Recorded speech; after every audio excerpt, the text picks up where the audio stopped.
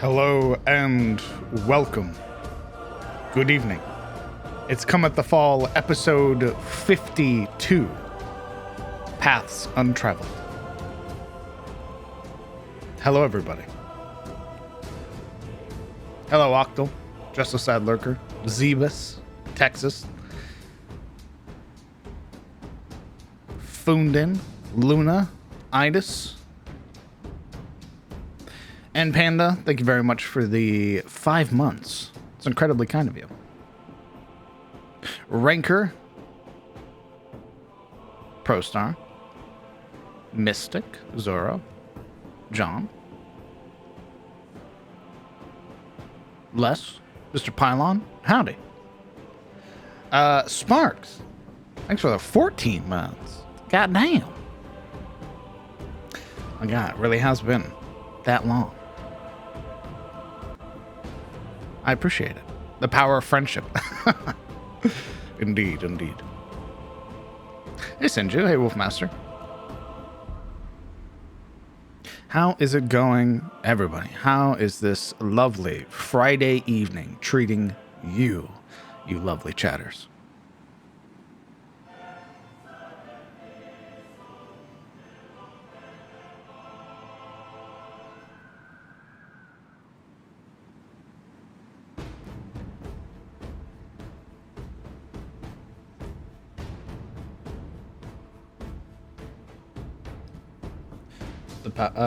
Good. It's okay so far. 2 degrees outside. Oh my God. All right so far, but the night is still young. True, Mystic. Better now? Glad we could help with that. It's getting better now that the stream's starting. Glad to hear it, Fundin. It's going great. I had an awesome dinner, and I'm off fucking first shift finally. Nice. It's calm, can't complain. And getting ready for work. Oh, damn. Feel like I'm about to faint, but not going to as long as I can. Well,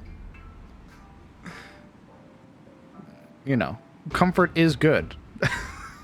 There's nothing wrong with sleeping. Finally got into a campaign. Hell yeah, Just a Sad Lurker. Good stuff. I hope it goes well for you.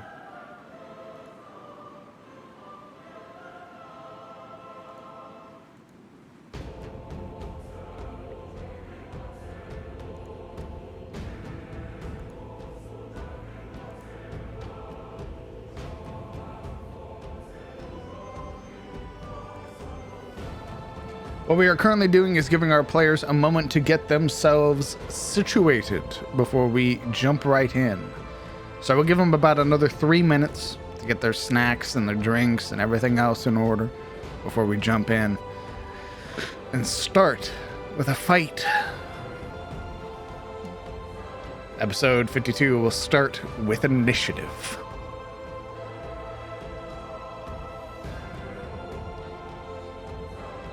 I had a 10-hour nap yesterday and a 30-minute today, usually only 2 hours or less. John, I don't know how to tell you this. 10 hours isn't a nap. That's a coma. You went to sleep. That's not a nap. You didn't exist on this material plane for 10 hours. That's not a nap, brother.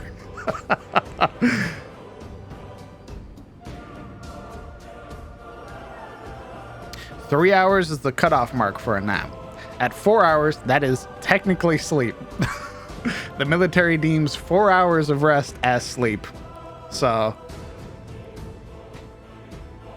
yes, you did. You time traveled 10 hours to the future with no means of going back.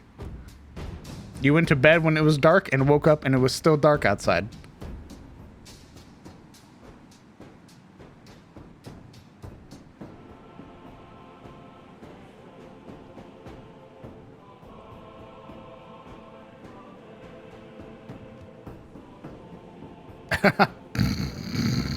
Just unconscious. Time passing you by.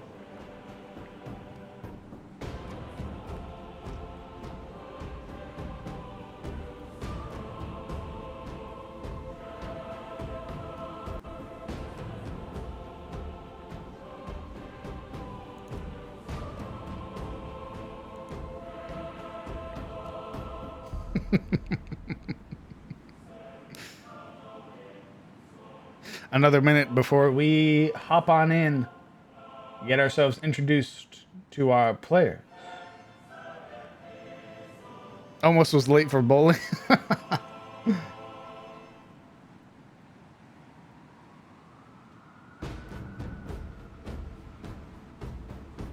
Hey, cousin, let's go bowling.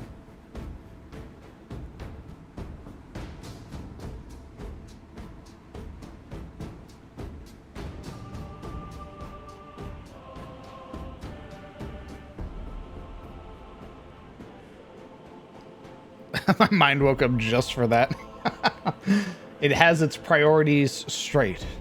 Time to go bowling, to hang out with the homies.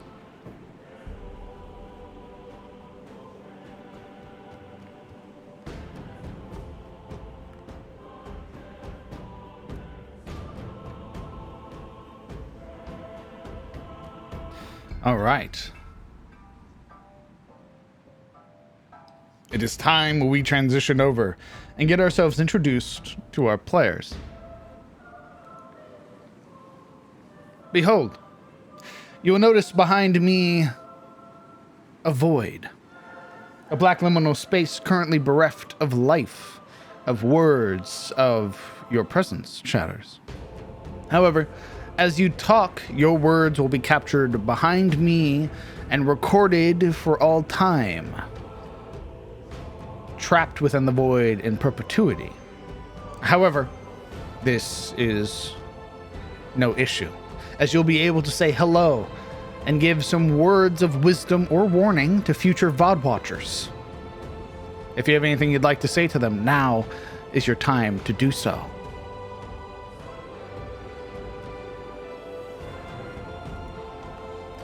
We lower the music just a little and get introduced to our players. Let's hope everybody has gotten their snacks. Hey, broken NPC. We're about to hop right in.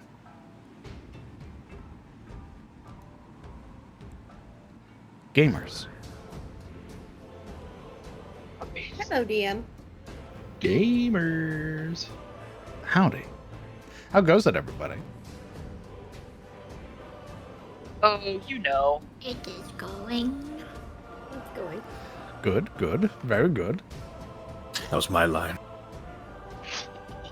Yeah, well then say it faster. Not you. Yeah, well then say it faster. Just getting bodied by your own team. Speaking of team, it's episode 52 of Cometh Fall. What we're going to do is we're going to go down the line. You're going to tell me a little bit about your character, who you are, who you're playing. And once we get to the end, we're going to find out who recounted last week and who's going to recount this week. And once that's done, we will map transition and roll initiative. Alaric. Hello everyone, I am Sirik, and I play your friendly barbarian Alaric Cravain. Alaric was born to a noble household by the name of, you guessed it, Cravain. A warden family that holds the position of rulers in the easternmost province of Tiras, Kurim.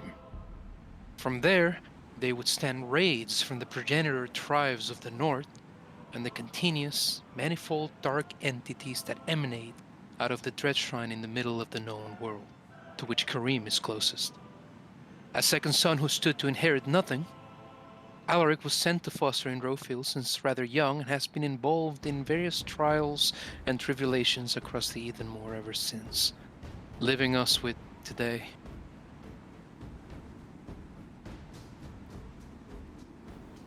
I play Kellen Aldane. He's a variant human ranger, and having discovered that he's descended from the leftovers of the race of the first men, so to speak, from his mother's side, and being as a member of the Grey Watch as well, to guide the party through the wilderness and try and keep everybody alive as they journey in what is ostensibly one of the most dangerous wild areas you could imagine. So think Australia, but with more trees.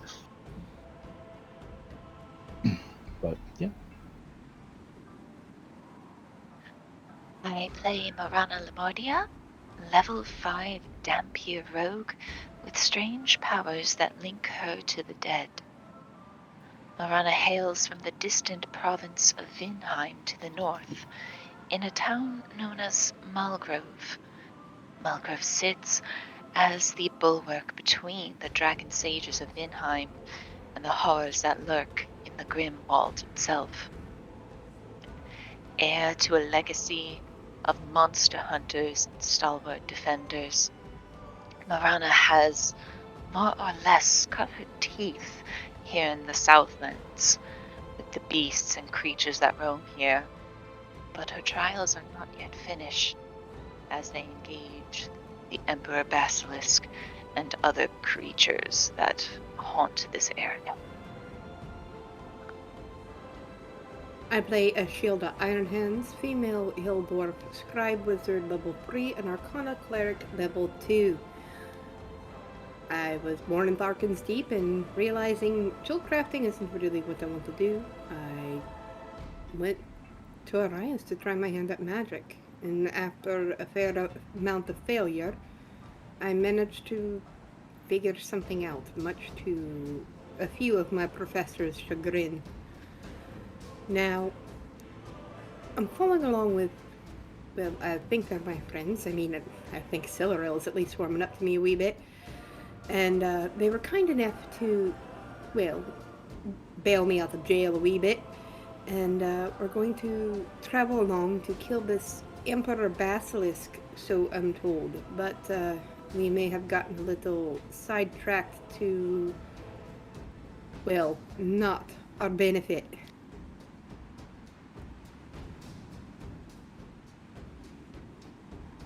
Greetings. I am Siluriel von Ashfeld, daughter of House Ashfeld's Swanblades. I am a level 5 half fighter who finds beauty in every battle, and I would lay my life on the line for house and home. I endeavor to seek truth, to uphold the ideals of the earth. Alongside my companions, I will stop at nothing to find out why all of this is happening and how I can make a change. Be the change.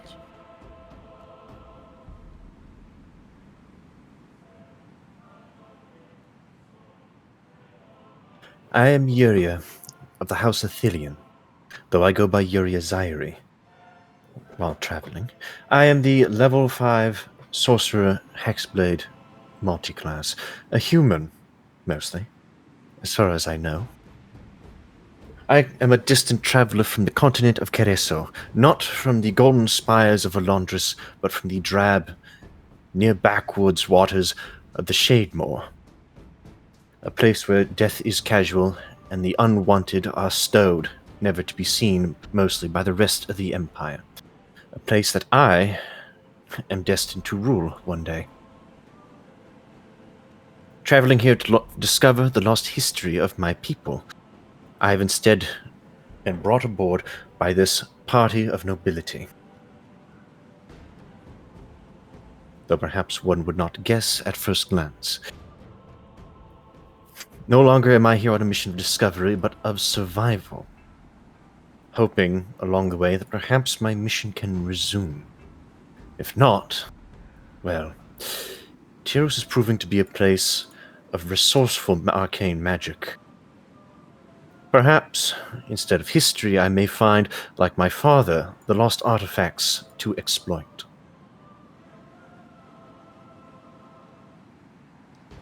Thank you. Who recounted last week? Was me, DM. Please pick somebody to recount for this week. Let the dwarf do it. Alright then. After some time, we discussed our plan of attack with this basilisk. After deciding to look for things of an avian persuasion along our travels, we decided to head out. Seeing some boars along the way, we lead them to their business, stopping for the evening in some grassy terrain. We once again presumed our watches, and once again Alaric decided to volunteer to cook, this time much to our detriment. Even the horses stayed away from the stew. I've also decided to try and do something friendly. I'm going to teach Yuri a Dorvish. After Yuri and I's watch, we decide to wake Kellen and Morana and maybe provide a little bit of an opportunity to see what happens. And Yuri and I decided to take a nap because it felt like 5 minutes before we were awoken by these curious little bush creatures. They seemed friendly enough, and Alaric seemed to be able to speak with them at least. They ended up sleeping in Alaric's tent, and one in mine, but we left them to their business, and they rested right alongside us. Waking up in the morning, Siluriel was a wee bit taken aback by the shrub creatures when they exited the respective tents. I guess everyone failed to inform her. We really need to work on the communication skills between each other. Just a little bit. We set off again, and there were boars again. But one of them looked different. And luckily enough, we didn't try and, disturb them. I feel that it might have been difficult, to say the least. As we traveled further in, this wind and snow picking up, it got a tad bit colder. I used some tricks with heating stones by a fire to help warm my tent and offered some to the others. And Alaric decided to take his try at cooking again. This proving far better than the last. I was honest, but he didn't take that, and his words were harsh. I managed to keep my temper, and trying to realize my harsh nature, I will let this one stay out of my book for now. But am I being mean? I mean, with the others it seems to be getting a wee bit better. Siluriel, her and I seem to be getting along. She's even given me a little bit of teasing. And she isn't like the other elves from Arias. The teasing is friendly and not trying to make me hate everyone. Doing what I could to praise Ayun in my prayers before we left, this time I decided to give a little praise to Moraltea. I made a snowman, at least to the best of my abilities. I gave him a face and talked to him as I formed him, a friend of sorts. I named him, but I didn't tell the others that I did. Peppermint Cold Iron. And he talked. Well, I think he talked, but never mind that. We set off, and I heard something, and when I looked back, Peppermint was nowhere to be found. As much as I'm intrigued, I am frightened beyond all belief, because that snowman should still be there, and they said none of them destroyed it, and given the luck with these lot, I'm afraid I might see him again in the future. So after sitting down again, we started hearing a weird song in Elvish. I didn't understand a lick of it. That's a language I can't even speak. But Kellen and Yuri wanted to find where the noise was coming from, so we trudged on. I couldn't make out the stonework. I can tell it's Elvish, but that's about it. And then I saw it, and my stomach felt like it decided to take up residence in my feet. More will-o-wisps. And the spirit, and I feel like it cannot be good.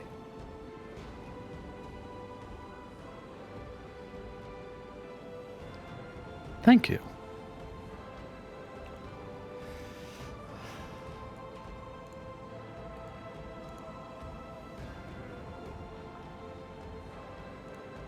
You find yourselves in the center of the ruins. Large, broken, segmented pillars that lay in the snow, covered in thick, frost-covered vines. You would see amongst them subtle glows as spider lilies dance with the song. Before you, the Banshee, who's turned her attention not only on the party, but on Kellen. The will-o-wisps dance, eager for her commands, and you would watch as her hands pull away from her chest, and as she does, a blade of ephemeral light emerging in her palm. Oh god, I don't like that. This banshee was not just an elven maiden, but a warrior. And its initiative. Oh, fuck. So she's looking at Kellen, right? She is. This is a 1v1, right? If you would Guys like it to be. You guys suck! Oh, God. Hey, I just realized we left Shane. Kellen, you got this. Kellen will remember this. No, you won't. For about 30 seconds. As you face off against Ainwyn, the Lady of Mourning. I don't like Oh, that. fuck. She's got a name! I've got a name too. It's get the fuck out of here. Oh god, she's got a name and a boss bar. Oh, my God. Never Follow the seen- lights, everyone said. Follow the song, everyone Follow said. the It'll be song. fine. Don't say everyone. Okay, Yeah, don't fair, do that. fair, fair. Half the party says. 2 people. I'm sorry, who made you walk? There we go. You. I made you? Holy shit. Yes. Oh my god. The whole Yeah, to family report. comment. What did you expect? Exactly. The whole- We're family now. Cinderella's heart grew 2 sizes that day. That doesn't mean you I'll have you to. into anything. That doesn't mean you. You know At what? the top of initiative, it's the Will-O-Wisp. Oh, great. One of them. I'm gonna pee. You would watch as the Will-O-Wisp begins to move towards you, rushing now at the command of the Lady of Mourning. And you would watch as it moves with such unnatural speed towards Kellen. That strange light emerging off of its body, and you would watch from it a small spark like crackling electricity that seems to grasp for something, finding its place, attempting to strike Kellen. The 16. Well, yes. Not right. That is worded wrong. Ripped. There we go. Make sure you're actually in range. Has a range of 15. Yes, you are. 16. Yeah, it hits. 8 points of lightning damage. Ouch. And you would hear from the Lady of Mourning, blade in hand. You will not find me lacking a second time, O loved one. What? Killer looks at Kellen. Kellen's like, huh? Killer looks at Morano. What the hell did I do? Marana Lamordia. Somehow your fault. This is somehow my fault? What? I don't know. It's somehow your turn. Let's go. Yeah. Alright, I'm going. Short bow. I don't like this thing on this fast approach. And I will try and use the psionic flame on a strike against it. Okay, on the Will-O-Wisp. Yeah, the one that's Perfect. rapidly approaching our location. Let's see it.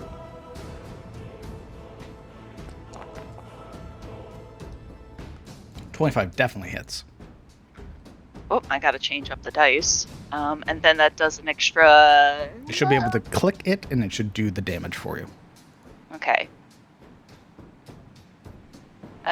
Nope, it does not do that. Ooh, do you have it equipped? Oh, nope, I think I see... Where is it? I do have it equipped. It should be in your action bar. That's very odd. Let me try it again. Okay, I see it. Okay. And 7 points of psychic damage. Your first arrow, you would watch as you knock and draw and fire. You would see from your forehead this momentary flame, this brilliant purple hue that latches from it to the bowstring, connecting to the arrow. And where before the mundane arrow would have simply passed through, you'd watch as it bores a hole into the will-o-wisp, and with it leaving this trail of strange energy behind, that purple flame catches against the will-o-wisp, causing it to burn, perhaps worse than the arrow could have done. All right, good. Marana not wanting to be this close is gonna take some movement and keep the bow out. Okay. Anything else on your turn?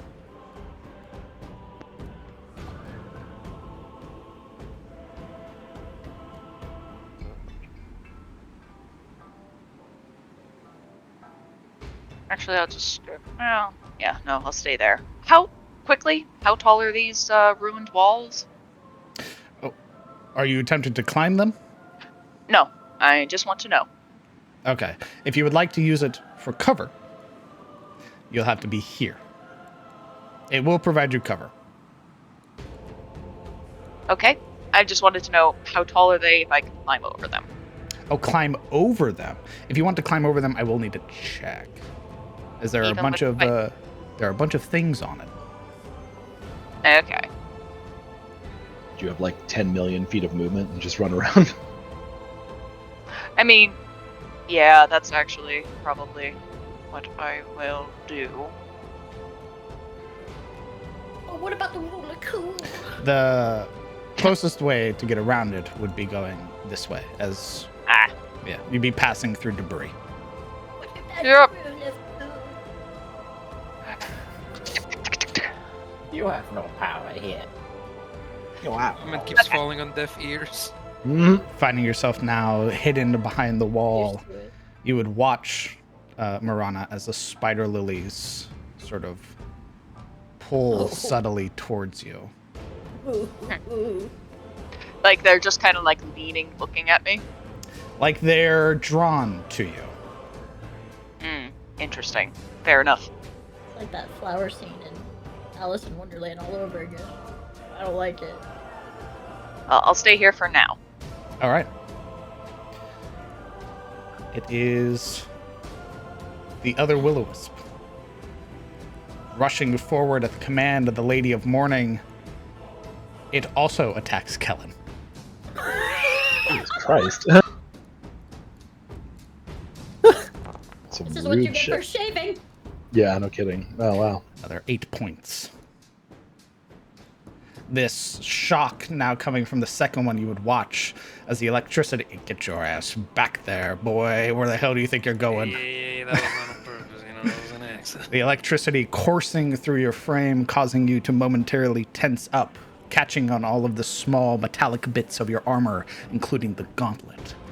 Another will-o-wisp goes. Be out of range. Nope. Even if he was, these Wait. will-o-wisps have a range of 15 feet. Um, This one attacks Alaric. Because I moved? Oh, come on. Yep. What the... 21 to hit. How dare you? Yeah, it is. It's 14 points of lightning damage. Holy fuck. The other will-o-wisp goes. This one attacks Silura. Hey, I'm a woman. You would hear from Onwin. One of my own kin travels with this traitor. I'll rend your soul.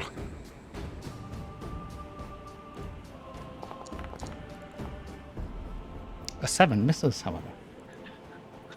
It's Cyril in shock. He's like, ha! Alaric. I'm the first one. Oh my god. I mean, Morana won, actually. Yeah, we're gonna rage. Immediately. Good idea. Yeah. Starting good today. Yeah, and brandishing verdict in hand, Alaric is going to lash out and recklessly attack this will-o-wisp right here. Let's see it. Solid plan. I like it.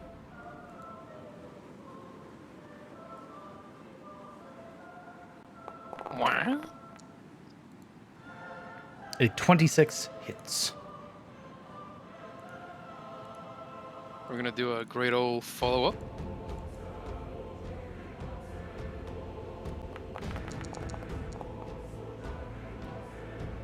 A 10 misses. Ooh, unlucky. Your first strike connecting fully against the will-o-wisp, causing its form to momentarily dissipate. But as you attempt to strike it a second time, you watch as it almost phases out of reality. Your ability to perceive it gone momentarily before it reappears. And into the tiles Verd it crashes, sending up a hail of stone. And Alaric is going to move here, give way to the rest of the party, and that's my turn. Okay. Kellen Aldane. Did I have my bow out before we engaged? I do not remember. I watched the VOD earlier today. You did not. Yeah. Oh, well, then I guess that burns my bonus action, so. Ka-chunk! Your bow activates. So, first thing.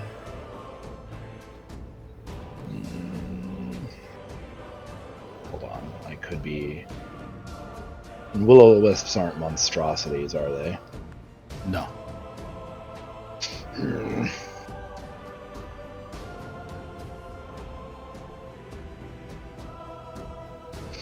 Alright, I'm gonna go after one that hasn't acted. Fire off a shot at this guy. Let's see it. Which gives me, I believe, first turn during combat you have advantage on attack rolls against creatures that have not yet acted. So, yes, that.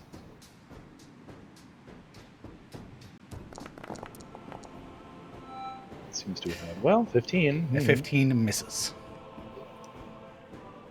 The arrow you would watch, again, much like Alaric, as your arrow attempts to strike the will-o-wisp, its form momentarily dissipates and reappears.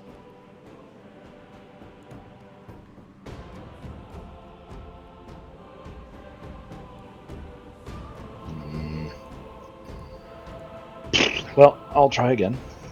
Let's see it. But I don't think I get advantage on the second shot. I believe it is just your first attack. First Alaric. turn during combat, you have advantage. Well, I don't know. It says on your first turn during combat, you have advantage on attack rolls against creatures that have not yet acted. Oh, I thought it said attack roll. If it's attack rolls, then go. I thought it was roll too, but I just reread it. So, just again, hopefully I get better than a 5. Well, little 18. An 18 just misses. Serious. Having fought will-o-wisps before, you would know that they have this strange undead fortitude about them, a considerably high armor class due to their natural dexterity. Okay. Well.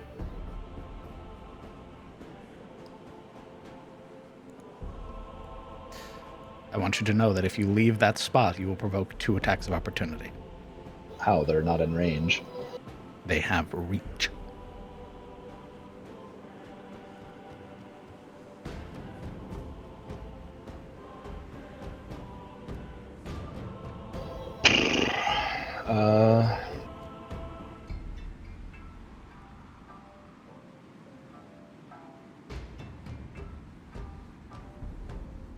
Do they have some kind of weird aura too? As I see that foggy crap around them, is that like some kind of effect?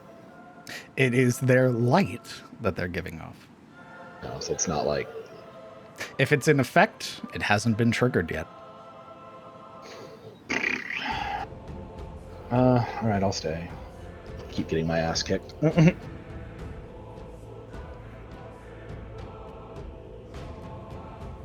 Anything else on your turn? There's your action. All right. There's nothing I can do, so yeah. The will-o-wisp goes towards Yuria.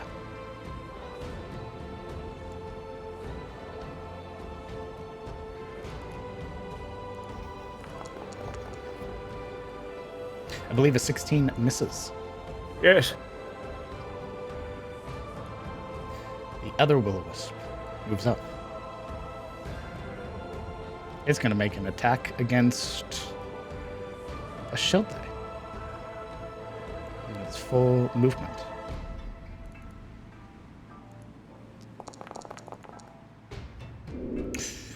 natural 1. If you were closer, you'd be able to take an attack of opportunity.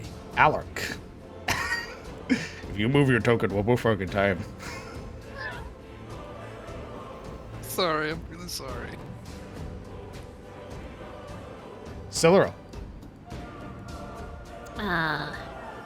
Shock across her face.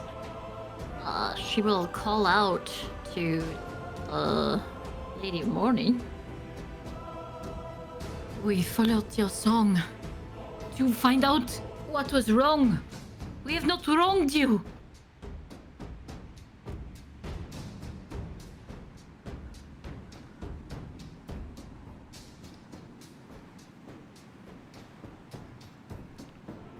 Okay. Sorry, I was thinking. Getting Give me a Dono moment. World. Got Yeah, it. you are getting Dono World. Give me a moment, sorry.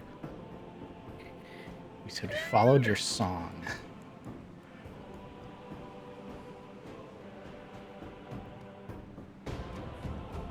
You've come to finish what you've started. I won't let it happen. Not again!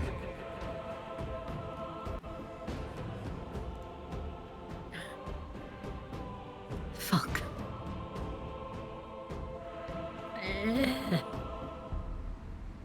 She will move. Actually.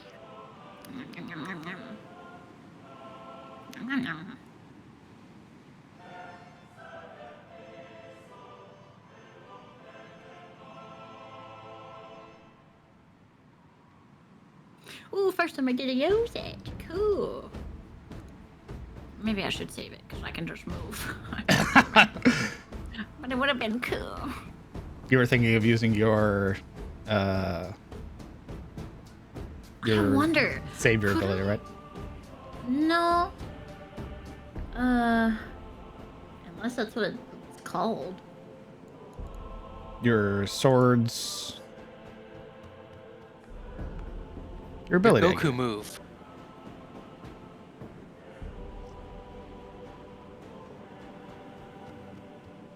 It's not on your sheet for some reason. It's very strange.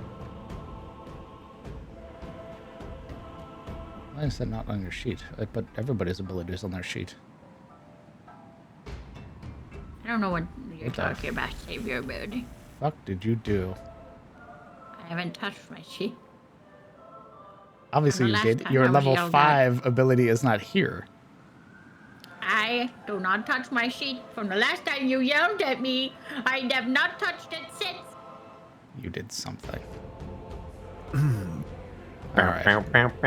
What are you doing? So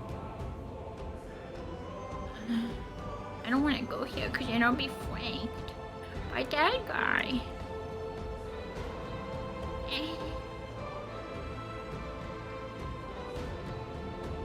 Well, if you kill the one that Alaric injured already, then you wouldn't be flanked.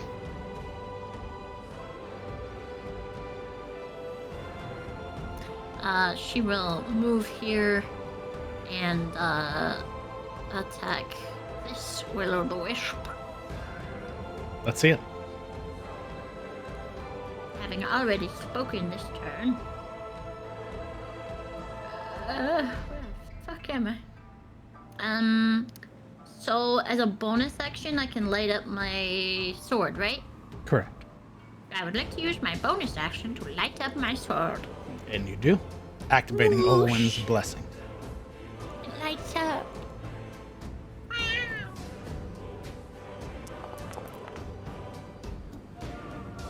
A 10 misses, however. Attack again! It is going to use its reaction to attack you. That's so weird. I have a 13 on my screen. You rolled a natural 1 on your screen. On my screen, the die is laying on a 13. I'm like, what the fuck? A 16 hits you, dealing 4 points of lightning damage as your blade attempts to pass through both strikes, missing this momentarily faded creature, instead leaving a shock that travels up the length of your Zweihander to your hands.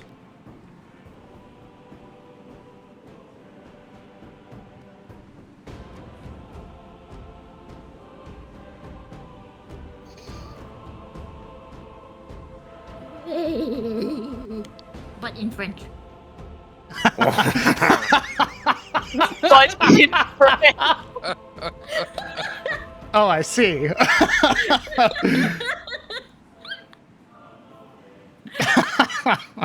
Okay. Oh, yeah. Of course, in French. Similar to Marana's situation for both Alaric and Siluro, the spider lilies that adorn the rubble are pulled towards you almost, as if drawn to your presence. Whose presence? Alaric and Siluro. Siluro, is there anything else you are doing on your turn? As that was your bonus action, your action, and sum of your movement. Nope. Okay. Then it is on one's turn. Blade in hand, you would watch as she moves, the grace of a fighter shown in her movements, as she rushes to the side of her two wisps. And she's going to use Widow's Wail. Oh, shit. I need all of you to roll me a wisdom saving throw. No. Everyone? Everyone except for you, as you abandon your Oh, no. teammates. Oh, shit. Well, good thing she did, I guess. Alaric, I know, I'm on a course. thank you. Okay. Siluro. Alaric. Ashilda. Actually, it is not marked, it is Doom. Hey, it's back. Widow's Wail. She releases this mournful scream. And as it resonates through all of you, the three that fail feel this pull, something gripping your heart. Your body is racked with pain. At the, as it stands currently with one failure, your speed is reduced to half. On the start of your turn, you will roll again. If you fail again, your hit point maximum is reduced to half. If you fail a third time, you die. Was it death or unconscious? Because it says hit points are reduced to 0. You die. We'll write that next time. Come on. He says, having not failed. I'll remember that. I already He's just failed afraid for against. his friends. Yeah, I've already failed against a banshee once. It sucked. So Leveling her blade towards you, Kellen. For years I waited. And finally, I will have my retribution. You traitor to the Aharani.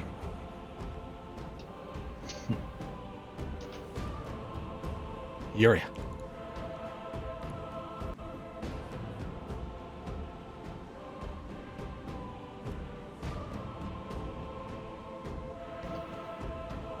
Oh, I forgot. All of you, actually, you three who failed, take 6 points of psychic damage. Those of you that succeed take half. I know I forgot something. That's 3 points of psychic damage. That's 3 points of psychic damage. All right, your turn.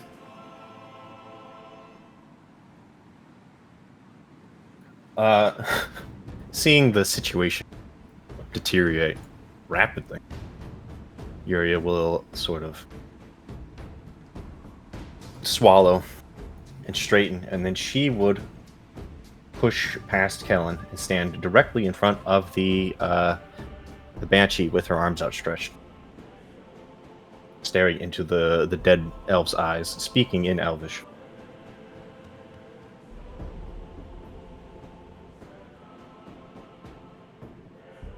Look at us. I plead to you, do not take your vengeance on us. Do not strike innocent blood and perpetuate the evil that has been done to you. Look around you. Look at us. There is no way our flesh could burden the time that has laid this place bare. We are not your enemies. We have come to pay respects to the mourn that you have sung. We have not come to finish anything.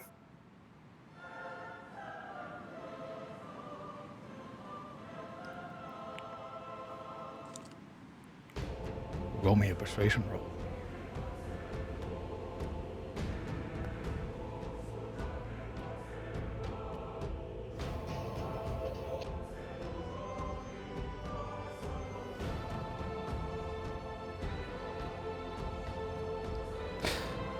There's a moment.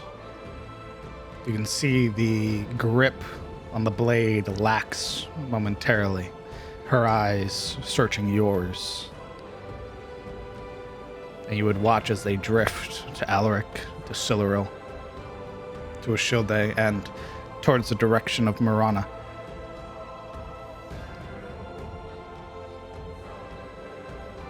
Yuria keeps her eyes maintained on the creature, but her body is near collapse from the nervous anxiety that bracks her system.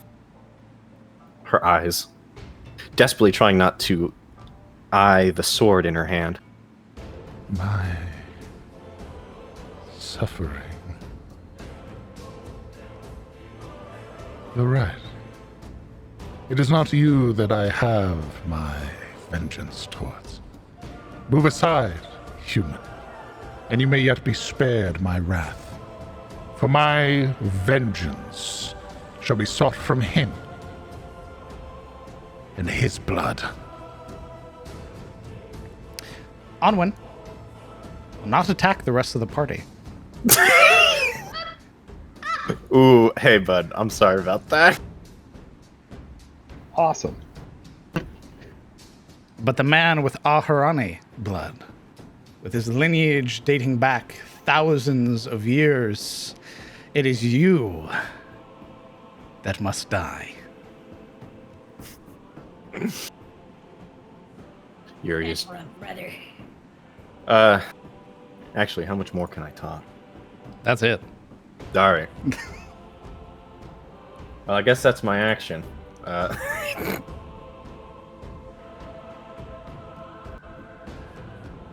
You negotiate, and that's true. You negotiated a 1v1. Yeah. She hey, will not man. attack the rest of the party. All guns turn to kill. Yay.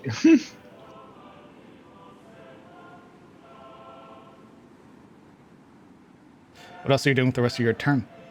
Oh, do I have the rest of my turn? I'd still use thought, your bonus action to do something. You know, I feel like saying, hey, let's not fight, and then attacking would be... Very easy way to yeah, Control Z the conversation you just had. Ooh,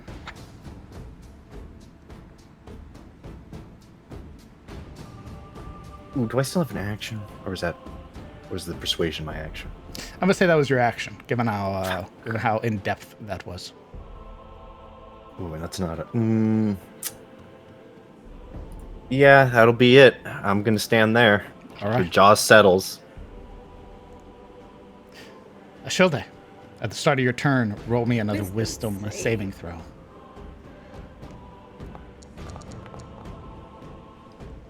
Success.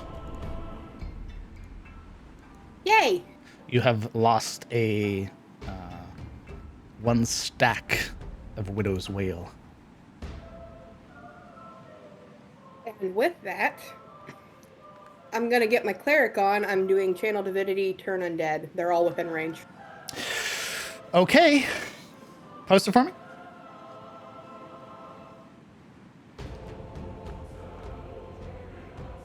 What is your save DC? It's a 14. I'm gonna go down the line. It is a what wisdom? 14. First save.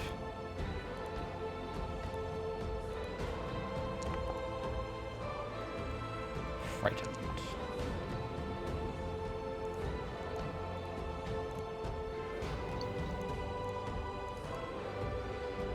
third save. Success. Fourth save. Failure. Save. Success. Save. Failure.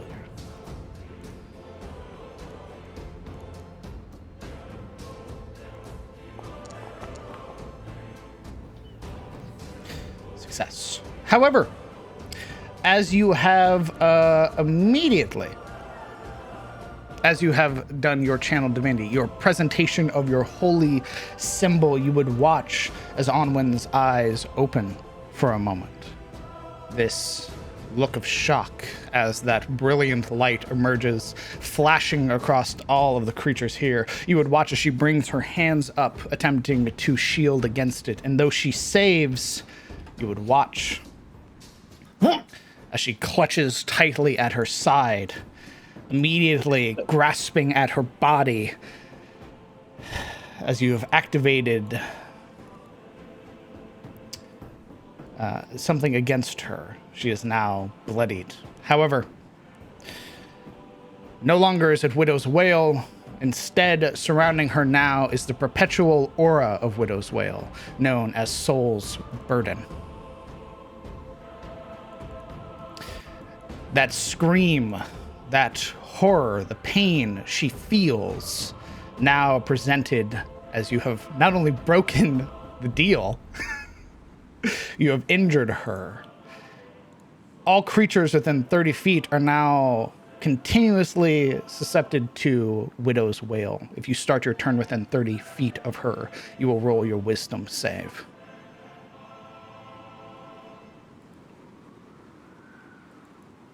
But she's bloodied. I'm going to move back. Because my speed is now regular again, I believe.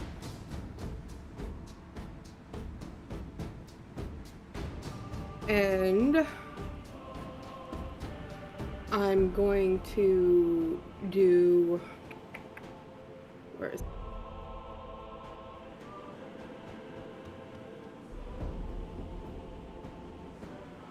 Lost it. Healing word. And I'm going to hit Alaric with that. And I'm going to cast it at 2nd level. Okay. Thanks, shorty.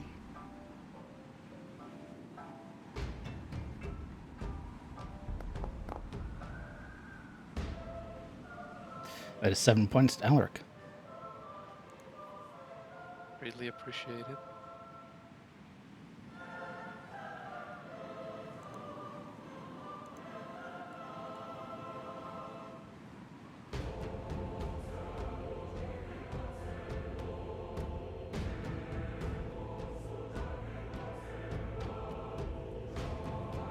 And after moving, I would basically screech at her. You've already left this world. We won't be joining you.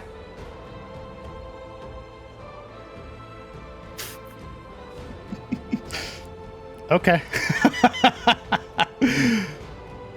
You would hear in Dwarvish as she replies, You traitorous dwarf! You'll die alongside him!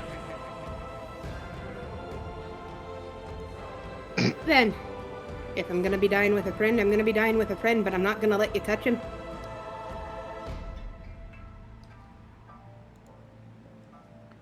anything else for your turn? I'm gonna give the elf ghost the middle finger. Reaction to the bird. I love how it's degraded from we'll try to not fight her to, you know what, fuck this. Well, fuck you can't. Love this. I love it. I love the two sides of the party. This is very good. No, fuck you.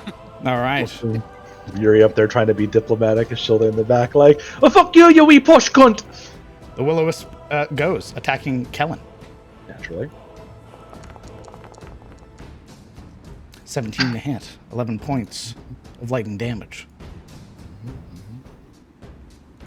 Marana. Howdy! That happened. Indeed. The situation has escalated very suddenly. At first it was going down, and she was like, and then that happened. Alright, well. 5, 10.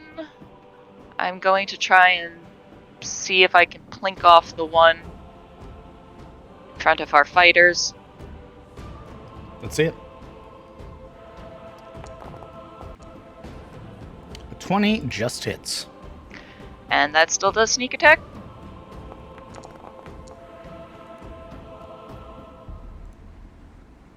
Okay. It's not much, but it's damage. Indeed. The will-o-wisp is barely holding itself together. You can see the sort of ephemeral glow now dissipating in portions, sort of dripping off of it like a liquid. 10, 15, 20, 25, 30. Sorry, just figuring out my movement.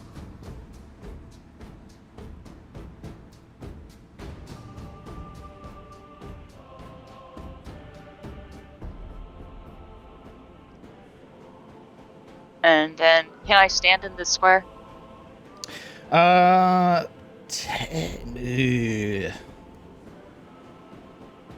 planties are grabby too, aren't they? It's mostly the pillar. You can. I'll say it's difficult terrain. Okay. Then we'll kind of continue our movement and hunker down over here.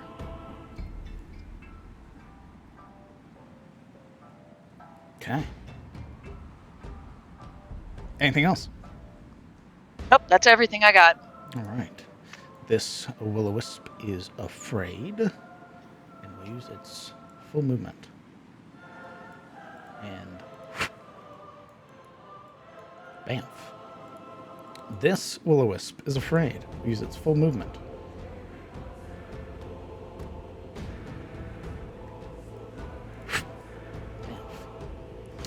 This will-o-wisp in front of the party, sensing that doom has taken hold in both of you, is going to, as Siluriel was the last one to attack, is going to be against Siluriel.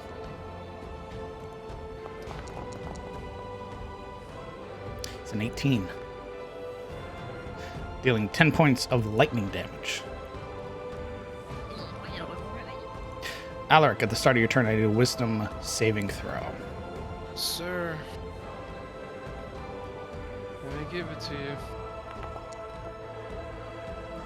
You are marked with your second tag of Widow's Wail. Your hit point maximum is reduced to half. Alright. That is 34, I believe. Make sure you adjust your token accordingly.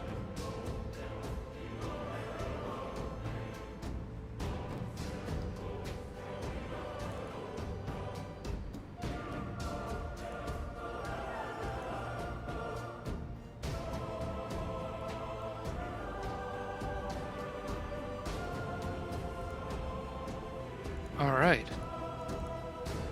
The pain gripping at your frame, at your body, now causing your entire form to shudder. You feel this weight, this pull at your chest. What are you doing? We're gonna take back a step here. And Alaric will produce his Javelin of Lightning. And he's going to throw it. Right here. Who are you throwing it at? Anwin. Oh, okay. Anwin. But cutting through the wisp with it.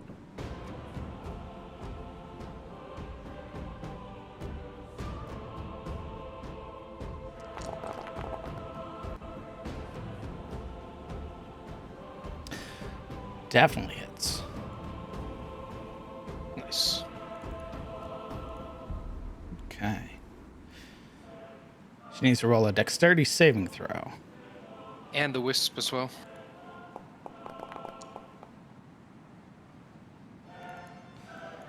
Wisp his dex save.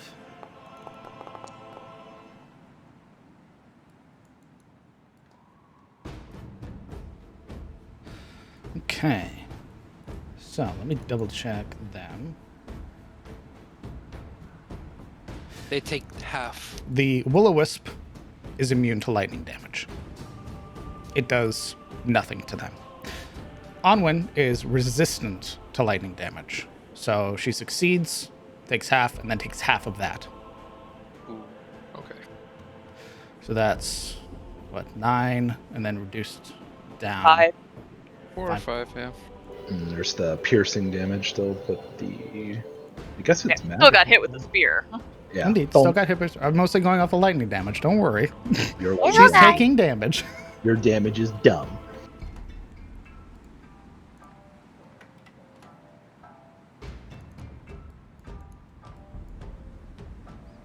Okay. That's like the javelin striking this arc through the Will-O-Wisp that is unfazed, but against Onwin, causing her to reel back.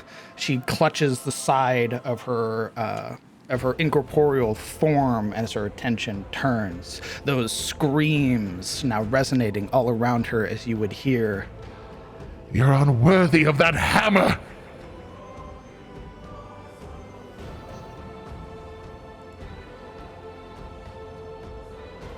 Oh, damn.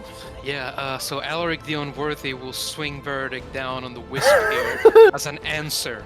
Kind of like swinging it up and letting it fall on the Wisp as like a pendulum in response as a reckless attack. Just like, Okay. yeah. That hits.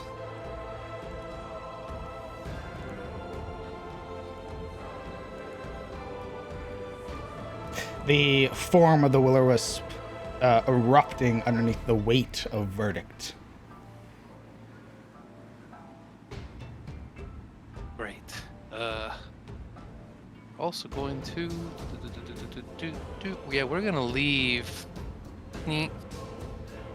Alaric sort of stumbles out of the way, feeling this creeping darkness in him. Then he finds Marana. And I kind of startled as he's clutching his chest, leaning heavily on Verdict, set to the ground. And that's my turn. Okay. You're still within 30 feet. I know. All right. If you end your turn there, I need another wisdom save. I don't have any movement. Do I have to re-roll in the same turn, even though I already am marked? If you end your turn within 30 feet of her. Ooh. Okay.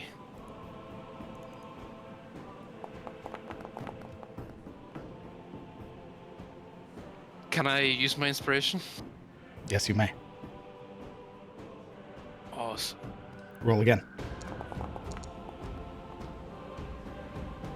Making that a success instead Jesus of a Christ. failure. You do not incur your third penalty. Well, I still have movement left, but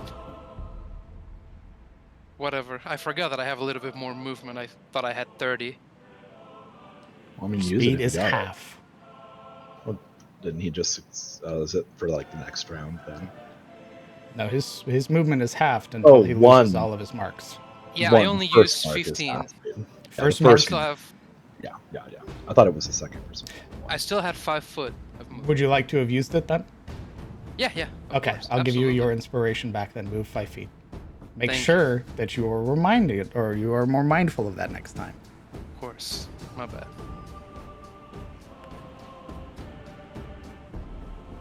I do believe that's your turn.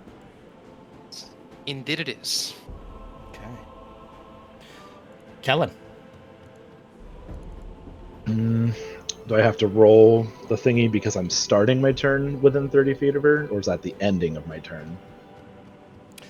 Or is it both?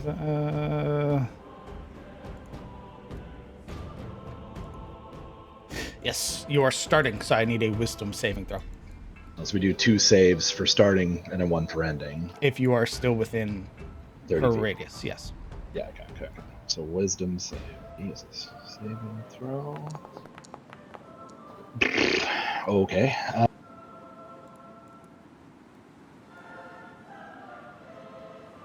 Well, that halves my movement then. Indeed.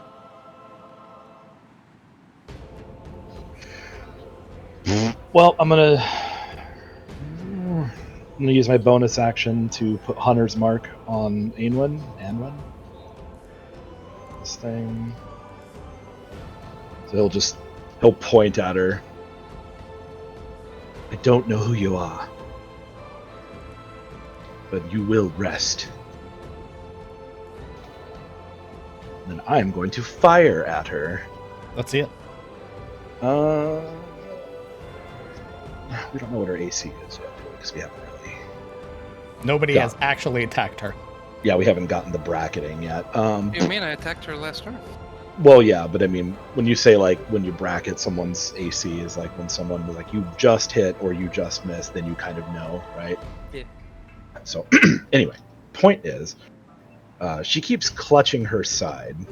First question I have is there some weird genetic memory that Kellen actually recognizes this person?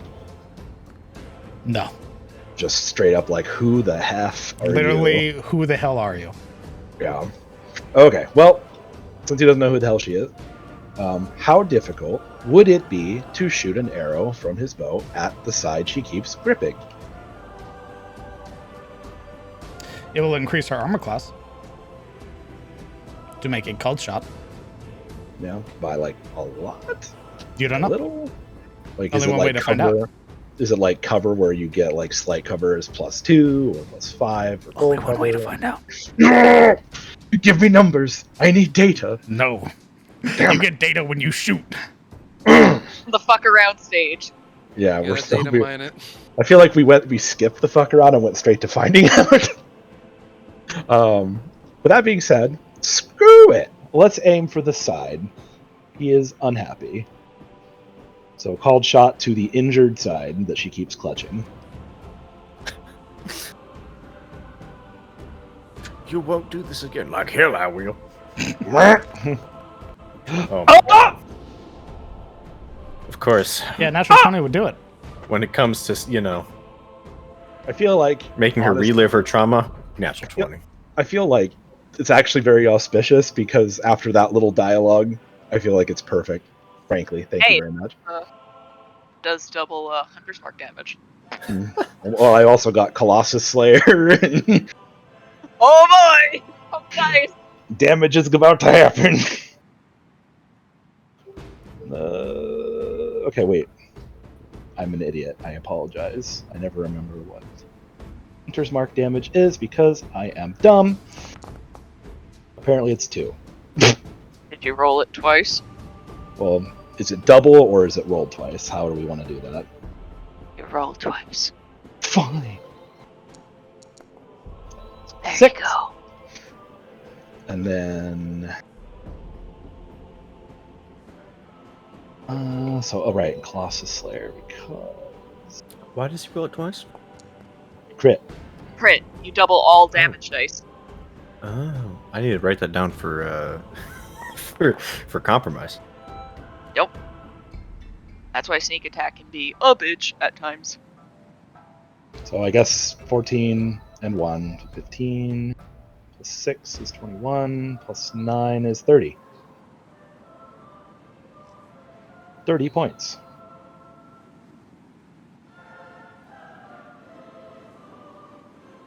Could have been so much worse for her. Did the called shot seem to affect her anymore, or was it just kind of like insult to injury? Insult to injury. Fair enough.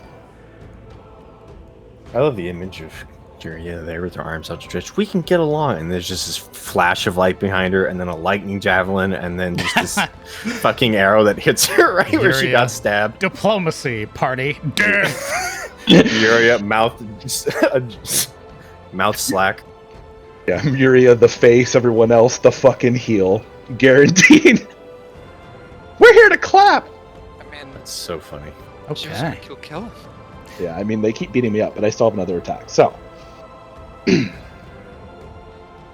believe I only get the extra damage once a turn. actually. When you hit a creature with a weapon attack, the creature takes an extra one of its hit point max. Oh, only once per turn. Duh. And before I do anything else, I want to use this. Okay, so we would have taken the damage away from. Oh, yeah, you're right. Let's go ahead and do that then. Add her. Well, Hunter's Mark damage would have been give her back 6. Apologies. What's happening? You'll see. What's Yu-Gi-Oh shit that's going on? So, because I landed a critical strike affected by Hunter's Mark, I forgo rolling the extra. Oh, you forgo rolling the extra damage? Yeah, okay, so +6. And instead turn it into temporary hit points to any ally within 30 feet of the marked creature as the magic erupts into silver healing modes. Who's getting your temporary hit points? Is it everyone or is it one? Any ally. One ally. Correct? Yes. Of the marked creature. Right. Well, the only person who's grievously injured near me looks to be Silril, so I guess her. Okay. Silril, you gain 6 temporary hit points. Go ahead and mark that on your sheet. So he strikes her, a bunch of silver bursts off of her and flows and at Silril like, I don't know, like little bugs, little birds, and then just rushes into her. With some temp HP.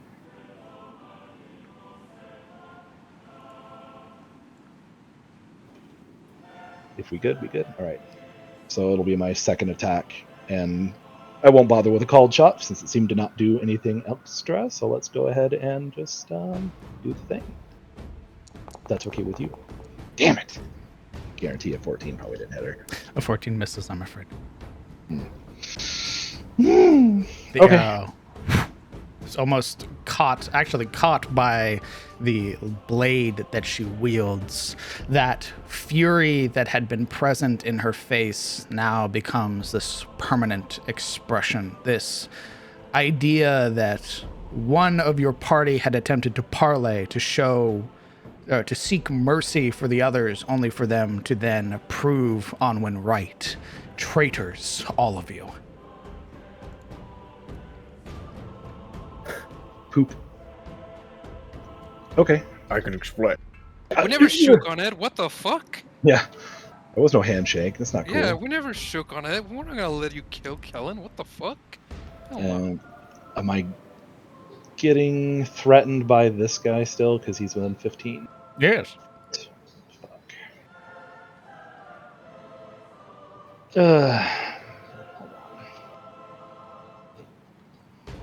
Just so you know, if it's one of the feared ones from my turn, it cannot take a reaction. So It's only the not. one. It's just the one up next to the Banshee. I'll risk it. Go ahead and do the thingy. Okay.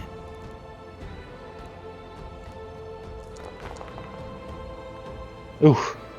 14 misses. And then I'm now 35 feet away from Banshee at the end of my turn. You are 30 feet, Doug. Well, it's 30 feet from the square above me, but 35 feet from my square to here. Oh, no, you're right. What the fuck? Yeah, well, so I have to roll another thing? Yes.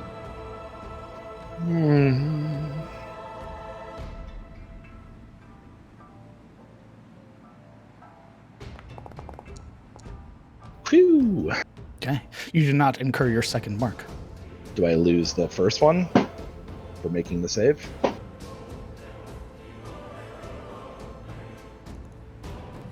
No. You will lose your mark. If I succeed on the initial roll? You will lose your mark when you're not within her aura, effectively. You have to be away from her. It's a stacky thing. Yes. Got it. Interesting. All right. Oh, do I lose it too? When you save. Okay. Oh, okay. All right. Okay. Okay. It is the Will-O-Wisp. Sorry it took so long. He's coming for you.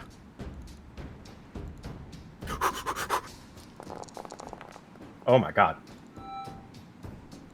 It came. It's a natural 20 to hit, dealing 17 points of lightning damage.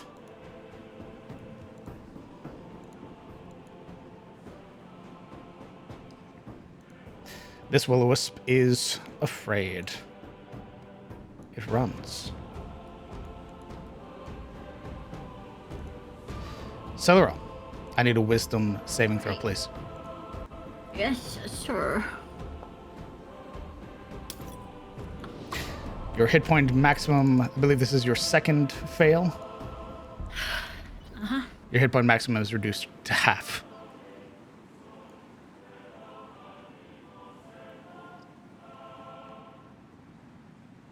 Okay. What are you doing? I'm gonna use my hero ability on Yuria.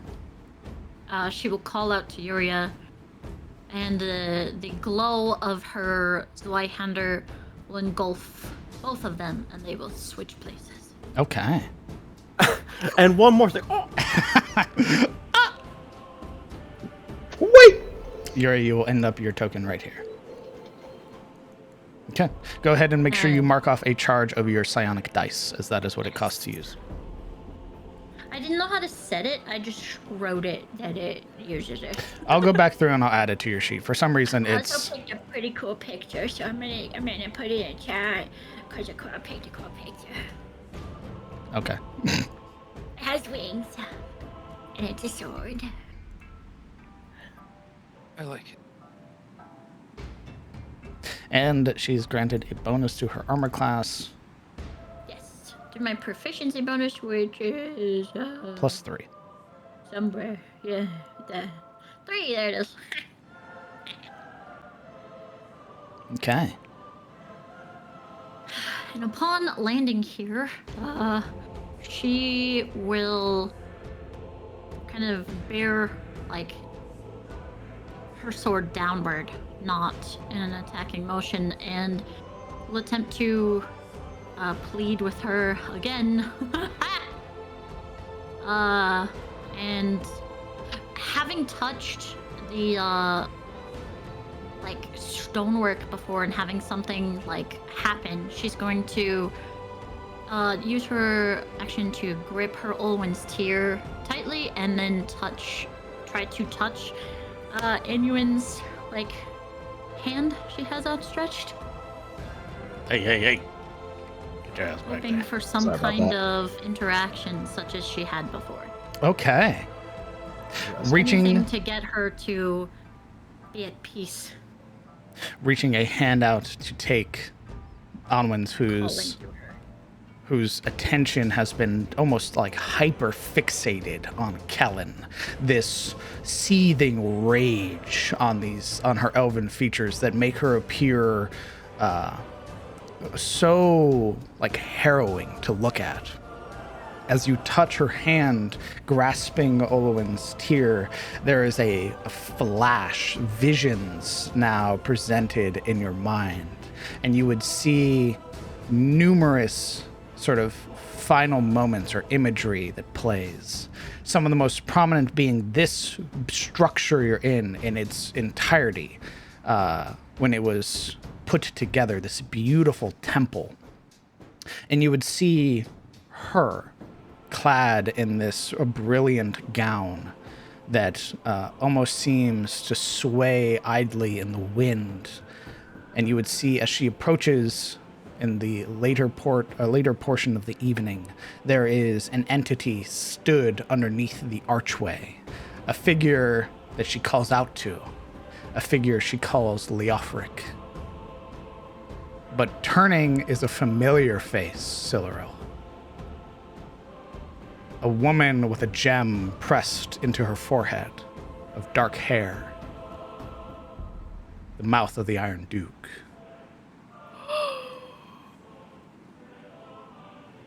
A look of horror takes Onwin's face as guards, figures clad in dark cloaks, emerge from the shadows of the temple. And what you witness is a final battle between Onwin. Not only dispatching the guards, but having the mouth of the Iron Duke at her mercy, blade pressed to her throat, blood seeping from her eye and mouth. The mouth of the Iron Duke says nothing. but you hear it and feel it. A burning pain in your back. A blade plunged. A look of horror as she turns around and sees her husband, Leofric the Pale, having stabbed her in the back. The betrayal she sings of. The vision fades.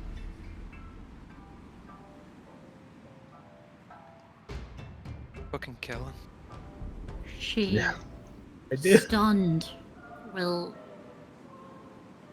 upon looking up at her, she just speaks in Elvish, which she hasn't done before. And she will say,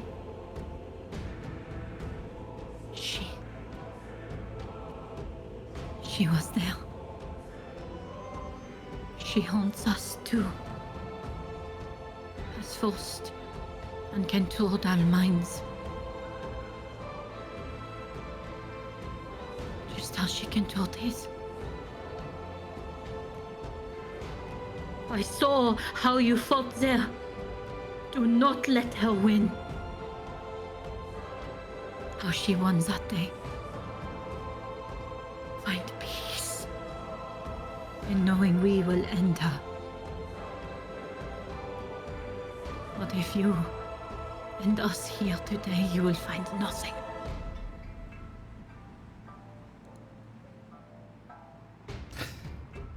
Silurel, Yeah. I want you to roll me a persuasion roll I couldn't assist for that, could I? at advantage. Shift or control? Which one is it? Because you're a high elf attempting to plead with her.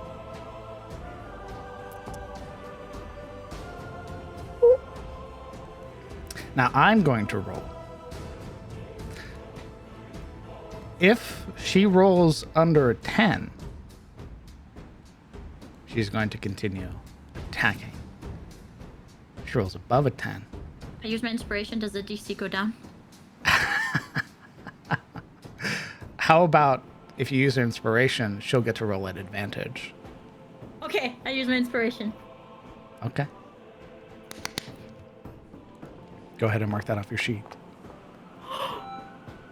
Holy shit. Oh my god. She's based. There's a moment.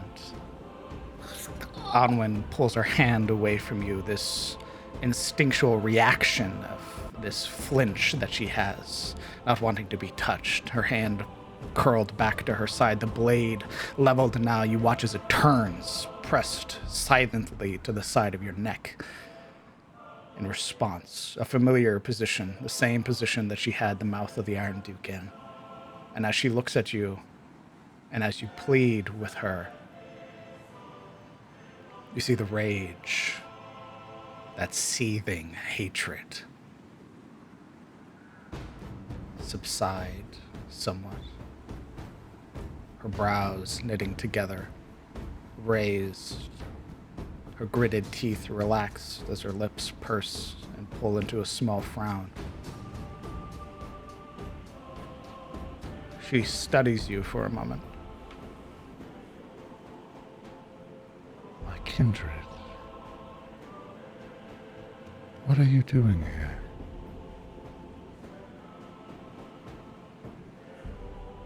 She very gently, uncurling her fingers, uses them to brush stray strands of golden hair from your face. She will not act on her turn. Yuria. So I don't. Never. Do I have to roll the wisdom save? You do not. Good, too, because... Kellen will. Yeah, I'll roll it for you. It's fine. Maybe she sees Yuria. a bit of half elf, maybe, you know, a little bit of. Fuck you. Goddamn.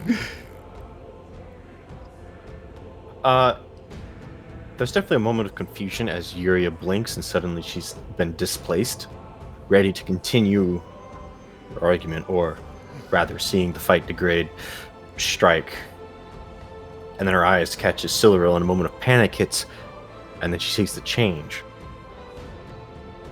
And there's a pause. She doesn't move. She will turn to Kellen and cast Weird Reconstruction. Yes. Yeah. Yes. Yeah. Yes. Let me see it. She will raise Finally. her hand, and wisps will begin to wrap around Kellen. And, well, we'll see what happens. He'll bleed. Oh. Wait. Of course, because that's how that spell works.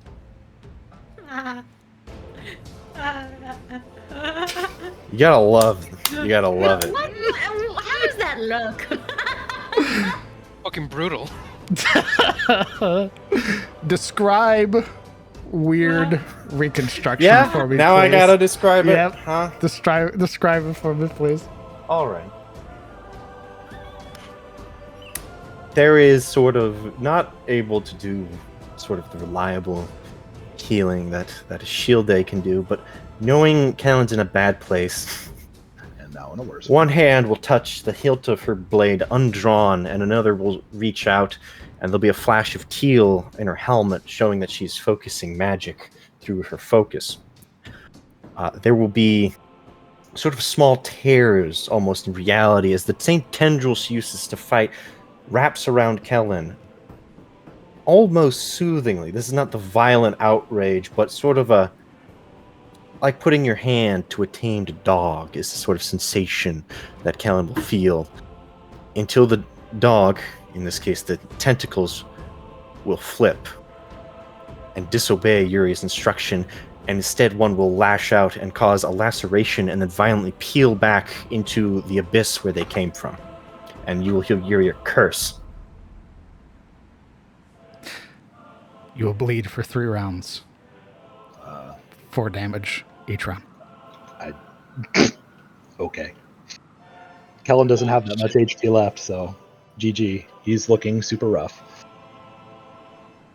And there is Yuri's face goes ever so more paler, and she mutters, "No, wait, that wasn't it." It turns green for Anwin. uh, Ally. The Lady of Morning liked that. Woo! Yeah, you've scored diplomacy points after all. That'll be my turn. Kill him faster. All right, a shield day. Are you glad I used that? Yeah. I am so happy. Do you love the crit? You kept saying it was gonna happen, and It the was dice so gonna the dice happen. made it happen. The crit 0 HP bleed for 4. Love me some Darkest Dungeon, bro. A shield day. I am going to heal Kellen 3rd level Cure Wounds. Okay. Yuria tries. Oops. Shilde like, Helen, paranoid. No, don't hit me with your magics. yeah. Ew. Go ahead and post it. 12 points of healing. That's how much healing I would have. On a 6, now remember, you double the amount, so that would have been 24. True. Yeah. Silly me. 12 points of healing. And you would stop the bleeding. As well, that pain that racks your soul, Kellen, gone entirely. Interesting.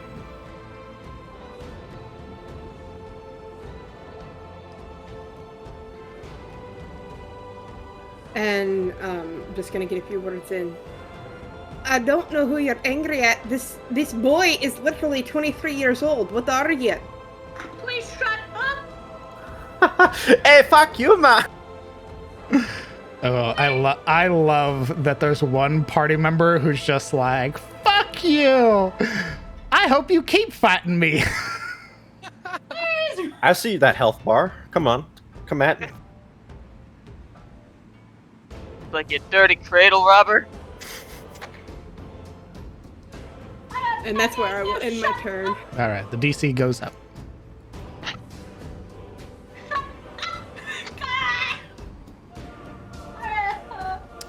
The will-o-wisp. The will-o-wisp. You would watch as Kellen flees and is healed. You would watch as the will-o-wisp Kind of. fades into Onwin.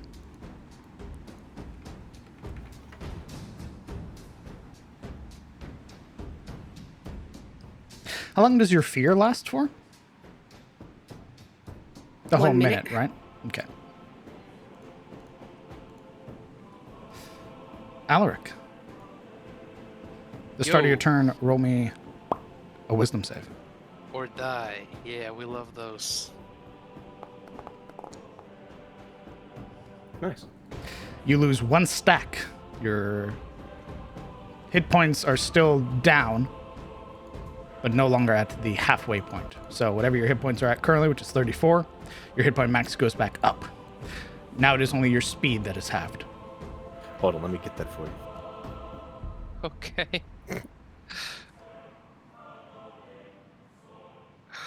So, we're staying in this race, huh? Yeah, having seen Siluriel interact with the Banshee, things having more or less slowed down, him still feeling this grip in his chest pulling at him, his vitality, Alaric will kind of like stagger back towards the tree, sort of blindly reaching for the trunk to hold himself there. Verdict's kind of dangling off of his other hand, and him looking at the ground, just trying to work this thing out of his system. That'll kill my rage, and that's my turn. Kellen.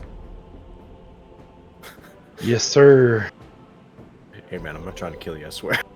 I'm just, you know, honestly, I doubt he even knows what just happened. Wait. You'd have felt this almost arterial bleed that is quickly Boy. mended by a shield day. I interject a second. Did I go after that first wisp? Oh. Yeah, you did. Didn't you remember? Jesus, Marana. I must have Christ. completely forgotten about that. How about you get off Tumblr and pay attention? My God. Damn. It's your turn. Go. What are you doing? This is the one that attacked Kellen, right? Almost all of the wisps have attempted to attack Kellen. Yeah, Okay, fair it's enough. definitely a struggle session. Just assume if there's a wisp, it tried to attack Kellen. Yeah, Real that's gonna question be is- fair. Which has bullied Kellen the most? So do remember that this is difficult terrain. So Yeah. you're starting your turn there. The one that bullied Kellen the most just gave its life to Onwin. Oh. So we're still going to try and go here and attack that. Let's see it. Nope. A 13 misses, I'm afraid. The arrow, while flying true, phases through the creature whose incorporeal form just sort of apparates and disappears. Want to buy magic weapon. It's more so you just missed. That's all. Nothing to do with magic weapon. I would Mrs. still like a Blaine's magic weapon. What's wrong with this bow? This bow sucks. Yep, and then just kind of move back here. That's it. All right. Now. Now it's Kellen's turn. Wisp looking on. Maybe we can have peace. Arrow flies over its head. Peace was never an option. Gosh, he doesn't really know that all this like weird stuff that happened between Silverwolf and her, right? Because that was sort of a vision from her. You would see Onwin's attention is down. The wailing, the screaming is no longer present, and she very gently is sort of cupping the side of Siluriel's face, sort of looking down at her.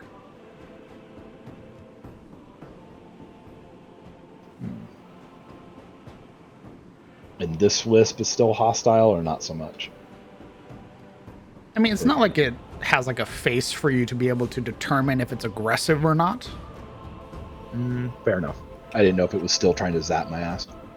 How expendable are you? You will find out on its turn if it's aggressive or not.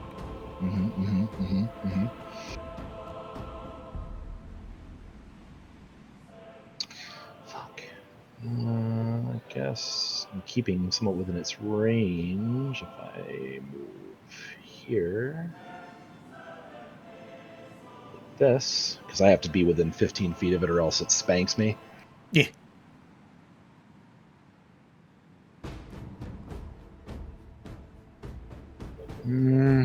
God. Seeing this weird interplay with Silverell and being mightily confused, he does approach, but his bow is ready-ish. But, you know, it's like arrow kind of diagonally aimed at the ground, like at the feet area, but kind of wondering what the hell is happening.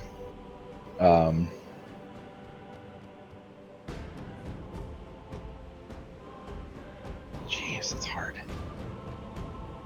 And I only have like a little bit of time to say anything. What are you going to say, Ranger?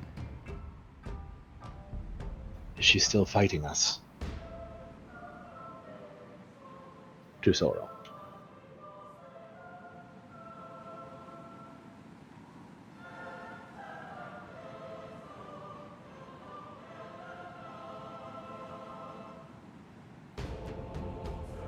Am I allowed to respond? Yeah.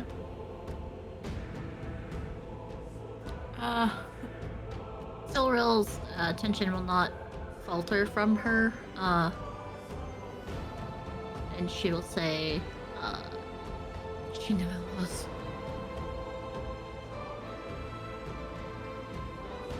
The Duke did this to her.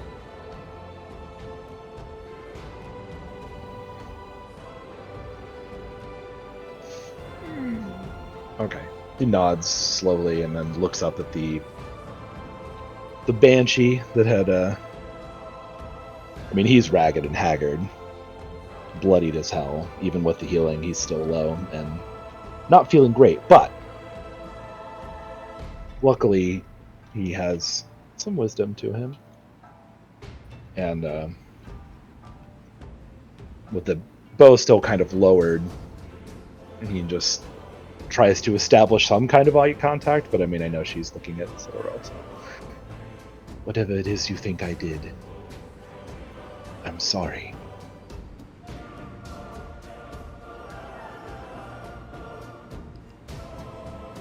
Okay.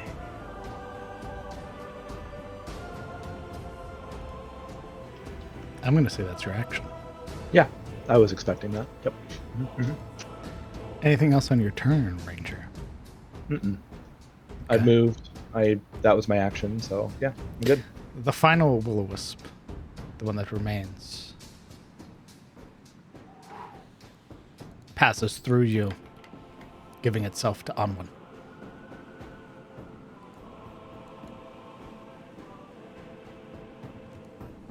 Silverell.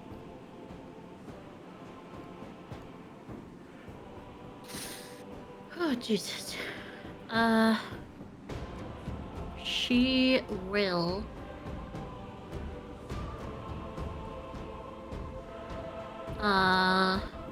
She will enact a gift of the metallic dragon or a cure wounds on one. Okay. So like her golden wings will sprout from her back and wrap around them both. Sorry, Kellen, it's only one person. Hey, I'm bleeding over here. I'm just over here. It's cool. I'm just, almost dead. Go ahead It's and cool. see that. Cure wounds. Go ahead and heal the dead chick. It's fine. Kellen walking up, half his face purple.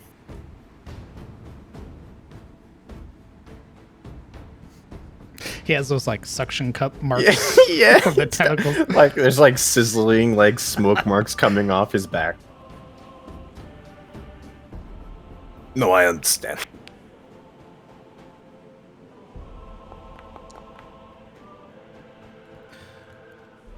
Four. More than enough to bring her out of being bloodied You would watch the blade that she had been holding sort of dissipating into these soft motes of light that sort of just catch within your wings. And as you embrace her, she offers this very soft smile in response. I had been so blind. Please, forgive me, kindred.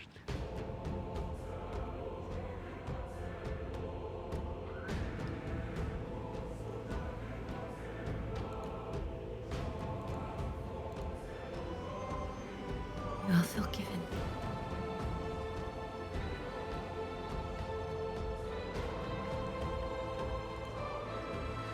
I'm going to say that's your action. Yep. Yep. This is when I ask, does anybody have any intent to attack Onwin, the Lady of Morning? At this point, I do not. Glares at his shielding. Shieldé was only acting in protection when it came to that. And the fact that she is undead and a raging spirit, now that she is calm, Shieldé seems to be calm as well, so she is not moving. The middle finger was in defense. Yes. That's for the screech. Oh, okay.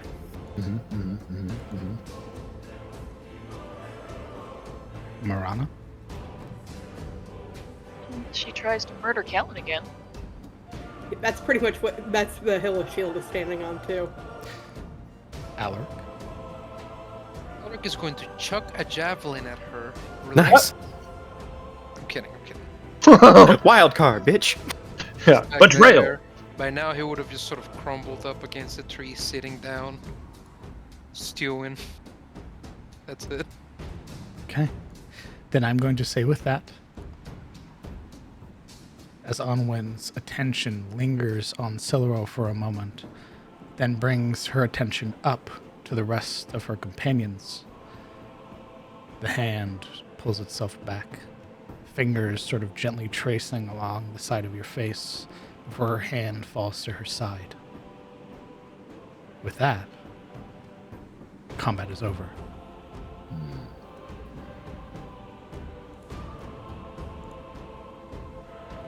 And that's where we're going to take a 30-minute break. Nice. Gotta love me some lore bat. I attack with narrative.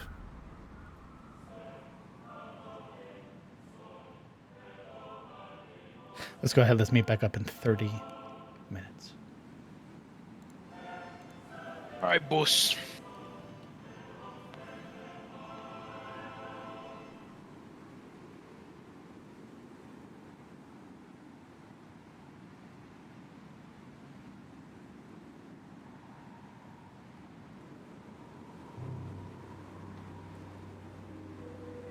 If we had decided to continue fighting her, I assure you this would have been one of those, oh yeah, we got this. And then the DM's like, yeah, but I'm not done playing with you yet. And we'd see her health bars rise and rise the moment it hits 0. And it's like millennia fight. We turn away and she's like, wait. Yeah, we get her down to 0, and then the orchestral choral music comes on. All the wisps. Oh, no! Even if it wasn't that way, we still had a lot of wisdom rolls ahead of us. True. That could have spelled doom, bro. Why is there a choir singing in Latin? I don't like this. The wisps form behind her and like makes the shape of like wings, and she's like, hey. She pulls out a second sword. Rot. That was a very fun fight. Yeah, if she wouldn't have calmed her titties down, I was getting ready to Yell at her more. No. Keep instigating the fight. Yeah, we know. I was gonna guiding bolt her at 3rd. Just a bit of banter. I love that it's the dwarf Of perpetuating. course it's the dwarf. Perpetuating all of the problems. I was waiting for the knife ears, that would just plummet any negotiation. DC just keeps going up every time a Shieldé talks. I think it was a race for there. You know, it was like, ooh, we actually have a chance at killing her before we start getting really clapped by that aura. But then, roleplay happened, as it does, and here we are. Congratulations on meeting one of the sort of win conditions, by the way. Widow's Wail could be nullified completely and been made immune to with a 3rd level Cure Wounds, Lesser Restoration, or Remove Curse. You would have no longer been affected by Widow's Wail permanently. So using that on Kellen ensured that Kellen could not be affected by Widow's Wail anymore. It had the fight continued. Interesting mechanic, though. I like it.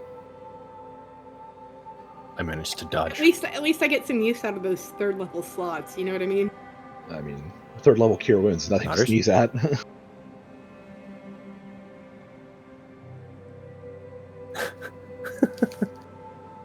I have to go dote on Alaric's wounds next whenever we get back. So. No, let me. Threatening, raise his hand. Can we get... I got this. Let's see. Roleplayed the heck out of that. Yeah, they did. It was great. Can we get an early count on how many crits and fails there have been so far? Because holy fuck, yeah, there were a lot. It was really, like, very back and forth. Let me count real quick how many nat ones and stuff. Roller coaster. Let's see. We have the first nat 1 from the Will-O-Wisp, the second nat 1 from Siluril, third for Ashilde's Wisdom save, the first nat 20 from Ashilde on a Wisdom save, the fourth nat 1 from Alaric on a Wisdom save, the second nat 20 from Kellen on the Recurve Link weapon, the third from the Will-O-Wisp with its debilitating attack, the fourth or fifth nat 1 from Siluril on a Wisdom save, the natural 20 insight from Onwin. So 5 fails in total, 4 nat 20s. Jesus Christ. That fight wasn't that long. Everybody was failing their wisdom saves against her, by the way. It was insane. I was like, all right, I'm not going to adjust the DC. We're going to keep it the exact same, fresh out of the box. We're going to see what happens. Well, I mean, yeah, every time it's basically a coin flip, assuming you don't have like a con of 20, a 13, even if like a +2 makes it an 11, that's a coin flip every round.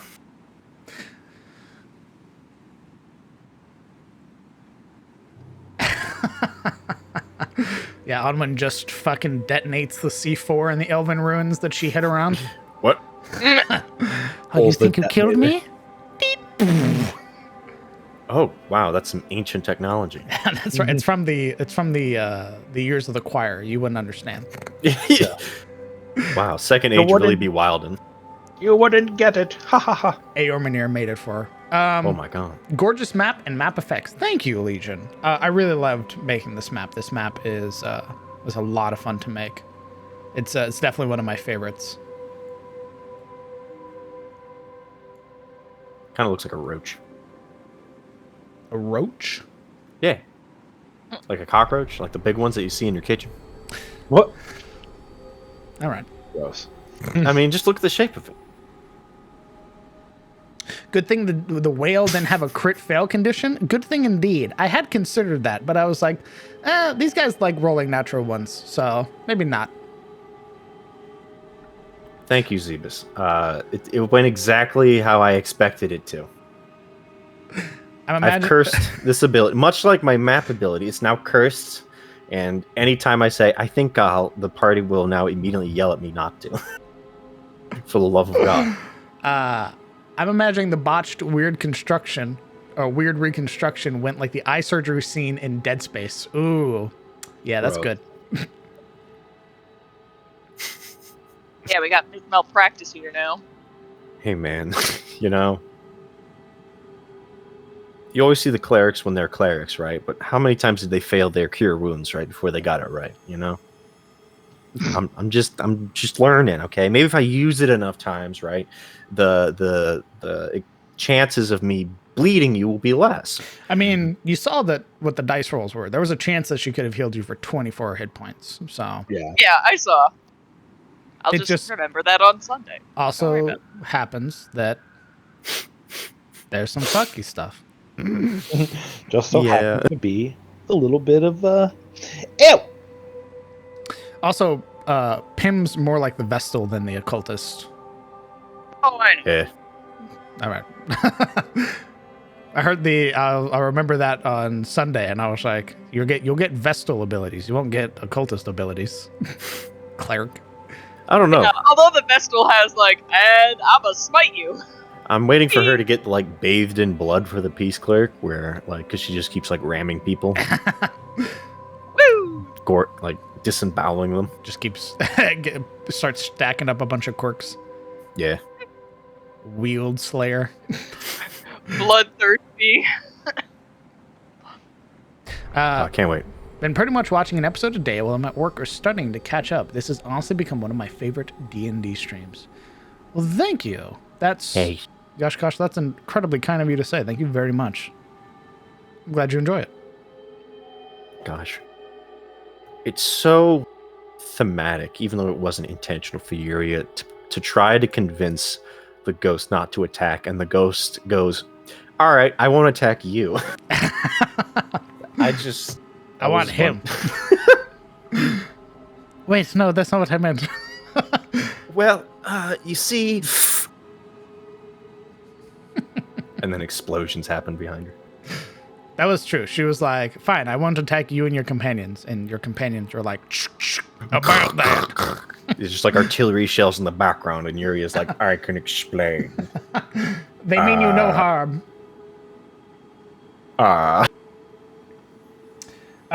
You also activated the other condition, which was if she got hit, regardless of save or suck against turn undead, she immediately becomes bloodied. My God. Instantly loses 50 hit points. Jesus Christ. Yep. I guess I can give you the stats too. You know, that should be a clue. If you ever think that you're in the right and you're like on a path of vengeance, I know that happens all the time. And somebody uses godly abilities against you and it crits for half your HP, you might want to consider if you're on the right side. Onwin, the Lady of Mourning, had 100 hit points. Armor class of 12. She had a fly speed of 40. She is immune to poison, cold, necrotic, resistant to lightning, thunder, fire, acid, non-magical, physical. She cannot be charmed, exhausted, frightened, grappled, paralyzed, petrified, poisoned, prone, or restrained.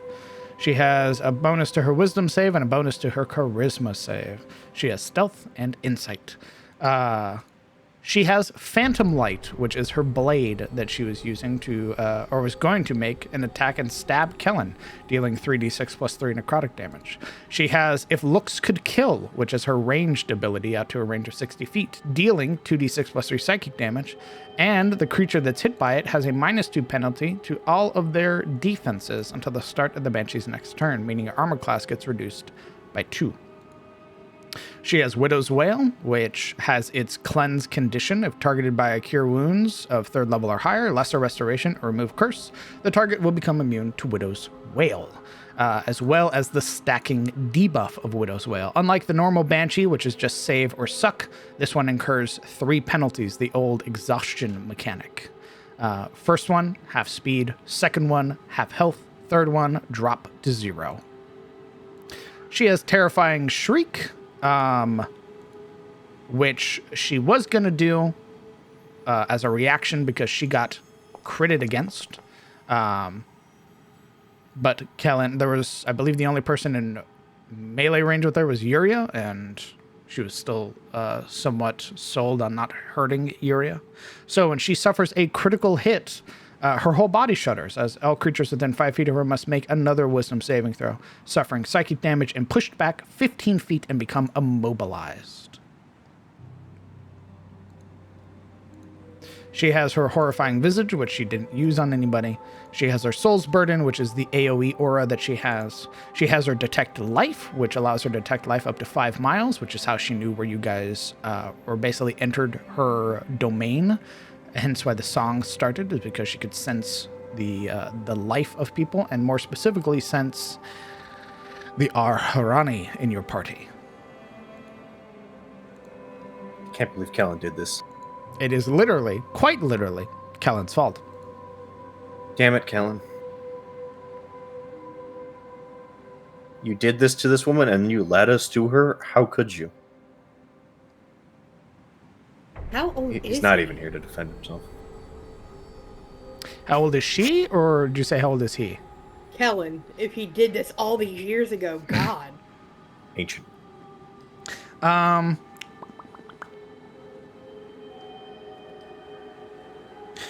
Widow's Wail, Joffrey's Sword, Game of Thrones reference. No.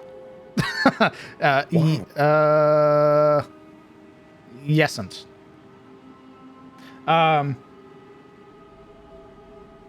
You'll find out why. Where's my fancy 10-month sub badge? Good question.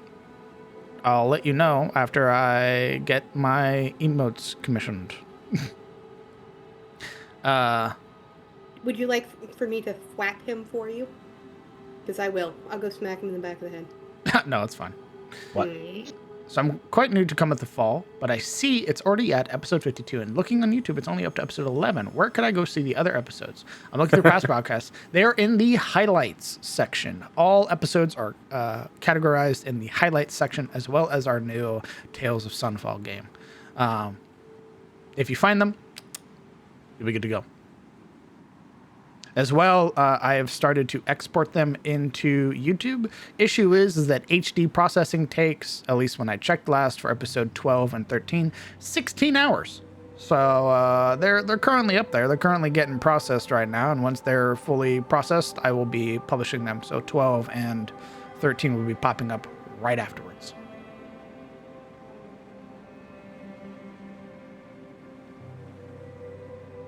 My gosh, I was confused. Oh, apologies.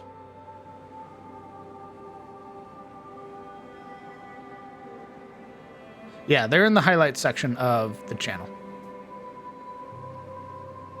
Of the stream. Apologies, I didn't mean for that to be confusing.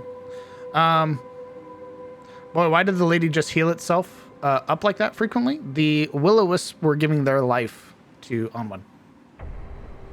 So the one that had 11 hit points healed Onwin for 11. The one that had its full hit points healed Onwin for 22. 12 heckin' months. Crimson Anubis, holy shit. Thanks for the 12 months, brother. I appreciate that. Thanks for sticking around so goddamn long.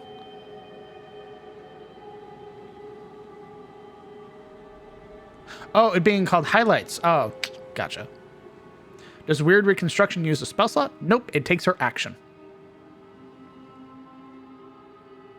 I believe it also has the number of times it can be used.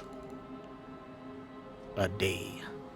Yes, it can be used up to her proficiency bonus worth of times. So she has 2 more uses of Weird Reconstruction. Yeah. I think that's a set amount. Does it get upgrades with just like repeated use? Can I get better at using it? Yeah. Awesome. That's how everybody's abilities work. The more you use them, Fantastic. better they'll become. I hope everyone's ready to bleed. It's because I love it here, and that's why I keep being here. Well, thanks, Crimson Anubis. Thanks for the continued support. You guys make all of this possible. So, as well, I'd like to thank all the new followers tonight. If you're new here, howdy, hello. I'm the Crown DM. I'm a 5th edition dungeon master who runs games in his homebrew world, the World of Adis. This is currently one of those games, Cometh the Fall of Man. It takes place in the western continent, the land of kings, known as Tyros. The party is currently on the southern peninsula, known as the Southlands, in the Etenmore, and they are battling local threats and dealing with an entity who is sort of hunting them, known as the Iron Duke. We are currently on episode 52. And who knows what else this party is going to get up to. Do we know what this structure was for? No idea, but they have somebody they can ask. We do. As well, if you like what you're seeing, we run another game on Sunday known as Tales of Sunfall, which is a Darkest Dungeon inspired game using monsters from the Darkest Dungeon monster manual, as well as the stress mechanic, including afflictions and virtues. So if you'd like a little bit harder gameplay, that's where you can go watch. As well, if you like the maps, I make them all on stream. Every Monday we do Map Making Monday. And generally every Tuesday or Wednesday, depending on what's available, we do either TPK Tuesday, where we work on the world and monsters there within, or we do World Building Wednesday, which is where we sort of flesh out some more lore and bits and pieces of the world that the players can engage with. I will be right back.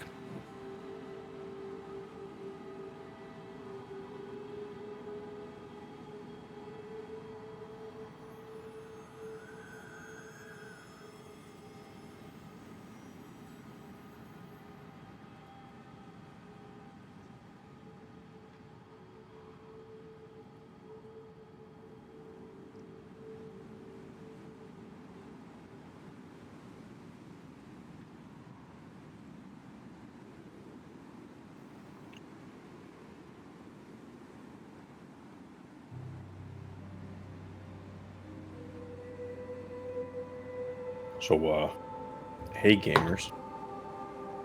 Hey. That was pretty neat. I have a feeling I'm going to be cleaning up your healing a lot.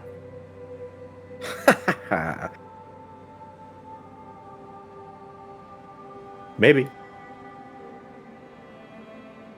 And you guys are ready to point the finger at us for getting everyone killed to a banshee.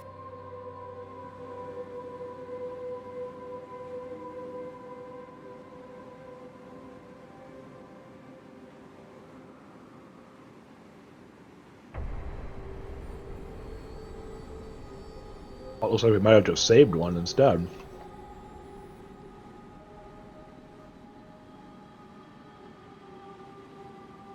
I know. I think, Kellen, I think we deserve a little gloating, about making this venture here.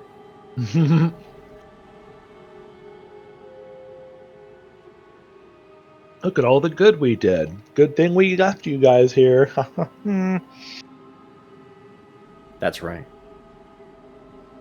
Squint. As we both proceed to get beaten down.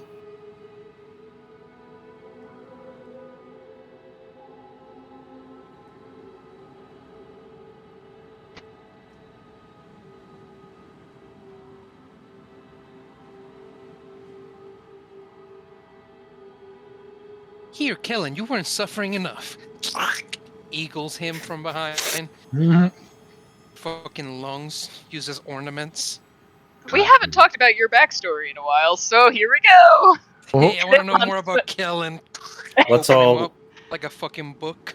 gotta do in a shield day where we just assume the dumbest thing, which is Kellen killed this woman. I can't believe he did this. My God, you are truly ancient. Kellen, what did you do? Listen, I didn't assume he killed. I said he's like 23. How could he have killed you? You're like 5,000. Oh my god, I can't believe you killed this elf, Kellen. Maybe you did deserve to be in Haynes Keep. Yeah, I'm a murderer. Oh my god. He's like, oh God, I've done a murder. Really, you just don't know a guy. I don't even remember it. Am I that much of an animal? How could you do this? Listen, all of you are felons. I was only charged with a misdemeanor, okay? Misdemeanor felony. You were still in prison. For a I crime would- that you actually committed. You went to a no spell zone and you cast spells. Listen, you guys were in federal prison. I was in county jail, okay? We were wrongfully in except Alric. We were wrongfully in federal prison. You were rightfully in county jail. Got a gif of Alaric chasing after a shield.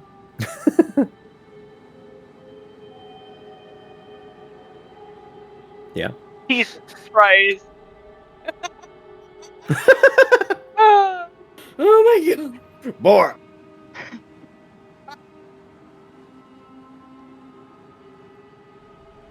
Let's go fishing. Uncle Arthur!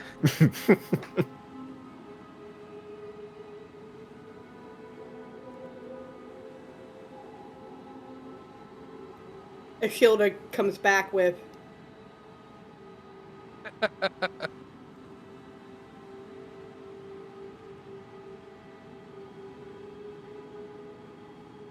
I just love him running away. Looking over his shoulder like, oh shit, oh shit, oh shit.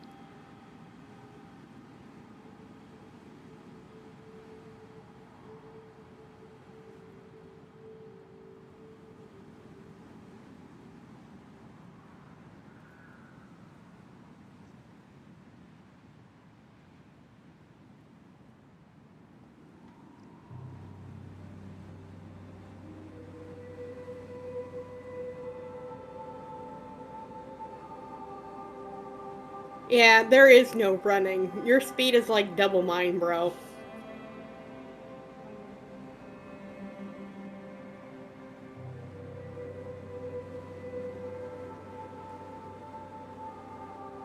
That's like the point where I cast Sanctuary and just sit there with giving you the middle finger. Until they get that wisdom save.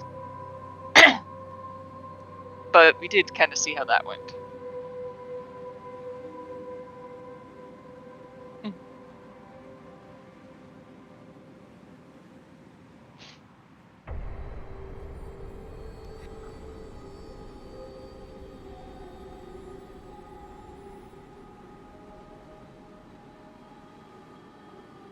And listen, I've stated numerous times that Ashilda's social graces don't exist because she doesn't know how.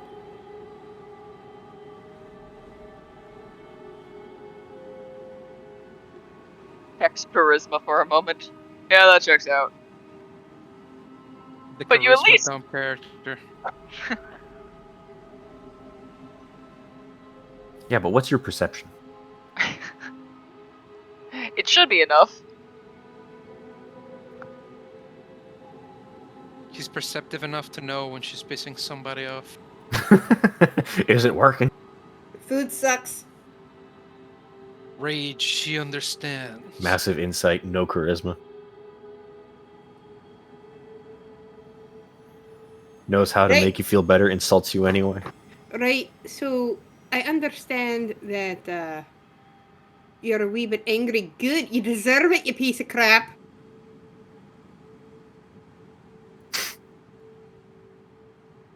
So aggro. Typical dwarf.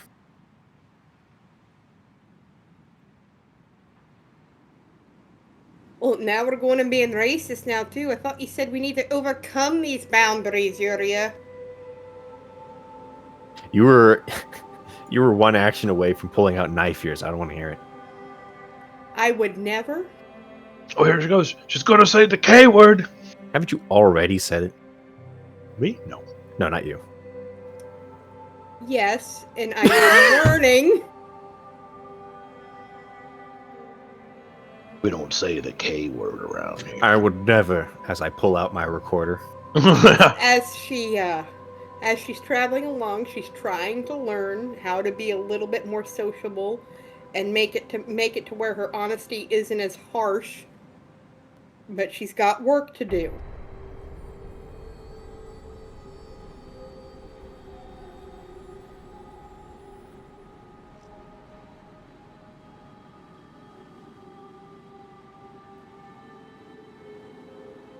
This is room for character growth.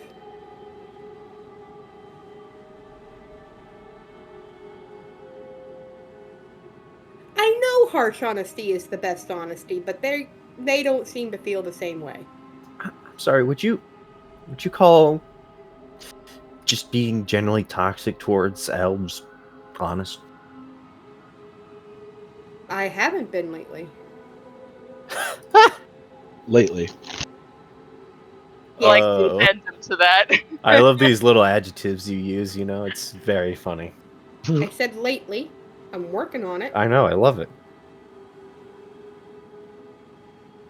Yeah, that's Ashilda's level of charisma and wisdom in one clip.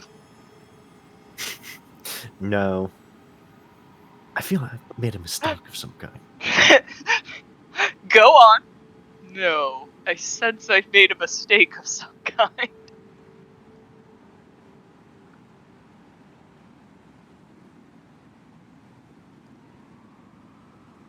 crap, I hurt his feelings. Here, let me speak slowly. I'm sorry. Who the hell's Iron? Wow.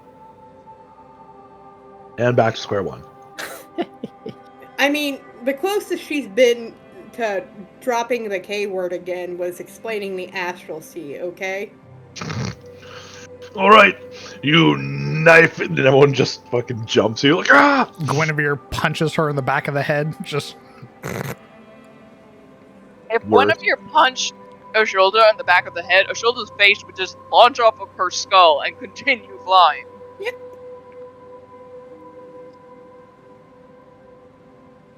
It would land on someone else's head like a bad Halloween mask. Shilda says the K word, and the entire bar just gets up and dogpiles her. And Shane at the very end, like, hey, yeah, and then jumps up on top. taps his elbow while he's standing on the table. Yeah, he's like, hey, I got this. Jumps up, No. slams it down. No, but Silveril is actually showing her that it's not all elves that are Heck, not all out. not horrible. Like it's kind of like, okay, maybe it was just the ones in Orias who were dicks. You went to Orias. Everyone's a dick. Huh? It's I a know mean where town. I know where I go. I'll go to where all the mages are at. Surely there'll be compassionate, understanding people. Yes. Surely they would never lord over their supposed intellect on little old me. 30 seconds later. What a shock!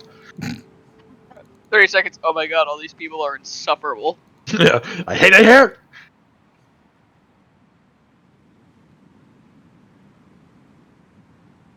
Is everybody back? I am. Bear. Cello rail.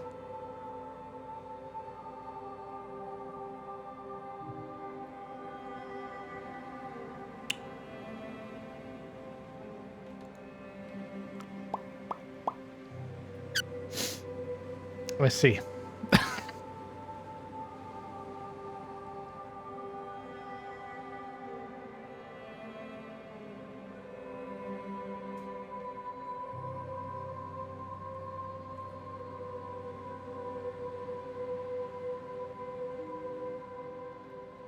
Ladies and gentlemen, she fucking died. Oh my god. Awen says, Keisha. psych. Plunges the blade through Celero's heart. Woo! Can't believe you fucking fell for that, JK. losers. I'm a ghost. What'd you expect, idiot? I ain't got no morals. You're living, I'm dead. I don't care about you. I'm driven by vengeance. I don't Stab, got no stab, brain. stab, stab. Slashes Kellen's throat. You fucking fool. You walked up to me.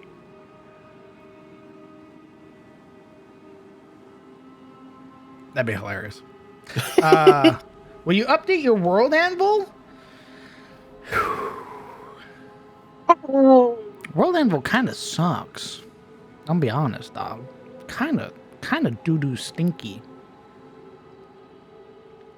Maybe.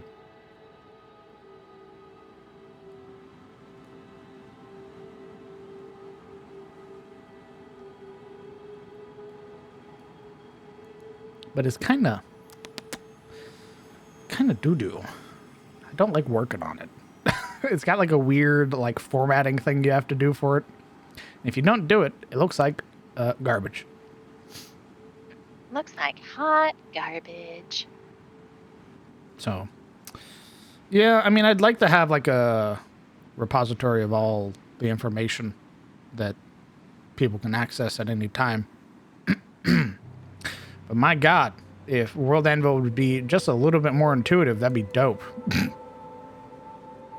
What? That's ridiculous. Hush.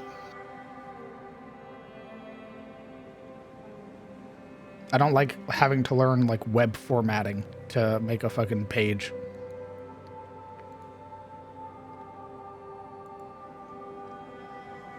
On the one hand, it's not too difficult, but it is kind of exhausting to sit there and be like, you son of a bitch. Rip World Anvil sponsorship. Yeah. I'll be honest, I don't take sponsorships from like things I don't use or like, right?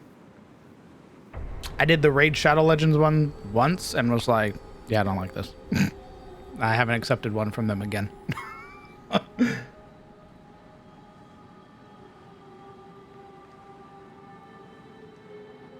Plus, all the sponsorships I'm getting now are like video game ones. They're all like, play Star Trek online. And I'm like, dog, I don't know shit about Star Trek. I don't care to learn.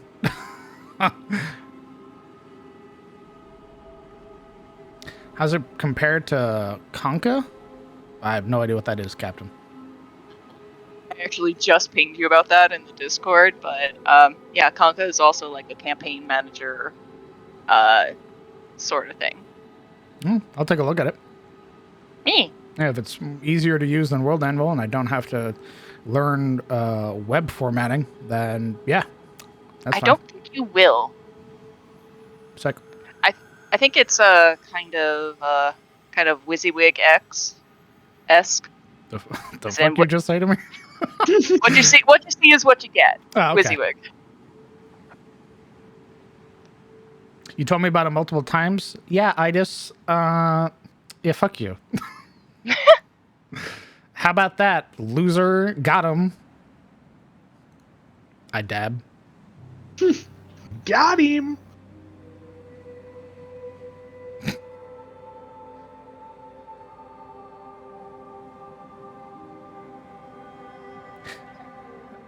Damn. Argument invalid. Immediately destroyed. I try to help get attacked.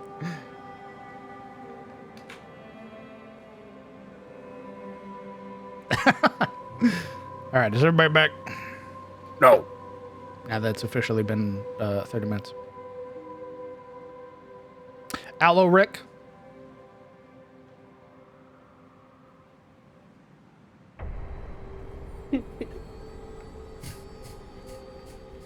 Swear to fuck God. I will come over there. Nice. I love that. Hold on, getting on a plane now.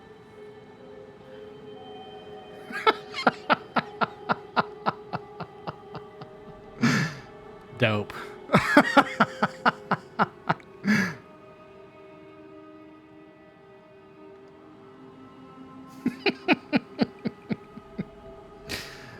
DM, what's the title of this song? This song is called Elven Ruins, and it's from Vermintide. I won. I got time. Put him in a headlock and I fucked them up. What? I'm back in time. What's up? You're not. Who? I'm not. No. But I won. But I saw the green flags come up. The fuck are you talking about? You're late. And I'm here, alright? By how long? Several minutes. So you're gonna spank me now? Your that character what you- drops dead. Oh, he did? Oh, well. Goodbye, everybody. You want a memory? I ran out. Nah, I don't want a memory. Goodbye. Keep your Well, fucking you weren't memories. getting one anyway. Keep your fucking asshole. memories. And when Dipshit. brushes Ciliru's hair, turns up, ah! And then he just dies. Screams in Alaric's direction only. I should have stayed in the kitchen. Hello, Rail. Mm-hmm. Howdy, gamer. Hello. Shield Day. I'm here. There was a pause for a moment. I was like, this motherfucker. All right. Gamers. With combat having concluded, some of you bloodied, wounded, Onwin's hands now resting at her side, her blade, that phantom light fading from her palm, fingers curling in where the hilt had been and just making a fist, and then relaxing. She looks to all of you for a moment, looking at Kellen. She sighs.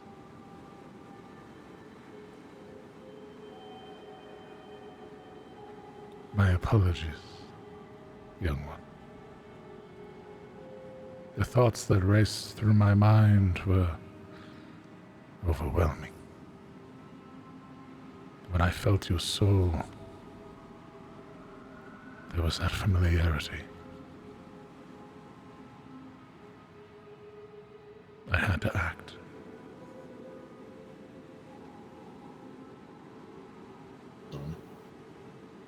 Haggard looking as he is, of course. Probably like holding his side as well. Like, oh god, these things killed me. Just about.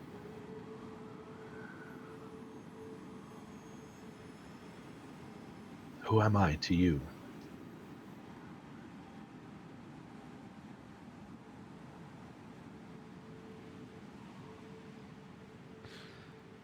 In my mind, when I gazed upon your soul, I felt that connection. You were Leofric, my once beloved. But I realize now, you're but a child. Though you may share his blood, you are not him. And for that, I hope you can forgive my actions.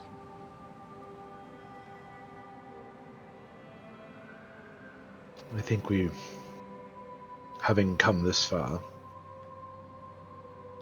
how do we end this for you? This torment?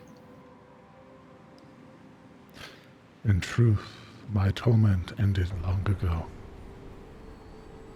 I had found peace. I was put to rest. She pauses, glancing up now towards the sky, darkened with clouds and the snow still falling, but it looks as if she is staring at where the moons should be. I was put to rest thousands of years ago. But something stirred and brought me back. I do not know why.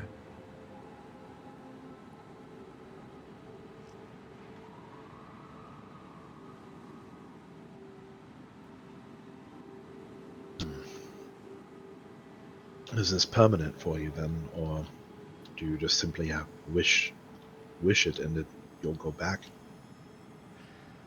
I am afraid I do not know. My only hope is that perhaps I can pass once more. But I fear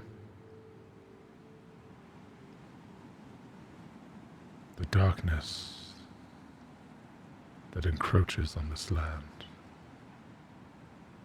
A familiarity I cannot let go. Not again.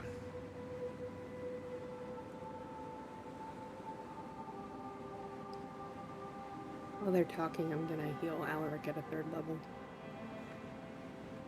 Okay.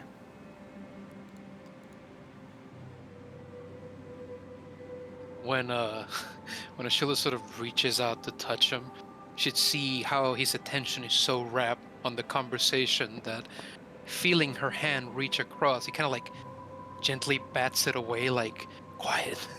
Like watching this conversation until he sees the glow and allows its touch, dipping his head thankfully. 18 points. Oh, big boy number. I am Onwin, the late wife of Leofric, the man who once ruled these lands, the one who betrayed me.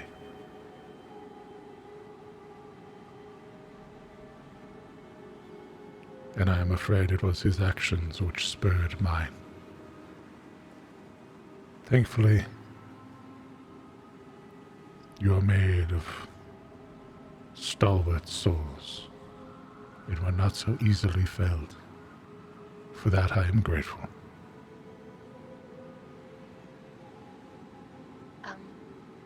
Morana kind of gingerly approaches and looks kind of at Silril.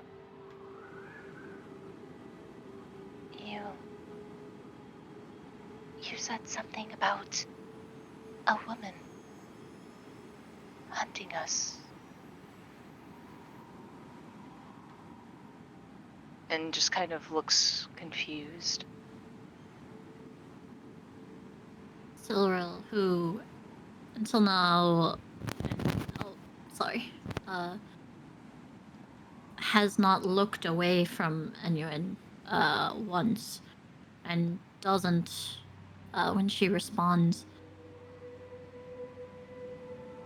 The mouth was there. I do not know how it happened, but I saw her there. And Anion's memories.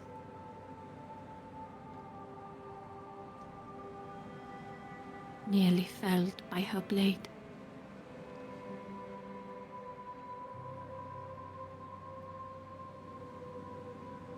So the Iron Duke and his mouth have wronged you too.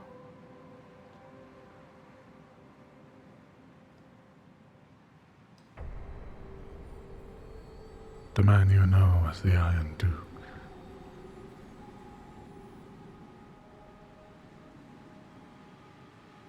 That man was Leofric, known by his people as Leofric the Pale. A hero, a champion, twisted by forces I was not wise enough to see.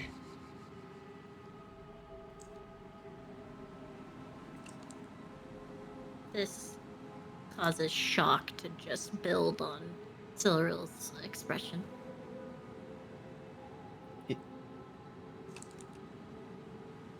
At this point, Iria kind of steps into the pale light. If he is the Iron Duke, then who is his mouth?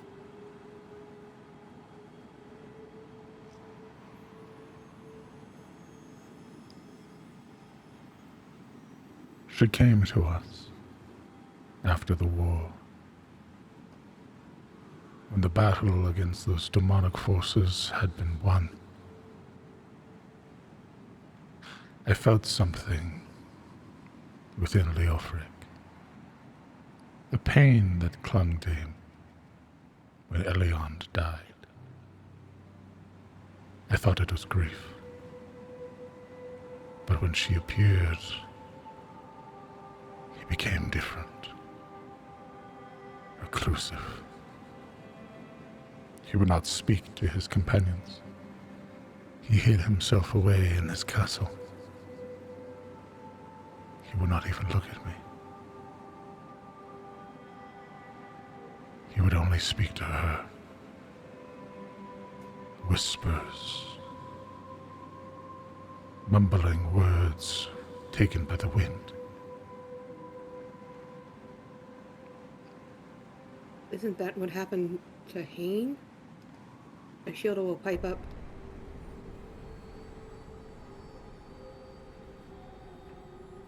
There definitely seems to be a pattern for her.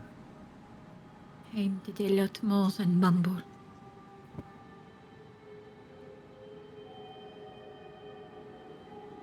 When she said Leofric the Pale, was there any history thing I could do for that?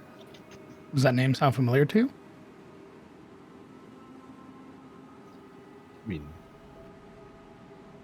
I think so. But it's mostly from us talking, not in game, so. Are you sure about that? Maybe. Actually, I think in the dream wasn't. In his dream aboard the orc ship, he had some kind of thing with Leofric. No. Roll me a history check. Wasn't that the dude? Book. 18. Duskbrand told you of another Arharani of import who lived in the Southlands, known as the Duke, who led the forces of the people of the Southlands against the demonic invasion that took place. He settled the Southlands with the sacrifice of Eliond, who gave her life to wash away the demonic invasion, and he followed suit, pushing them to the very edge until they retreated.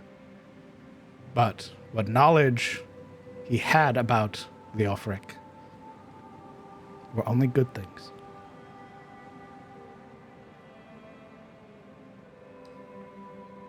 Shielda will kind of kick the rocks.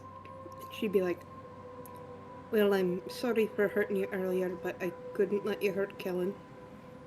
And I get a wee bit heated in situations. Do not misunderstand my actions. They were with lethal intent. But your people have ever been stalwart and loyal, my dwarf friend. It was just nice to hear somebody speak to me in my own language, even if the words were a bit harsh.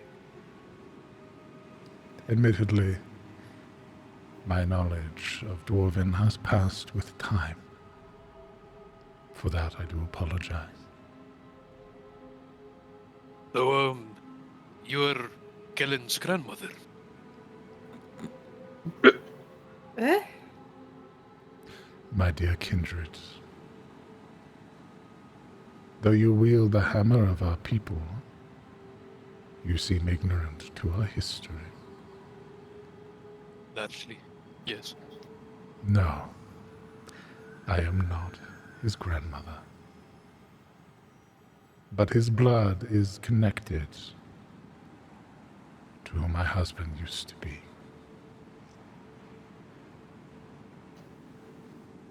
His grandfather. Well, I imagine it's a lot older than that. What happened to Leofric to corrupt him?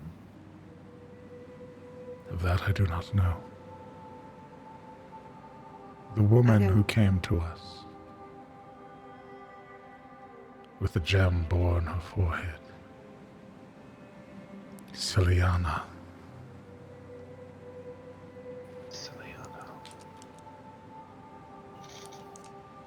She offered succor, wisdom, and insight in a time where many of our companions had died.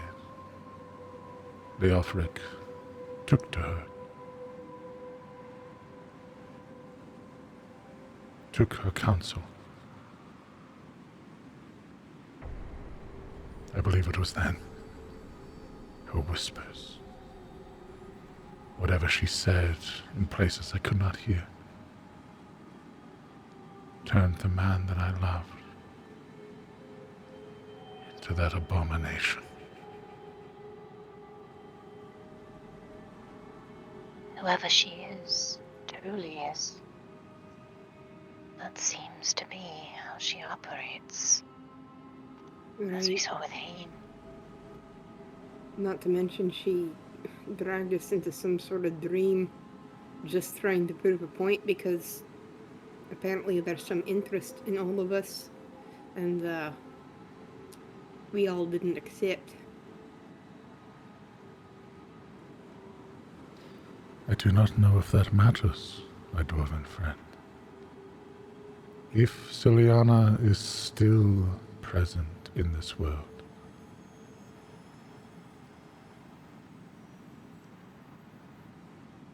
that means many and others have failed.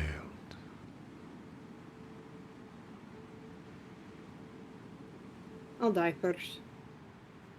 Either her or a shade of her.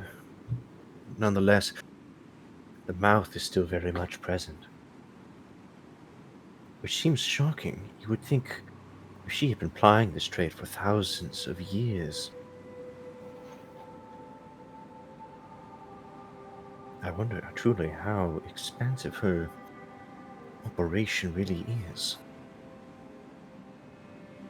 As Shielda, you would see, like, almost calculations going through her head. She came after the demons were pushed out, or during? Sometime after the war had ended, when a peace fell on the land, when there were no more threats at our doors or borders,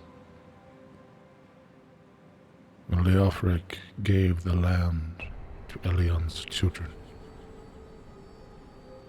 that is when she appeared.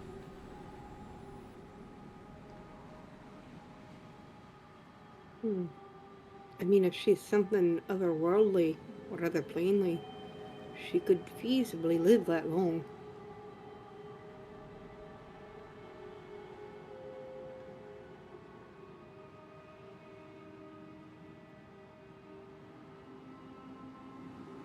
How do we stop her?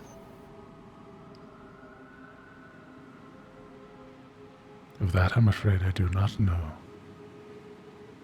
child of the Aharani. I attempted to fight her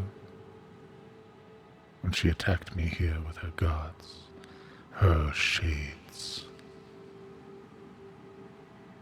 I felt them, destroyed each one, and had her at my mercy. But it was Leofric's blade that did me in, plunged through my back. He bound my wrists, bound my neck, and hung me from there. She gestures to the archway. Is she still there? Looking now, there's no remnants of a body. Okay. There I laid for several days. My death was slow, painful, made even worse when Leofric would come to my side and plunge another blade into me.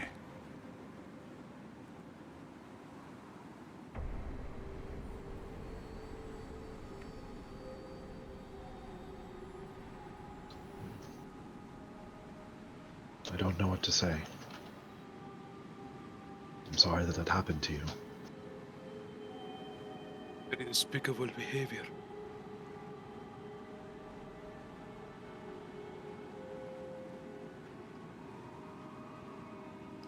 It was one of the few times in such a long time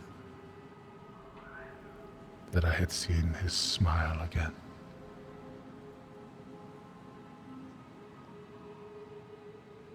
Not a very pleasant smile. It looked as sweet as the day that we had been married. He must have been delusional. Corrupted, as she said. I was leaving our home to return and seek counsel from my father on how best to aid Leofric. But before I left, I found a letter. His words written upon it to meet him here. He apologized for being so distant and cold. He said he wished to renew our vows, to strengthen our marriage once more. I suppose it was blind hope that I came here. I paid for it.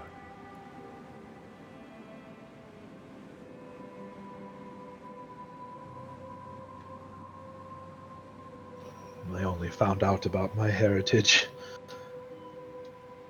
maybe a week ago. I know nothing of my people.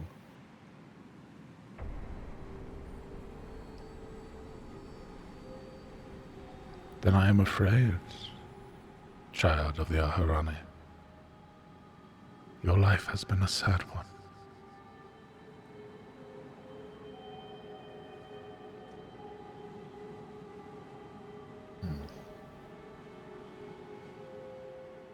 didn't feel sad growing up.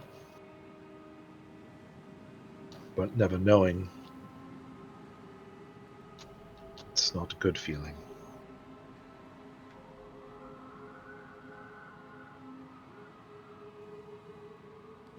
She reaches out, sort of lowering herself down for a moment, very gently placing the hand to your chest.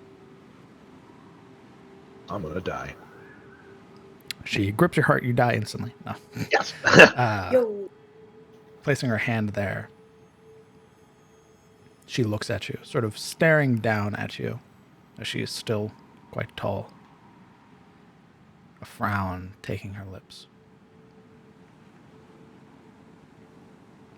To have only now found out about your people. I cannot imagine.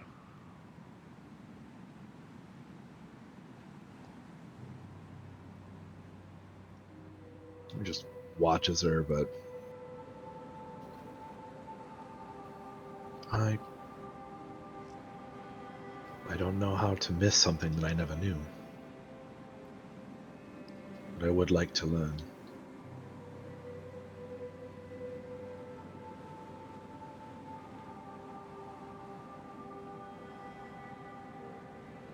Long ago, perhaps when the world was still whole, your people had the greatest kingdom in the land. It was your people that sailed the sea for the first time, who saw the beauty that the All-Father and the Erenar had made for their children. The beauty of the ocean, the beauty of the mountains, the trees, of the two lines.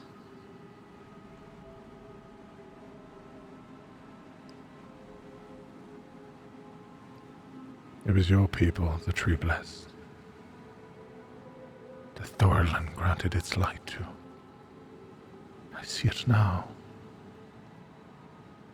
nestled within your eyes. Even though it fell, I can see such beauty still.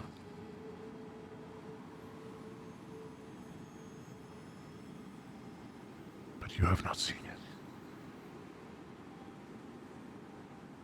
For that I am sorry.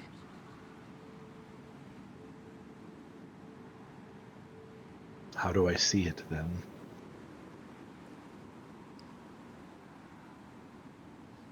Of that I do not know. For I am not Aharani. I should just know where to look. I must have to connect more with something. In Leofric, the light shone so bright that it said even in the darkness you could see him, like a beacon. For you, perhaps, the same could be true. But your light has not been given a chance to shine.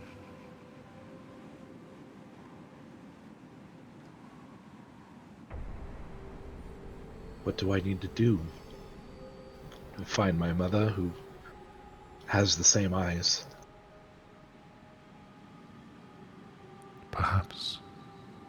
But I cannot presume to know, child of the Aharani. Your secrets, the secrets of your people, are within you, not within me. Thank you. Can we do anything for you?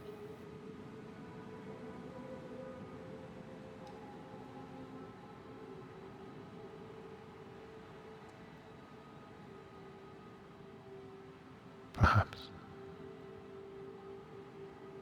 But first, I would speak to one of my kindred. Get lost! Where's Cometh? There it is. He'll Her- nod and step back. Her attention drifts slowly to Alaric. Oh, fuck. Sorry, bud. His eyes have been sort of narrowed down with focus, just listening. And when he's turned to look towards, he kind of straightens, feeling a kind of levity seize his expression under his stern gaze. Your mother or your father, kindred? My father. A warrior? A knight. I see. Forgive my comment. It has been some time since I have seen that hammer you wield. I did not mean what I said in my anger. You are more than worthy to wield verdict. You know its name. But of course I do. I was there when it was forged.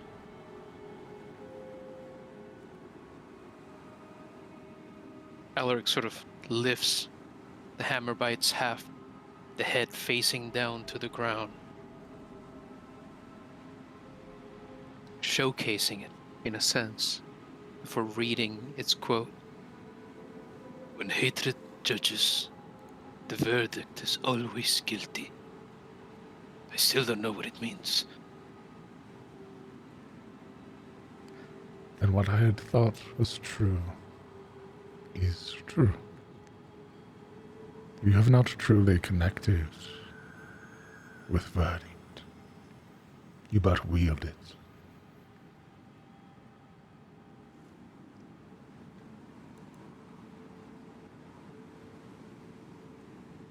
I do not know how to connect with the hammer. I only ever saw it as a particularly beautiful hammer.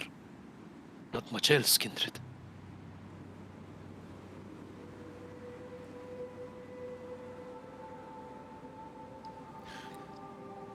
It possesses a pair, a sibling, made when it was made.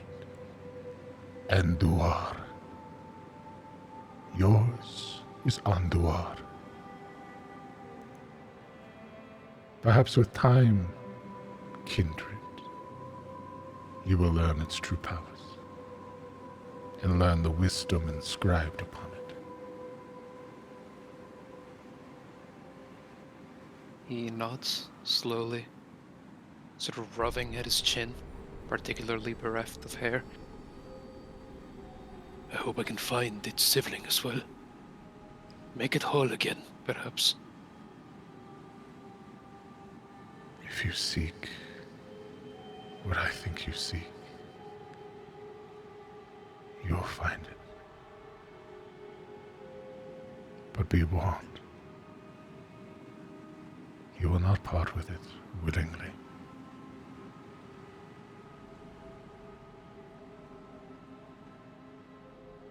Is its wielder worthy? At one time he was, but not anymore.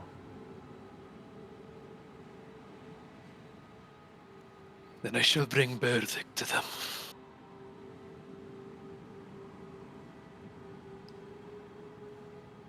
There's a faint smile that curls at the edge of her lip. A nod that's given, slow, purposeful. Her attention drifting momentarily to Marana.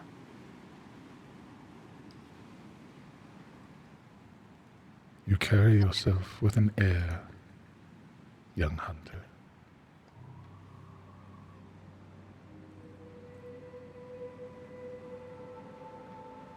Sorry, could you repeat that? You carry yourself with an air, young hunter.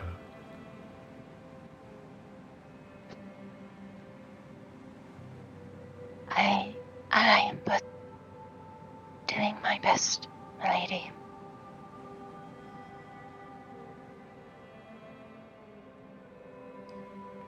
How long have you hunted and been guided by those who have passed?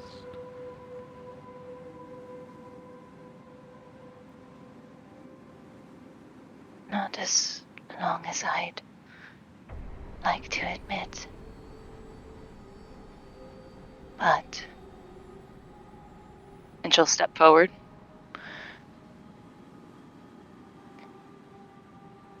you might be the only person who knows about the man that hunts us in turn.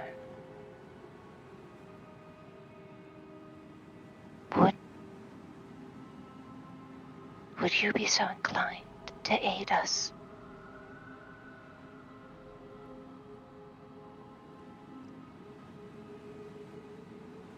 To leave this place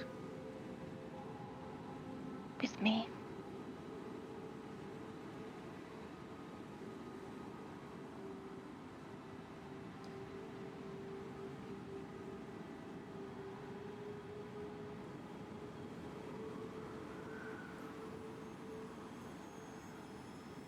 I am afraid that you lack a worthy vessel. But perhaps, for your actions here today, for the kindness you have shown me that I was robbed of, and for the wisdom of your companions. Her eyes linger on Siluril and Yuria.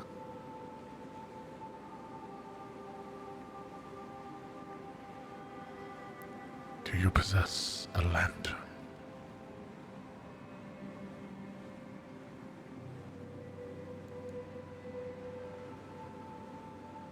Going through her Things.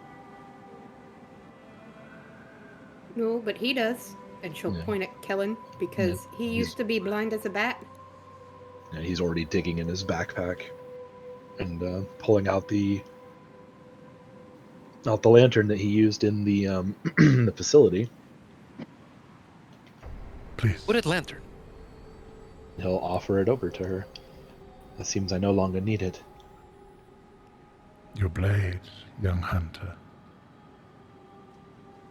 she'll, with one hand, taking the lantern, the other unsheathing the rapier. She'll essentially proffer both forward.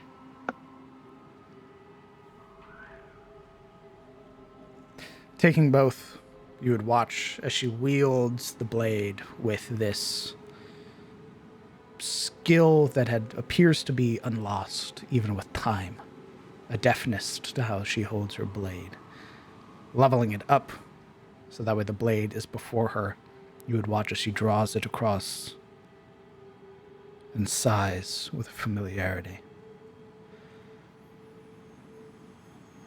Are you fond of this weapon?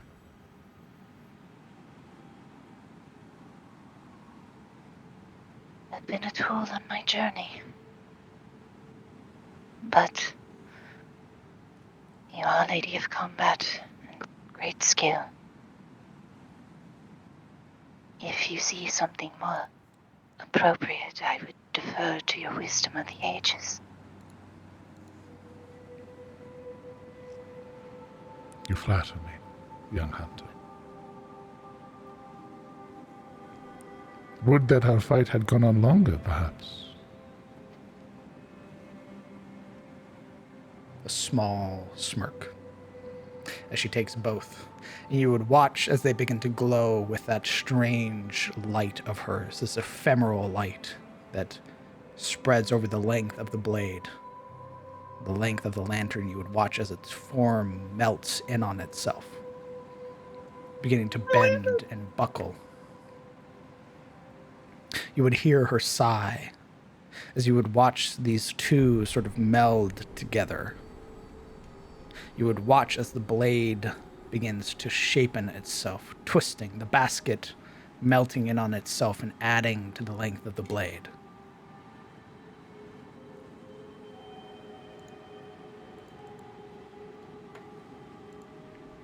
You would watch now as from the top of the lantern to the hilt of the blade, segmented, almost phantasmal chains begin to form.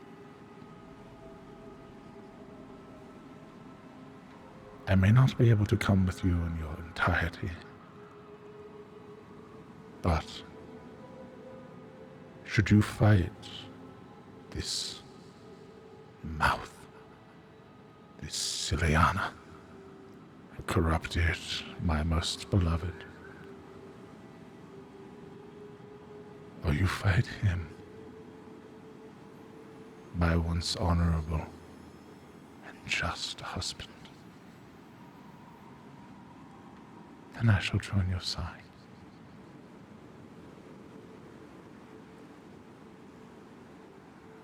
There's a deep appreciative bow as she takes the item now back. It is a longsword affixed with a chain at the edge, now connected to a free-floating lantern as she gives you the Banshee's lamplight. Oh, It looks a little something like this. oh my god.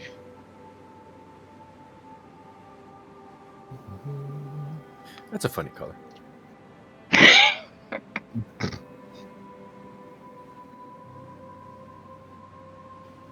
Ew, I love that shit. I hope that it helps you, young hunter. Perhaps not a bow, but something to spur you into action.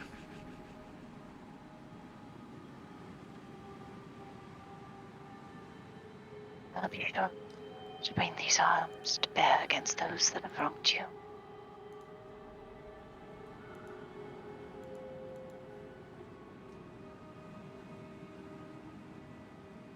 And with another deep appreciative bow, she'll take a respectful step back. Not wanting to seem too eager about her new possession.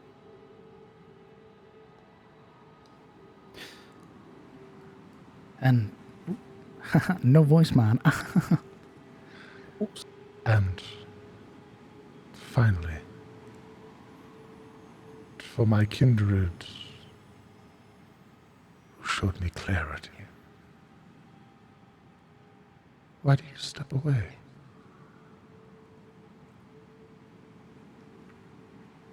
Cyril is kind of like she was in the midst of like wiping her eyes, and then she's like, "Ugh."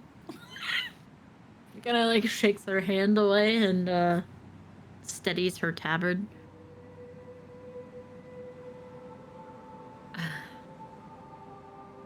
No reason other than respecting this. She looks like she's very forcibly trying. Like she's trying. As she points to the interaction between Marana and her. Trying to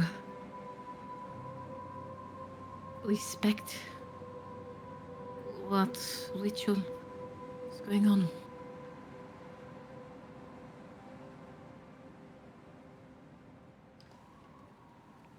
I see. She's trying. May I see your hand?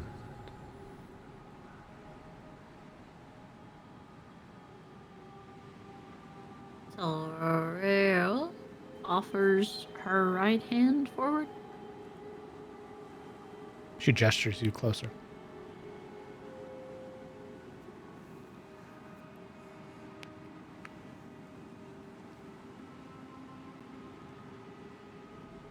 Her hand still outstretched for yours.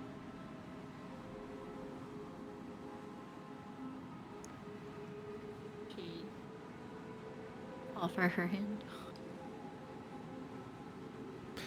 Taking it, she would lean in, close. Her face almost brushing against yours as she whispers against your ear this soft, spoken, only audible enough for you to hear. You possess within your mind walls. They harbor within them something great. Truth.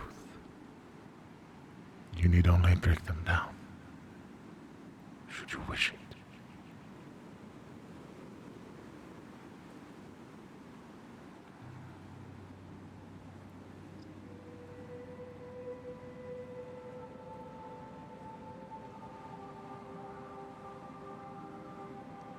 Laurel's eyes grow wide like, I'm sorry, what? What do you mean?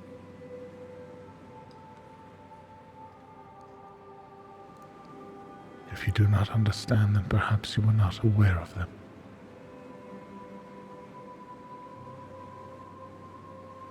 There is more within your mind, my dear kindred,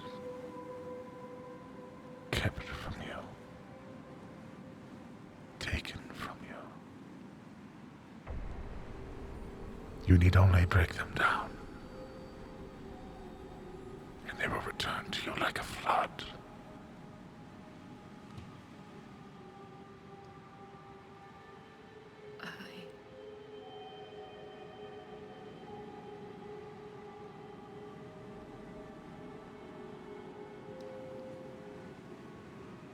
She pulls herself back.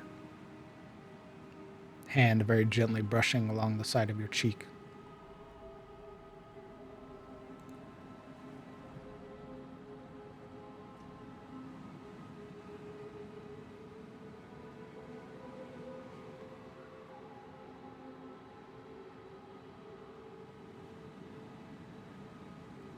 Laurel's eyes are wide as she thinks and speaks.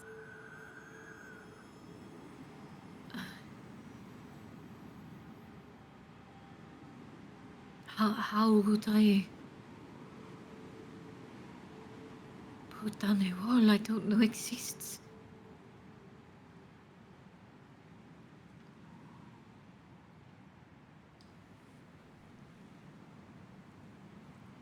Would that I could do it for you, kindred. But your mind is your own. Prod at them. See what occurs.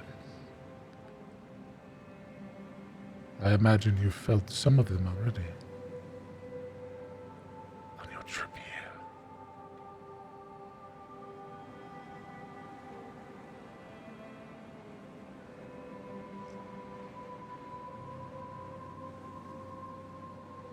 That was my family.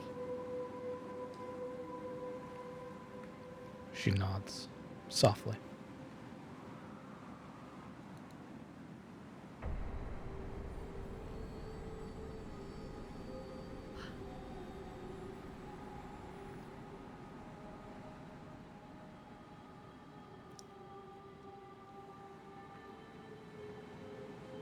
Laurel grows ever more confused.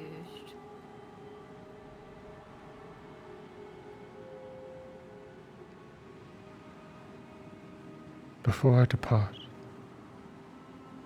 your reason. It was not my song alone that brought you here. Why do you travel so far to the deep woods?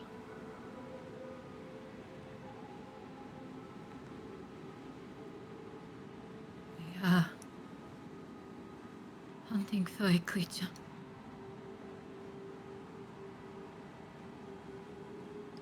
A creature.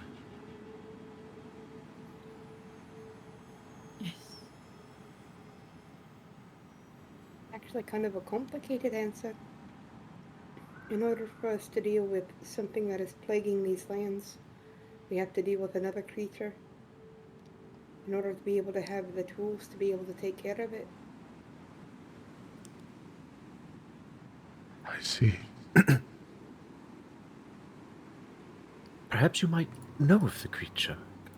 Supposedly it is from a time long lost. A basilisk, a variant. One I think that has been brought back by, more than likely, the mouth. Intentionally or not. An emperor basilisk.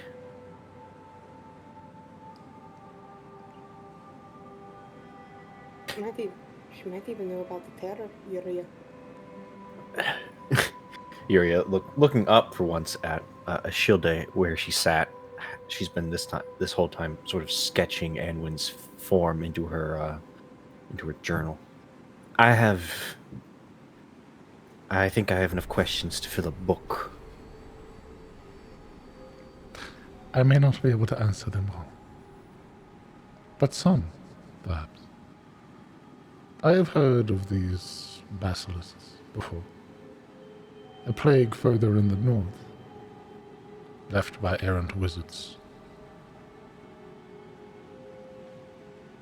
But I do not know of any nearby, or none that have defiled this place. But I have not been able to leave here.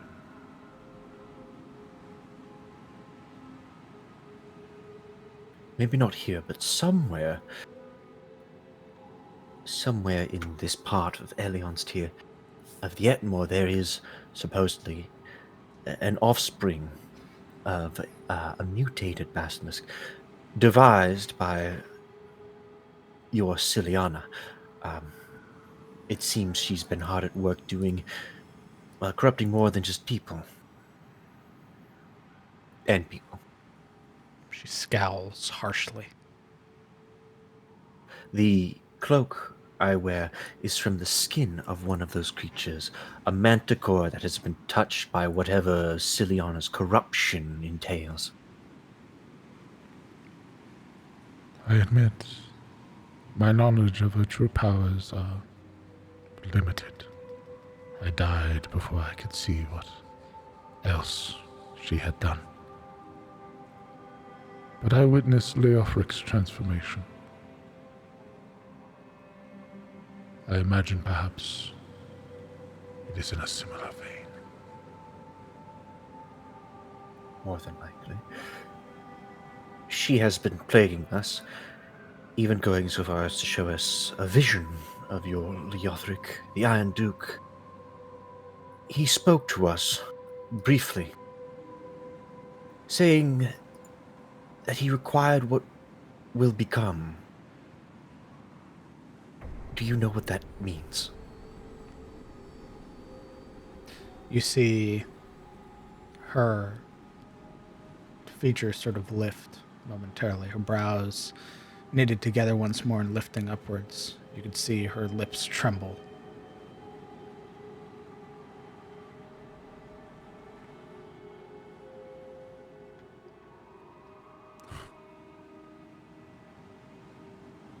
Even now. I do not know if that was him, or a shade mocking what he was. Heroes.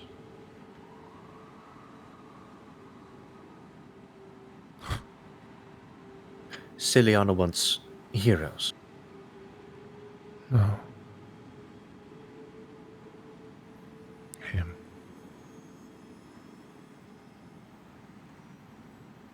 Perhaps some part of him yet remains. Her words trail off.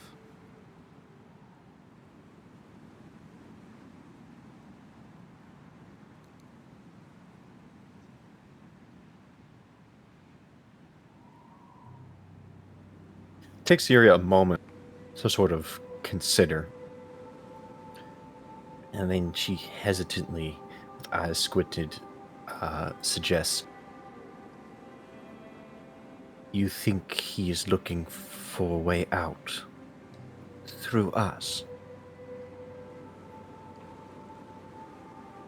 I do not know. You can see the pain in her face now. Tears streaking at the edges of her eyes.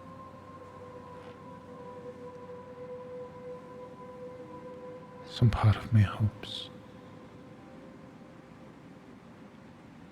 Some part of me wishes for it, perhaps. That there's some of Leofric still left. Seeking freedom. An end.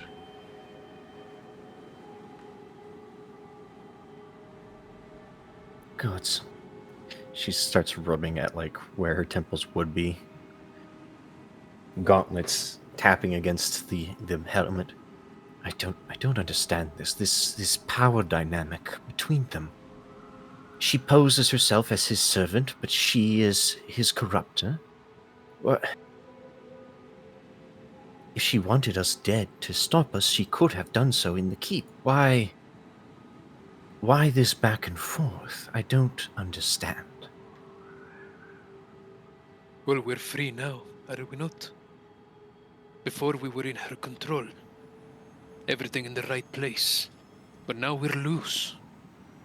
But why listen to him when she is the puppet master? Who is to say that she does? Who is to say she listens to anybody at all?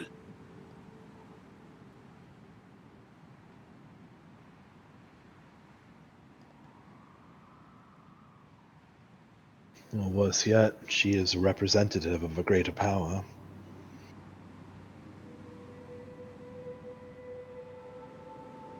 Shielda. I think that she's an advisor only to herself. And him, and everything as it has unfolded, is because of her. Only that she's more hands-on about it.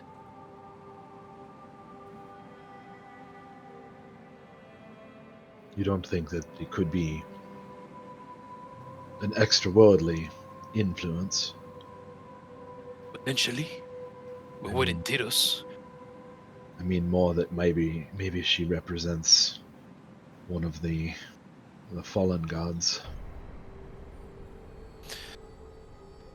I thought of that as well, but we all not represent God. Tirosians in large Bahamut. Of course, she probably serves some, but the fault lies on her. That's what I think. I don't dispute that. And just as Maulings are the servant of their goddess Morin, perhaps the mouth is a servant of something else, influencing its will on us and Tyros at large. If nothing else, Hain said that many of us were selected specifically, given that most of us hail from nobility. It could have been a means of having the right ears to whisper into. Or willing agents, willing and able to do what he wants. Highly placed, noble descendants, heirs and otherwise, corrupted and sent forth to spread the chaos in each corner that they hail from. Don't forget the nosy ranger. Yeah, I'm sure. But in order... you can't sweep the board without having several pieces clearly placed. Perhaps we were meant to be those pieces.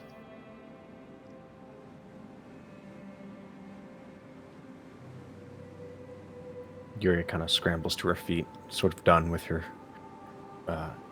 etching. We need more information. As ever.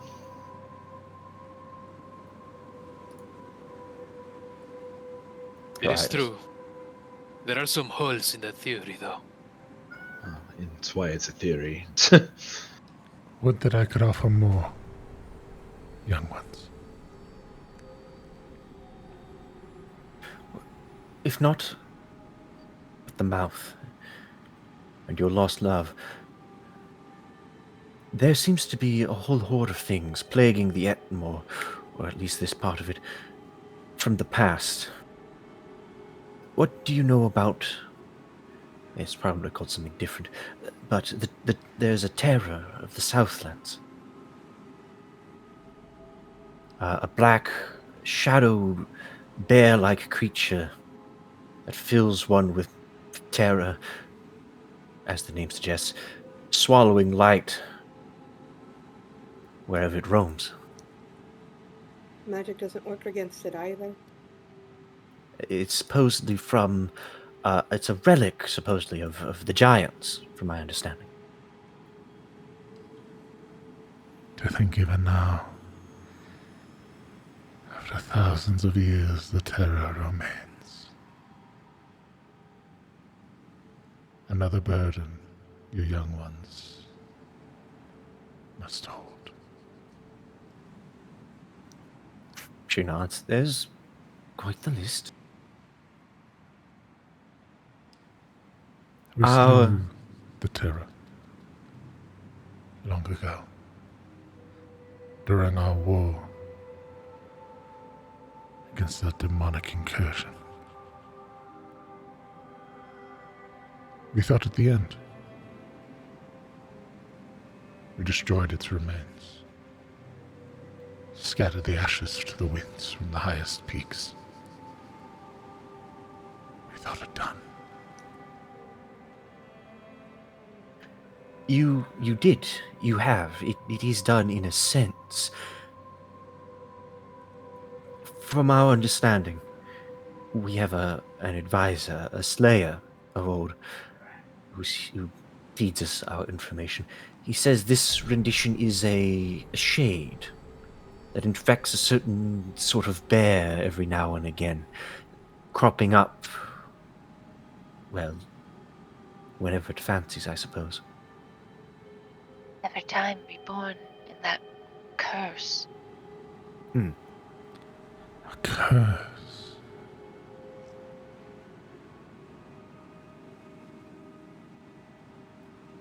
I wonder then. The problem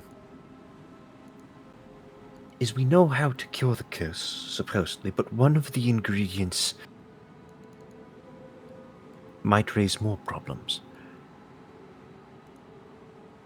An Empyrean elk. She nods. It too was a burden we had to bear. Such an elegant creature. But the terror tore through our armies, killed some of our strongest. To let it go, to let it roam free. We feared what else it might do should it escape the Southlands. It needed to die.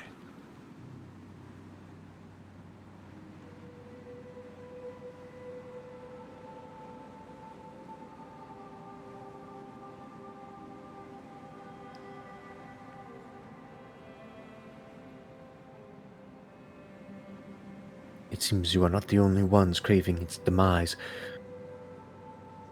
The Empyrean elks are all but extinct. There is apparently only one that our slayer knows of.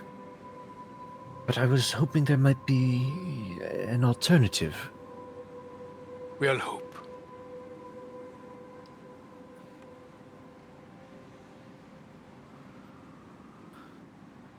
There might be.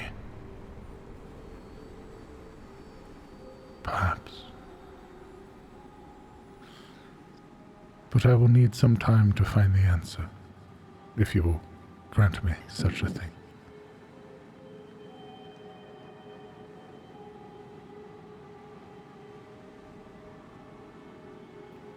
I don't see why not.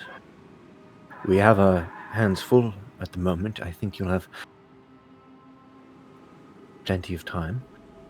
Although, a browse furrow. How much time is some time? I do not know. What year is it? A year? Oh, what year is it? Right.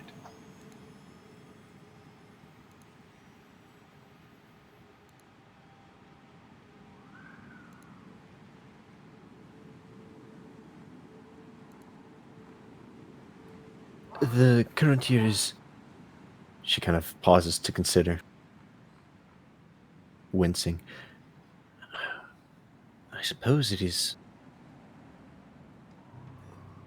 3380.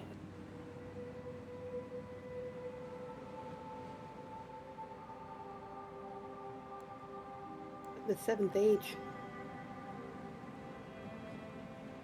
Fifth. Fifth, sorry. Fifth order.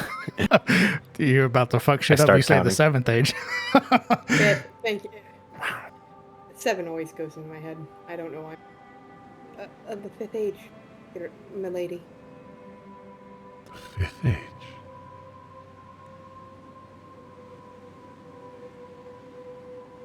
More time has passed than I thought.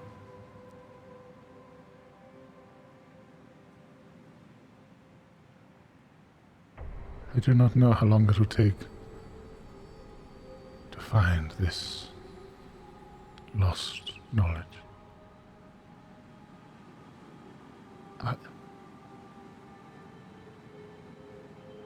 Tell me, May-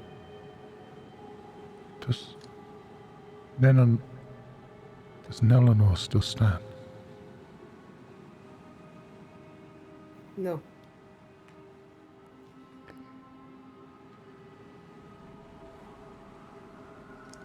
Does that ring any bells?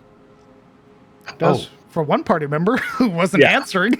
I was like, You I let was- the dwarf say no, brother. I was doubting myself. I was like, wait, no, yes, no, yeah. And then I didn't want to interrupt. No, Kellen will like lift his chin. It does. Last time I was there, I grew up there. Where tears had begun to well in her eyes at the idea of Nelanor falling. Dwarf. Yeah, it's dead. She exhales this unnecessary breath, but is more so a mimic of the motion. Yeah. Emoting. Good. Very good. Then perhaps not all is lost. Not everything I left. I will attempt to find this knowledge. Lost as it may be. I do not know how long it will take. But while I am hunting for it, I'm afraid that in your fight against this emperor, I will not be of much use.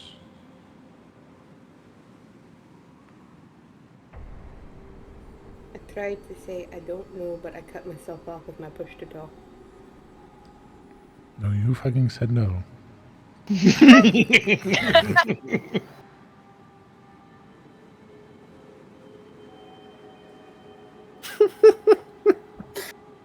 I'm not even gonna argue. I don't have it in me. Uriel winces and sort of looks to the rest of the party, gauging their sort of opinion of this, the idea of anyone hunting for knowledge. The shadow will actually ask, "Milady, is it okay if I offer a prayer with you or for you?"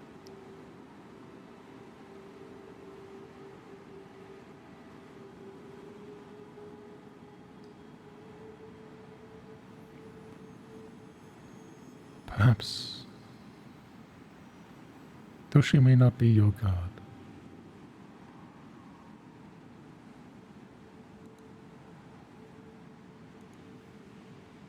She pauses, looking at your holy symbols. How present are your holy symbols? They are tattooed on the back of her hands. I can't miss it, basically. Yeah. Like, taking up pretty much the entire back of her palm almost. Would you Integrated into the arcane symbols. perhaps not in your own worship, but would you offer a prayer to Samira, the Lady of Silver? I fear my voice has been gone for far too long. Yes. I was also going to pray to Ayun that your search for knowledge is fruitful, and that you have the wisdom to maintain the peace you have found. Thank you, my dwarf friend. Again, sorry for earlier. I was just trying to protect Kellen. The fault is not yours.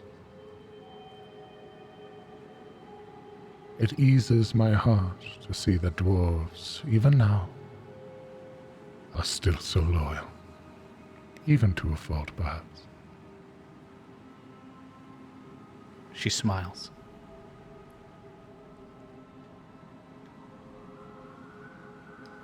What could I say? They've all kind of grown on me. I will hunt for this knowledge. Bring it to you when I am able. You will hear my words, my whispers, my song. I will find you, so long as the young hunter here keeps her blade.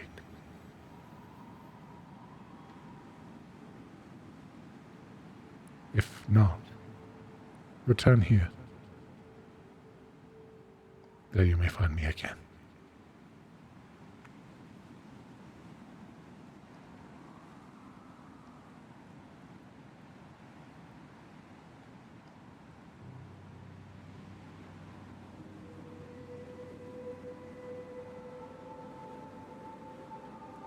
Yuri kind of clears your throat during the moment of silence.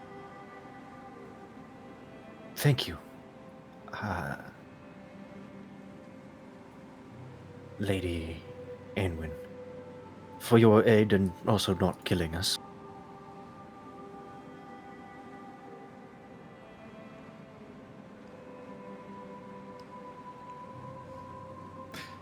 There's a small nod. A pang of regret at the idea of her losing herself in such a way that she would have killed you.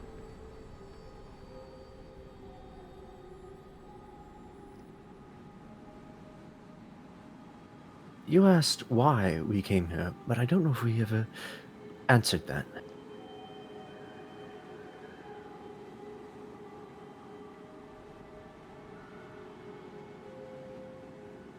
She waits. I cannot speak for the others, but for me at least, it was the song, but not just beauty of it. There is an elf I know who saw beauty in all things. He has told me much of his story, more than I can ever remember, but fragments remain. That being his philosophy being one of them. I suppose I wanted to test that theory, even as the song grew morose and vengeful. Even as, well, your wrathful glare penetrated, I was still not convinced he wasn't entirely wrong. I suppose there is some comfort in knowing he has a point.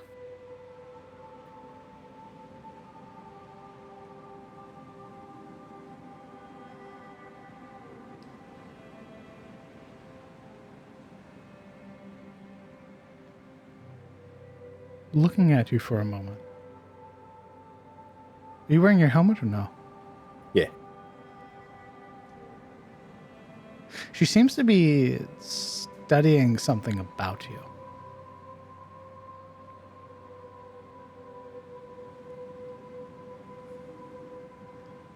Would you be so kind, young one,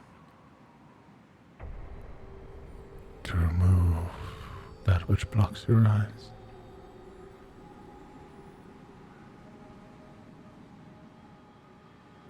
There's a moment's pause, and then she would slowly slide off the helmet.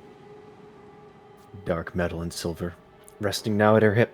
She looks now at Aenwyn once again. Mm-hmm. Well, you took off your owl hat for a lady.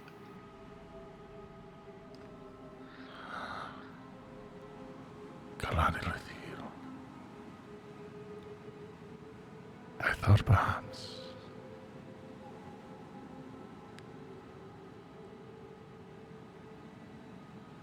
you are far away from home.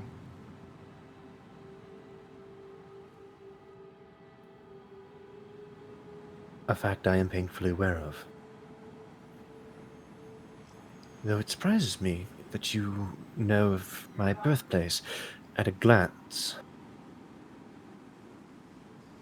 I can't imagine you have ever visited Shademore. Shademore. I speak of the light in your eyes. The light of the moons. Perhaps the name has changed in the years I have been away.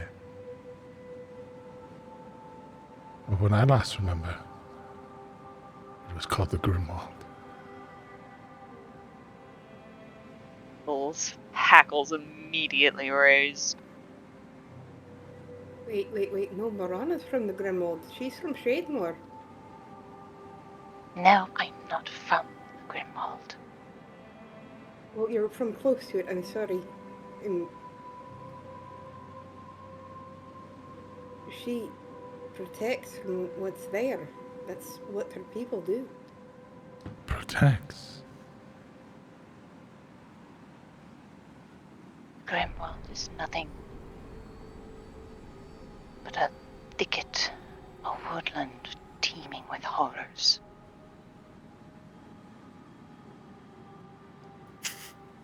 She looks genuinely surprised. That cannot be.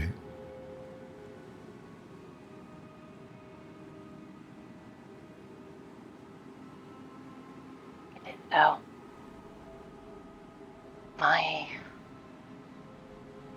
My family, those who you keenly observed aid me on my hunt for generations, have stood against those monsters coming out of the Grimwald that would destroy Vinheim, that would devour the sage's home. That is why I hunt.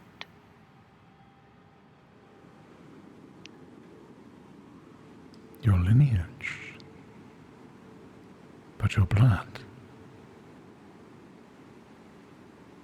I thought you too were from the Grimwald.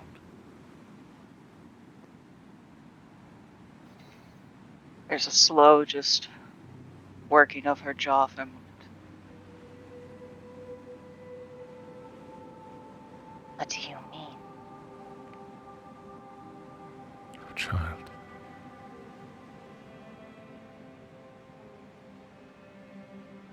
I fear I may have spoken out of turn.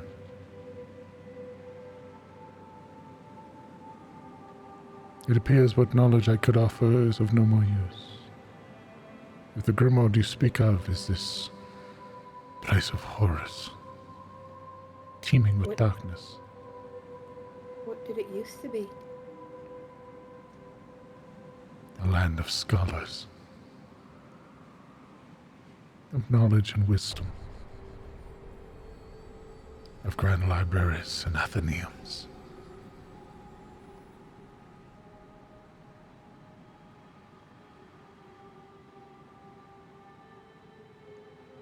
Yuri, at this point, her eyes are glittering, mouth slightly agape, as you can see her picturing that in her mind. But if it is brimming with darkness, then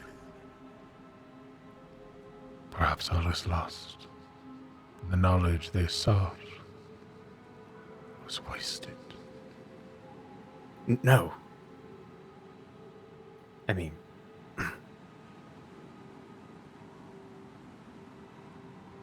you have given me insight in something I did not think I would ever find, or that I thought was a lost cause.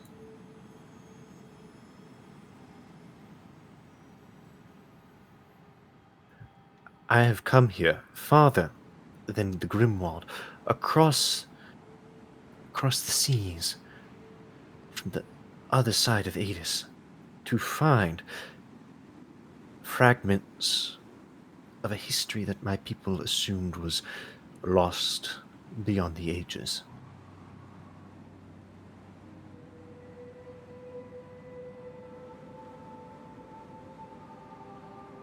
This trip has been more enlightening than I thought it would ever be.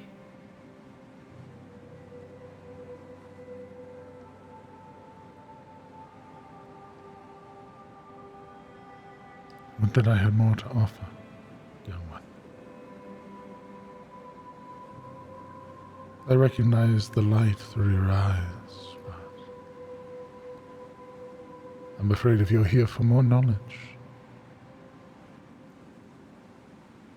perhaps delving into those once great Athenaeums might be your only choice.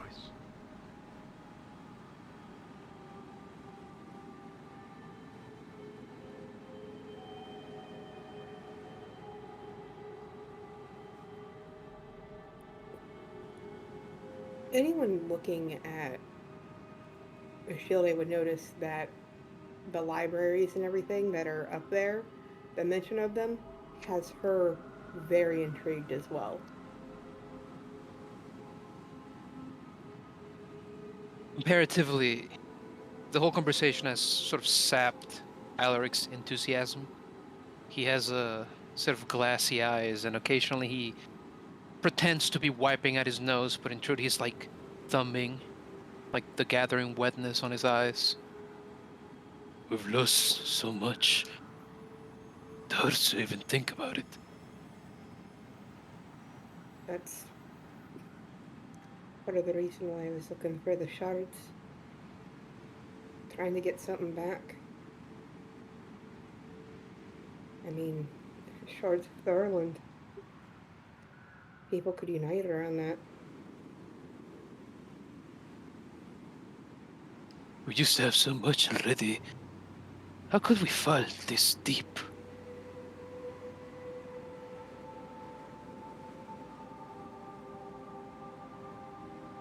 There are forces at play. Even we cannot comprehend. Seeking our doom, our downfall.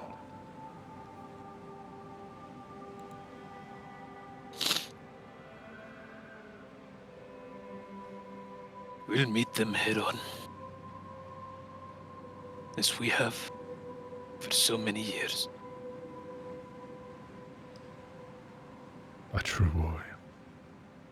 Samarin would be proud. Oh, go ahead. Go on. He tries to take the compliment. He smiles lopsided. But the nostalgia is very heavy on his brow. And he leans ever more heavily on Verdict, his whole body postured upon it, thinking.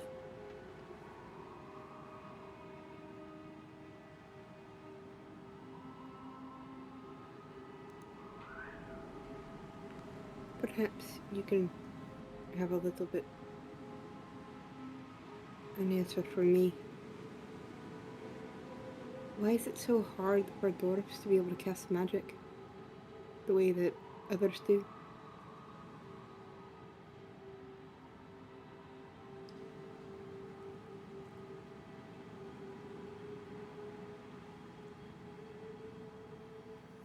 I wish that I knew, my friend. She'd let out a sigh, not of disappointment, it's more like, I'm going to keep looking.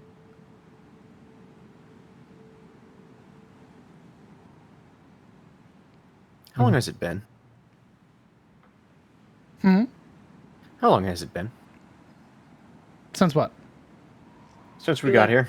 Since we left Shane back by his lonesome. 4 miles of walking at a decent pace in a snowstorm. Here for combat, that was around 4 rounds. And a lot of talking, a lot of exposition. You've been here for several hours. With the walking and this talking included.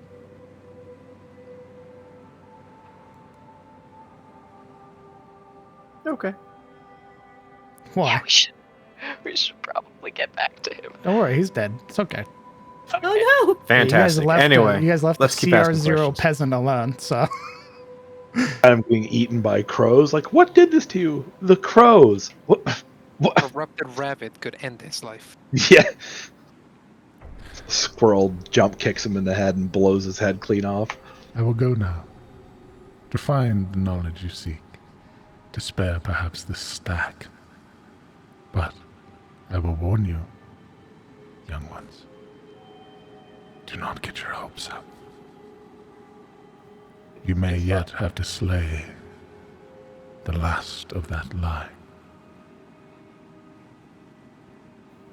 When I get back to Nelanor, should I bring a message to anybody?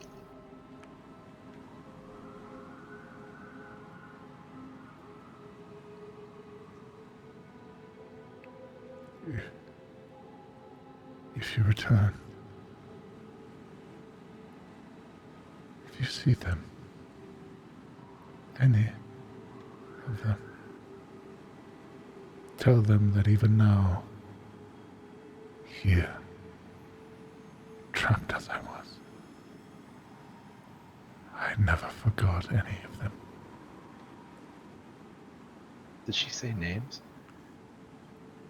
Nope. Oh.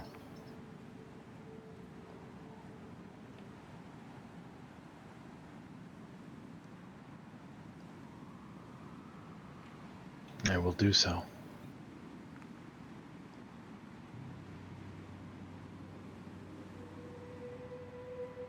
She smiles. She gives one final nod to the party. You would watch as she turns. You would see that in the time that she has spoken to you, those chains around her wrists have all but vanished. The noose that had been so tightly clung to her throat, gone. And the wounds she had suffered on her person, mirrored on her dress, have all but vanished as well. You would watch now as she drifts through the air, her dress and hair untouched by the blowing wind, as snow continues to accumulate and build along the floor. And you would watch as the wind catches harshly across her and she fades, dispersed into nothing. The spider lilies that adorn this place bloom to their entirety, outstretched, reaching for something that isn't there. You'd watch as the light dims from all of them.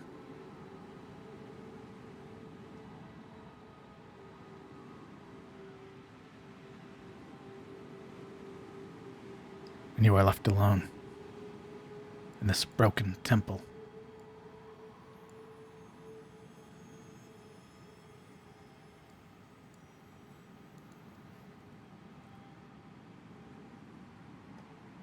Are the spider lilies still in bloom? They've begun to curl with the wind and snow. As they begin to die.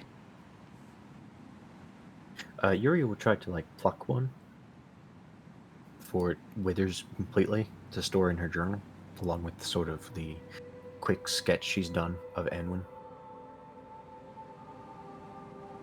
Okay. I'll say you could take one. Oh, you're so generous.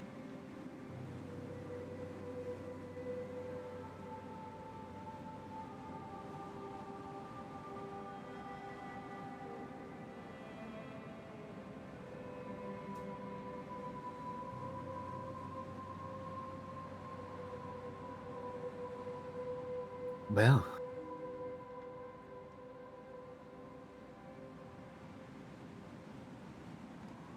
That was a lot.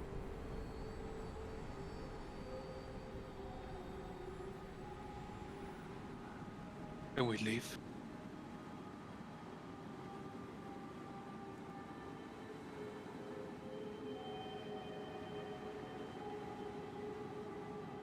she kind of gives the place one last look.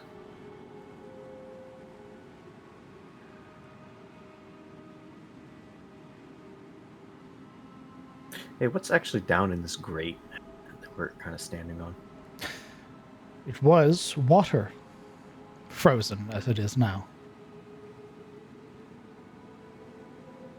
Okay. A pool of some sort.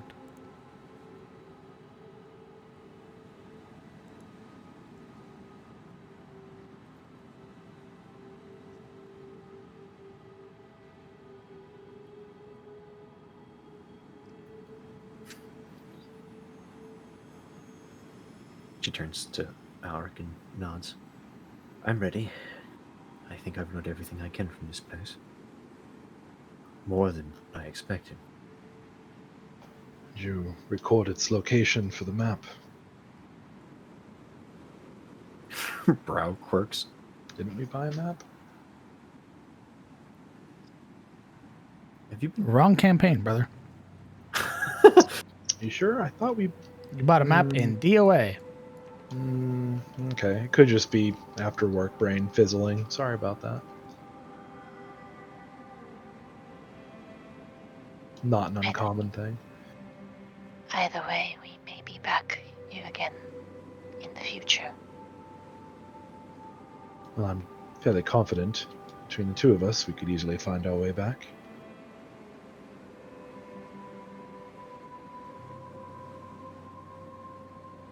I wonder if it's still 5 miles back. Shane must be worried.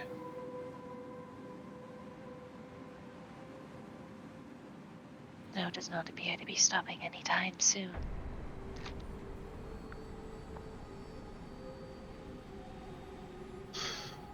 Shall we go? Seems we have a lot of thinking to do.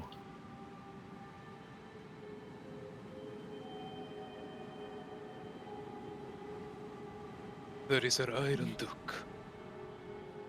Traitor.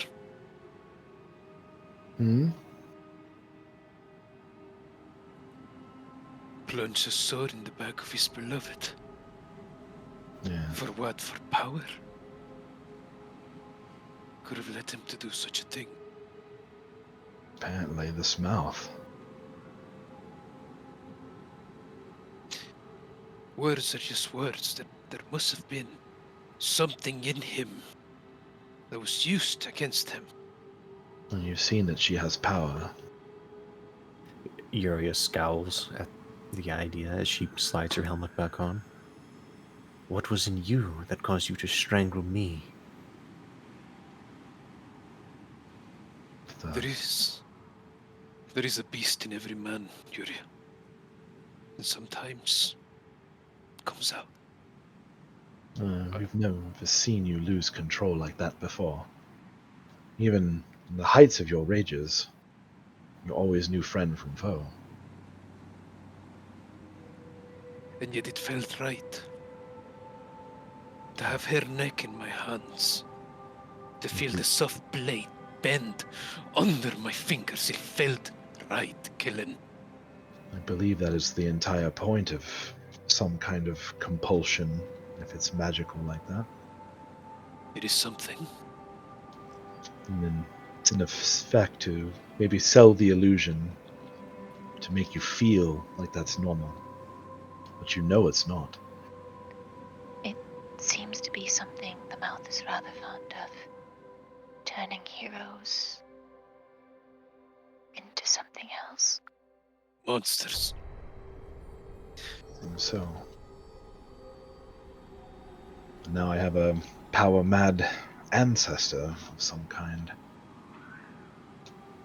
out there, and that's only really adding to the strangeness of this revelation. Not a single one of us here was half a great person as Siliofric was. What chance do we stand? That's just it. She corrupts heroes. We are far from it. Why would she try then? Perhaps unless to cultivate us into heroes. I don't know. Perhaps the greater our power, the easier she can control us. Hmm.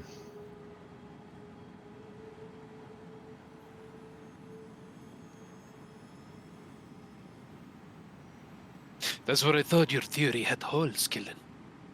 I stood to inherit nothing. She get out of me nothing. I did what the blank said. I pissed in public, and they took me away. I deserve to be in that cell. Just not for the reasons that you were brought there. I don't think pissing in public is a capital offense. At least not in most places. Perhaps What- then that is why she wants us dead. And not corrupted like Anne or Theodoric. You asked what we can do. What chance do we have? The honest answer right now seems like none. But this is not a solution that can be just rushed into. The Scion Duke and the Mouth are gathering their power. We must become stronger to face them if we are ever going to survive this. Which means we need to get stronger and amass our power.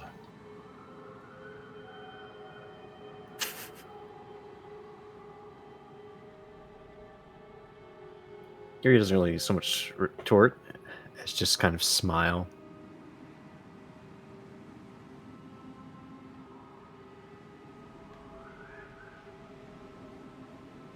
There has never been a shortage of power in Tyros. I think this is something else. Something deeper than strength. Something that resilience can't beat. That old Tyrosian stubbornness is not good enough. Even the hardest stone can be worn down in time.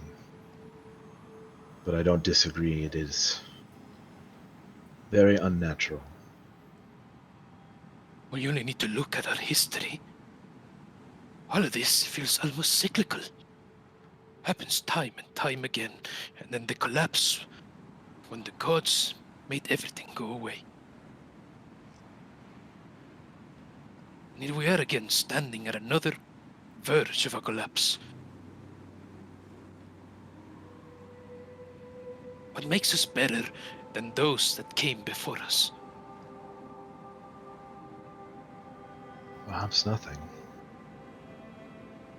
Then we'll just fail. Just as they did. But how many times did they almost collapse before they actually collapsed? How do we know this is the real thing and not just a crisis? Isn't that what makes all the heroes of old, averting such crises? We can't prevent the end, but we can delay it. Lydia, how many must perish so that a label fits? The people will die all the same. Famine, disease, war. When is it enough? Enough for what? to call it a crisis, an end to things. Must Tyros collapse? Must the kingdoms come undone? The Ethanmore fly its own flag all over again. Miria shrugs. If it does, the Empire will step in and clean up the mess.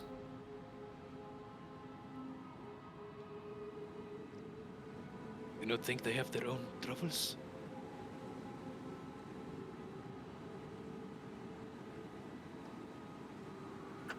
I know they do. We talk and walk at the same time. The Empire wanted to attack. It would have done so long ago. Tyros has been a wounded beast for long. Even as he talks, Alaric is beginning to walk. Just as Ashila suggested, lifting Verdic, setting it across his shoulder. Alaric, with your permission, I'd like to take a closer look at that hammer. Let's get the Shane first. Well, Then you you know, can have your look. you know what I mean. Not right now. That would take too long. Let's go before, something else comes crawling out of the woods and we get distracted again. Alright.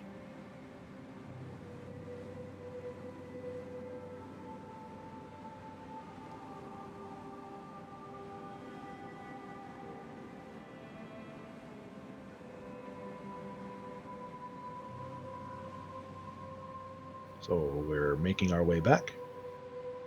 Making our way back home. If we're taking the group picture, the party departs. Yeah. The selfie. Yeah. But first, let me take a selfie. Let me take a selfie. Alaric squatting in the middle. Suddenly he's wearing cargo pants. Ashilda stands. Flip flops. Ashilda stands right next to him, perfect height with him squatting. I have added the Banshee's Light to your sheet, Marana. Ooh, let me see what this do. You may read it out to the party if you like. I would like to hear it. Hold on. Oh, there she is. All right. The flavor text. Bound within the mantle of a lantern, the ominous light bathes those who should fear death, foretelling their impending doom. Enchanted. This magical longsword has been imbued with the magical properties of Anwin, the Lady of Mourning, granting a +1 bonus to attack and damage rolls. Property. Gaining a +1d6 on critical hits, you inflict the creature you hit with a terrible dread. The wail of the Banshee causes the creature hit by the critical hit to suffer a -1 to their saving throws and AC until the start of your next turn.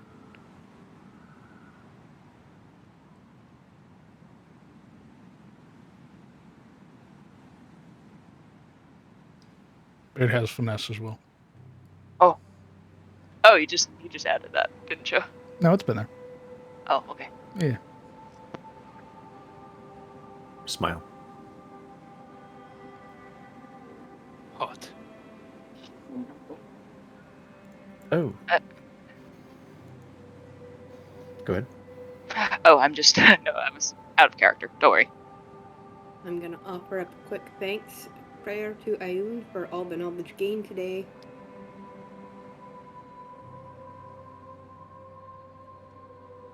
Before Silra leaves, and she would be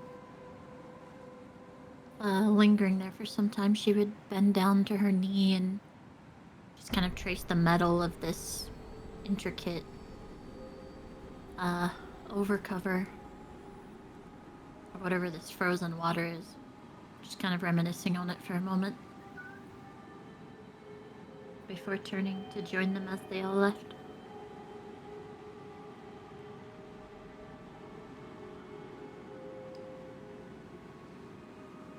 Oh, and Silveril. She kind of looks around and then notes that Silveril's catching up. By the way, I don't know what you did to break through Anwin's rage, but well, it worked wonders. So, Well done.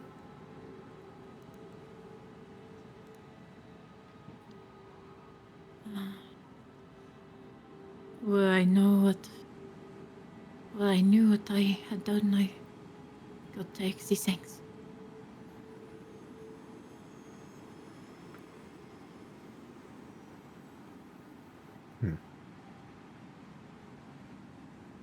She kind of looks you up and down with a half scrutinizing, half appraising consideration.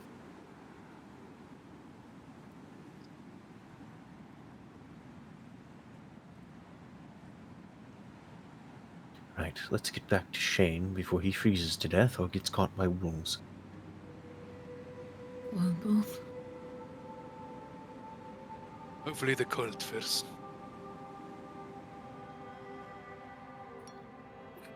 Why are you even wishing it? Let's just get back to Sheen. Silver just looks at a shield day and Don't- doesn't even. She just walks.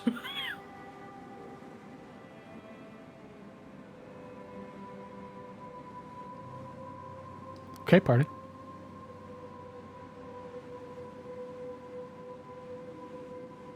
Okay, DM. We loot the shrine, of course. Well, Oh, yeah, I I mean, will make it- obviously. we'll make it- Alright, guys, I start looting the ectoplasm from this will-o-wisp. I take the ectoplasm and I put it on my face like a face mask. What happens, DM? You become a will-o-wisp. Yo, Woo! you get a fly I- speed. I take control of your Woo! character. But you still got a fly speed. I mean, if somebody could try to harvest what remains of the will-o-wisps. Did any of them actually die, though? I thought they just kind of faded. One did. Oh, Yeah, Alaric flattened him. Parada with a stick She- collecting ooze. Yeah, she said you're not worthy, and he's like, oh, I'm not? Donk. Oh, The yeah. issue is that you'll need a worthy vessel or an appropriate vessel to carry the strange remains. It just sounds very ominous. I got a jar. That's worse. Oh god. I just got that. Are we gonna carry this around like a Poe soul from like Zelda? That's not what I was thinking. You're I actually foul. love the idea of a will-o-wisp, like who you're trying to befriend, and you like feed it. What are you Be feeding great. it?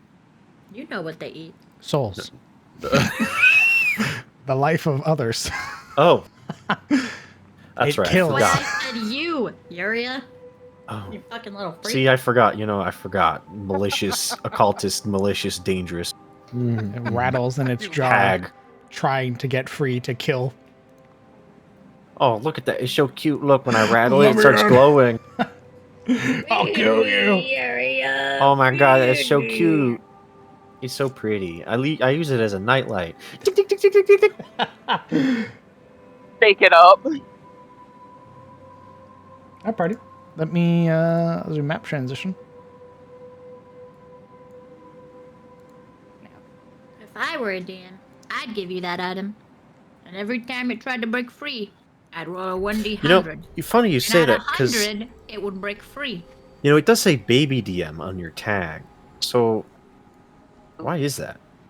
Well, if I pick you for my game, you'll find out. Oh, If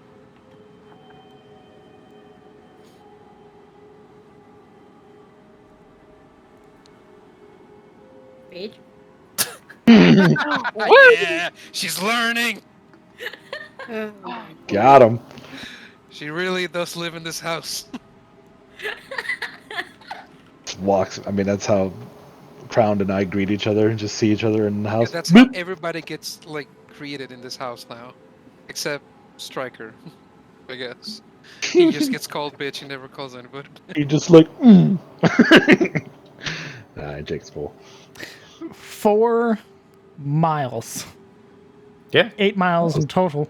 Walking there and back. Oh, buddy. That's not that far. You're my right. My dwarf legs feel sad. My half-health self just like... It's not that far. Walking in a snowstorm, though, It's not that far. it's pretty far. Don't tell me how I feel about it. I could pick the dwarf and just carry her the rest of the way, right? Ashilda will put her shield down, sit on top of it, and give Alaric a rope. There we go. What the fuck? Huh? That's Still hilarious. Sledding. A little pop up in the right hand corner. Cyril did not like that. Like a sled. She doesn't Yep. even sink. Just Who, sled dwarf. Who is leading the party back to Shane? We got to I roll. think. I was gonna say maybe the person who brought us out this way. Yeah, the guy who's got 12 whole HP. Yeah, sure, it's cool. Yeah. If Alaric really does pull her, so that she's moving the same speed as everybody else with the rope, Yeah. you would see her pull out the book and make scratches off. Cyril would beg for death as she listened to your weaponry being scraped against the ground. It's the snow, not the ground. What? It's still gonna make some noise if it hits bottom. Good point. Who's leading? Me or whoever, I can volunteer. I'm leaning in. I'm about to say it. Perfect. Yuria. Roll me a d12, please. Guys. But Kellen. But he said Kellen. What's Huh? happening? What's up? But Kellen said he'd do it. No, he's Why like are you wishy-washy. ignoring It him? was like me or somebody Let her else. do it. He's just being humble and self-effacing. Look at him. Such a polite gentleman. Just goddamn it, lead. All right. It, with the snow, does sort of bar the path somewhat. You would notice that the path that you had walked here is now far more covered. Some of you able to sort of trudge through the snow much easier than others, as you feel it sort of compounding, sort of weighing down on your person. I kind of figured that if it's up to like their knees, that means it's like up to my waist or then some. That's why the shield sled. It, with the walk there, the talking with Anwen, and then making your way back, it's been about 3 or so hours. You are well beyond midnight at this point. We tired. You're very tired. It's...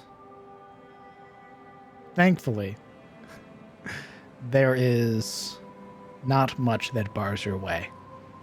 The song of perhaps having driven off any other predators in the area, those that were smart enough to not chase it. Finding yourself back at camp, you would see that Shane has set up the one tent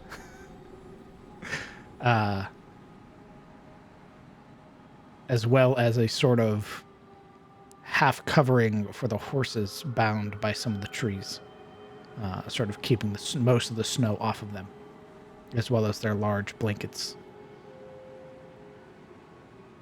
As you all roll into camp, there's no response.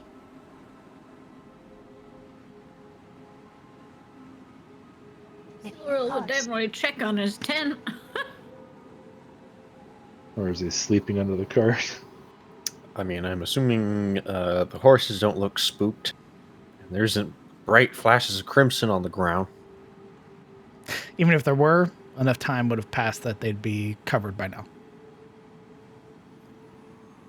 Cyril again checks his tent. I cast Detect Shane. Hello? Give me a moment. Y'all keep talking like you don't hear me. It's kind of upsetting me. Oh my god! We're all just waiting for him. Really? There's two Shanes! No. Oh. There's a snowman.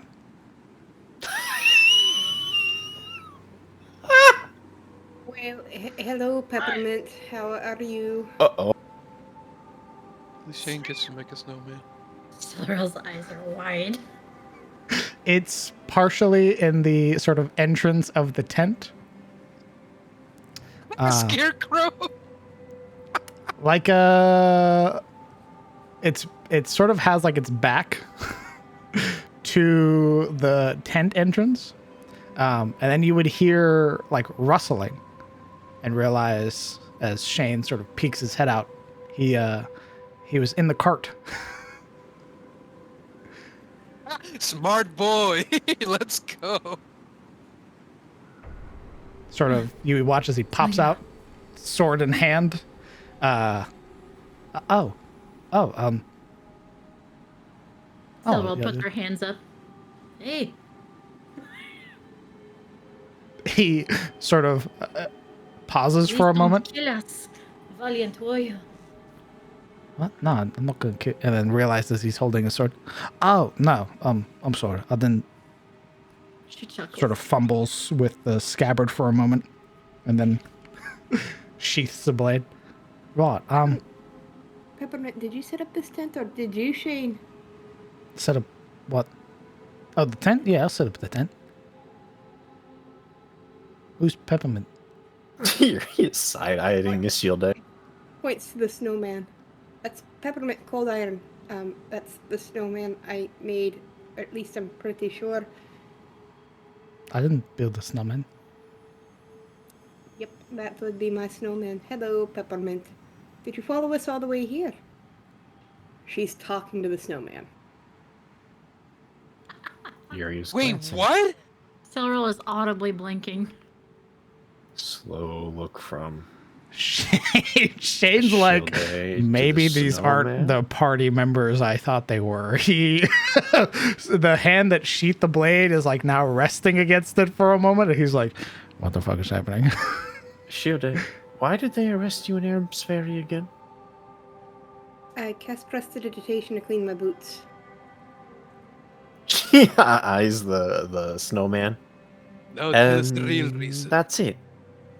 Correct. I don't know what you're talking about. I set up the tent. I sort of did a little patrol around. The Rhino sort of told me to do, and when you didn't come back, I sort of used it to sort of keep any interest away from the horses, and I hid in the back of the cart. It's not this smart. I didn't build a snowman. I don't know how. The shield is looking at Peppermint. The snowman, again, the snowman's like back is like it's partially blocking the inside of the tent. You'd have to like push it over to get inside. So when you open the flaps, it's just its back. Peppermint, and she'd go in. Is he wielding any sort of weaponry? Okay, again, you'll have to push it over if you want to get inside. I will try and gently move him to the best of my ability. Peppermint, we need the tent so we can sleep. Are you able to move, seeing that you came all the way here? Party, what are you doing? Hey, does shape Watching water? aghast. Yeah, does shape water work on snow? No. Fuck. Watching a dwarf speak to an inanimate object. Yeah, kind of concerned. Silver's just grinning. Kind of looks at Yuria. Do you think she's lying? About food? Well, maybe she doesn't think she's lying. Eyes still on the snowman. I didn't use magic to make him, I just made him. I rolled the snow and... I'm sure you did. Why are you talking to it? Yeah, why? Well... Get it out of the way of the tent. It talked to me first, earlier. What? Mm-hmm. It made noises at me. Noises. Mm-hmm. I am I don't know. I've never made a snowman before, but I don't think they're supposed to do that. Astute. No, they're typically not. But I made this one. I made this one What? in a shield Did that kind of kicks the snow. I made this one for Moraltir, and when I told Silveril when we left, it disappeared, and now here it is. And none of you moved it, so I don't know, You maybe said it made a noise. Did it say anything to you? it was just kind of a noise. I mean, I'm I blowing it didn't. up. No, don't. She's protecting him. See, like a finger pointed. It's like purple energy starting to gather, and then it dissipates. This whole time, this unblinking stare by the snowman, by the way. You can hear Shane sort of grunting as he's pulling out the other tents. I don't know about all that, and I'm sorry I didn't set up the other tents. I got word when he didn't come back, and I was really tired. Wait. Shane, when did this fucking thing come to camp? Do you see it? I didn't. No, I literally made the tent. Got the horses all set up and fed, and then I sort of just laid down in the cart. I didn't hear nothing. I'm Did you definitely blink melting it. I didn't was see nothing dead? either. Don't I don't even know what she's talking about. She says she's seeing the snowman, and then he like pulls the tent out of the back and then makes his way up to the tent and sees the snowman for the first time. He goes, "Oh yeah, I definitely didn't make that. There was nothing in it. I just put the tent down. It was empty." All right. Let's not hurt the snowman. Alaric sort of placates Julius' way with his palm. like her hand would like try to like get around his, trying to point like and shoot an eldritch blast at it. He sort of stakes his extreme dimensionality in front of her to sort of sort out the path to the tent. Let's let it have the tent. You're gonna give it the tent? First it's weeds, and now we're giving snow the tent? That's it right there. It's so that we gave it the grass. Maybe it feels deserving too. I don't know. But let's wait, alright? Let's give it a night or something. She pinches Maybe the bridge of her nose. if we're lucky, if we're fortunate, tomorrow you'll just be a puddle of water in the tent. And if not, we'll get our answers all the same. Answers? What answers? Well, maybe this isn't a joke, and it's really alive. And if it's alive, you're going to kill something that's living. I've done that before. Okay. But this is just a snowman, Julia. It's done nothing to us. As you guys are talking, Shane has set down the tents, and he's pulling the shovel out of Alaric's back, like his backpack. You would listen to him start like sort of clearing out the snow for where the tents are gonna go while you guys are just having this conversation. Silveril would go and help him. He better notice that Stone Reaper is amazing at digging ditches. Hey, so don't rush him. That's how Thane died. That's how he died. He's fucking lucky I didn't say that in character. Yeah, I mean, it's only like a +1. I had like a +3 shovel before I got stolen. Holy shit. Yeah, so I guess this is pretty mediocre at best, but it's alright, I guess, if you like it. I'm gonna blow that shovel over his head, see how he feels about it. Hey, you still have a +1. Loser. Yeah, he's gonna have a -1 head. Loser, bitch, nerd.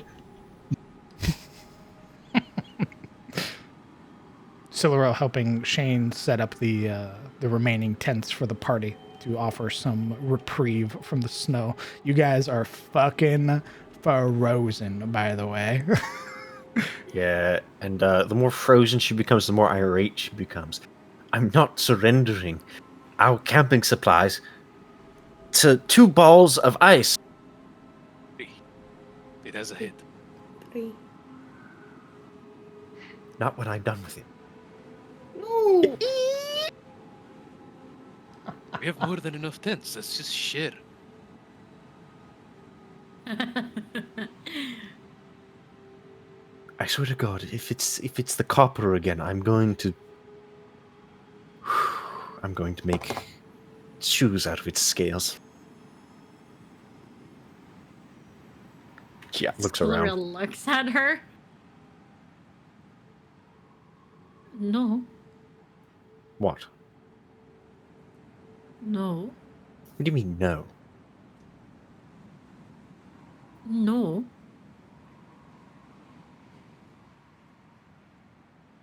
He's just being facetious. Let's go to sleep.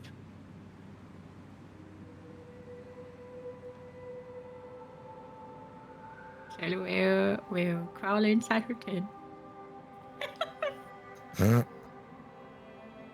How many tents do we have? 3. 3, right? Yeah. One's currently Yeah. occupied. I have a tent, 2-person in my inventory. So that's 4 people who can sleep. And where's Shane sleeping? Back in the cart, freezing to death? She could share my tent. Okay, so who's the 5th guy? Where's the 5th guy sleeping? I don't know.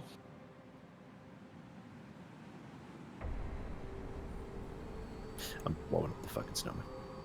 You know what? 2 It's a people are in two-person watch, tent, aren't right?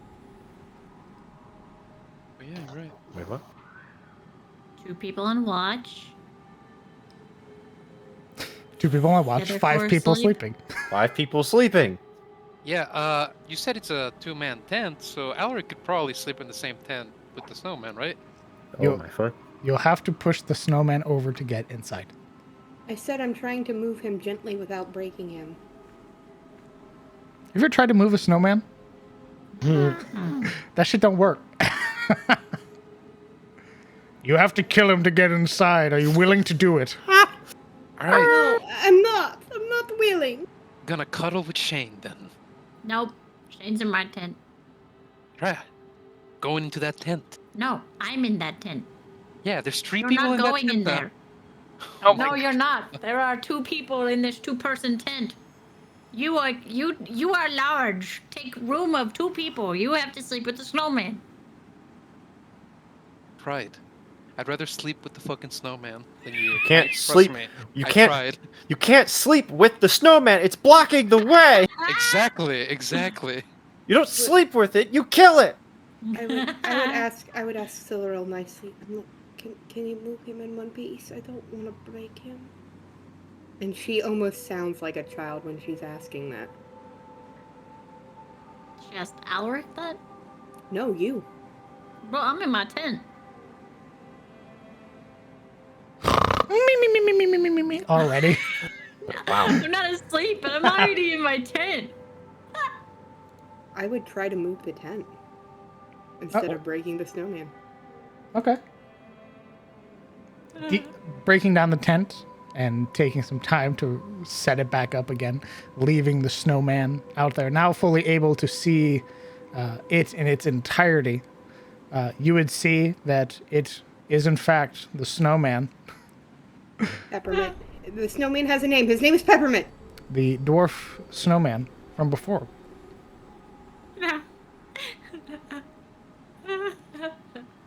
Peppermint, do you want me to make you a friend tomorrow? I think I might. There was no response. Siluriel Fucking rethinking the snowman. question of whether or not she casts magic as she lays down.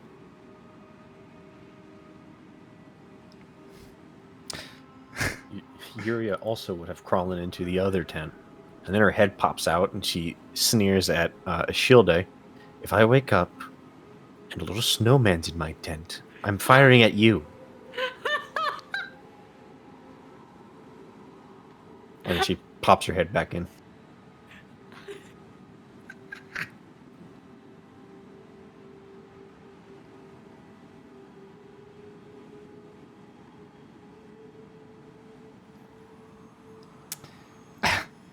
Hey, Yuria. Oh. Yeah. Oh no! You said you poke your head out. Are you wearing your helmet still or no? No, she would have taken it off. Why? As your attention is on Ashilde, there's this from the side of your head, where a snowball hit.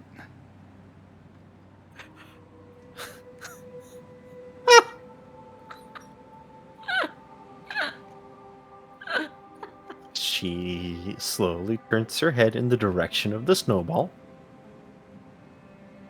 It is just the thicket, the wall of the forest. She wipes it off. Alaric, Oh fuck. you're standing out there? He's standing out there laughing at Yuria, yes. Against the back of your head. But what the hell?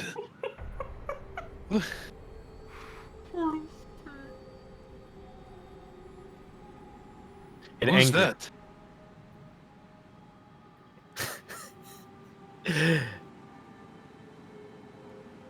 Why, you little... And frozen, half-tired, and angry, she'd fire an Eldritch Blast into the shrubs. Jesus Christ. See this beam of Eldritch Blue. Phew! This stark light suddenly appearing from your fingertips as you fire into the darkness. A moment passes. Another snowball hits your face. A shield will make a snowball and throw it back. She... almost like trying to slam the door, she disappears into the tent and then comes out with her helmet on. And she'd start trudging around the camp, and she'd cast Detect Thoughts on herself. The moment Yuria's back outside of the tent, there's Alaric offering her a snowball and him with his own looking around. She is clutching the snowball. You can see the nails of her gauntlet digging into the snowball, like she's about to kill someone with it. Alright, let's get this little Several bastard. more snowballs appear from the darkness, striking Marana, Kellen, and Ashilde. I cast shield before it hits. It shatters against the shield. And then I chuck one back. You would I hear... imagine Shane's like, what's going on out there? And someone else is like, shh, don't get involved. He's like about to pull open the tent flap, and as he's about like halfway, you hear the against the side of the tent where he would have been. Don't go out there. He immediately closes it. You guys just start firing snowballs into the darkness. Yes. Okay. I'm casting Detect Thoughts. Oh, Detect Thoughts. Thank you. 30 feet. Is it 30 feet or 60 feet? It is 30 feet. 30 feet. You would feel a lot. Oh. About a dozen. What? A dozen different entities. And his party members, or her party members, right? Not her party members. Other things. We don't have There's time. like this stark pause when she just gets like assailed with the number of entities out there. It's feelings of like enjoyment, this sort of like happiness that sort of comes from it, and this like fucking got him, like as another snowball fucking against your helmet. Quick question. Yeah. Prior to that, I imagine Marana was probably helping with the other tents, so all I see are my party chuckle fucks with snowballs in their hands, and then I get hit with one. That's correct. You'd be setting up the tent, and then suddenly against the back of your head, and you look over and see Yuria tightening her hand around a snowball, and you would see Alaric prepping a snowball. Do I also experience the cold slush to my face? Yeah. Yep. As you look up, when Marana looks up, right dead center.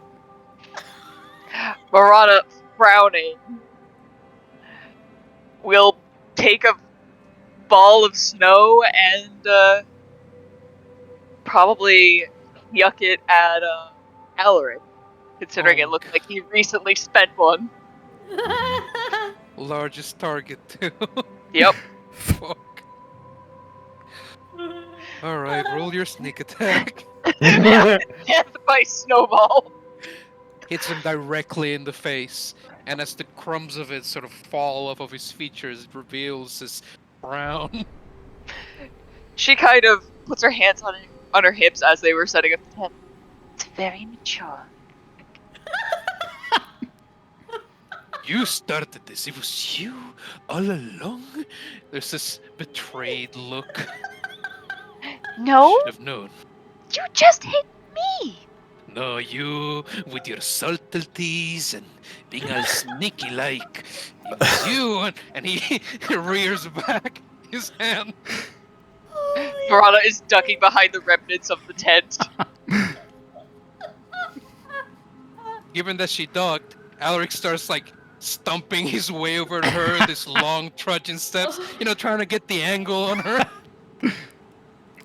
It would be now that everybody could hear the giggling. Kellen is probably sniping snowballs. He's like, ha, ha, yeah.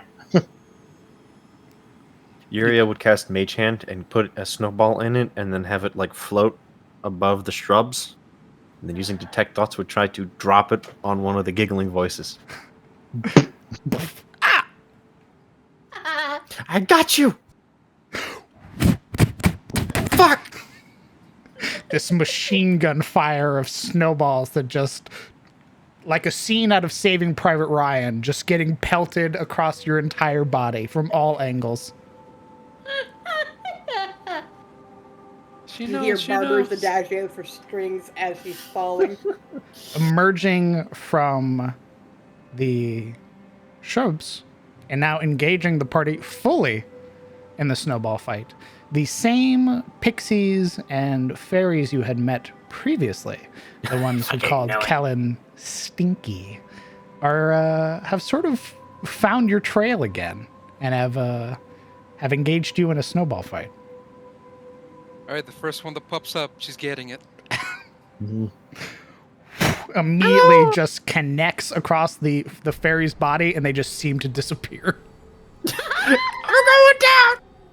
Just a pair of wings left where she was.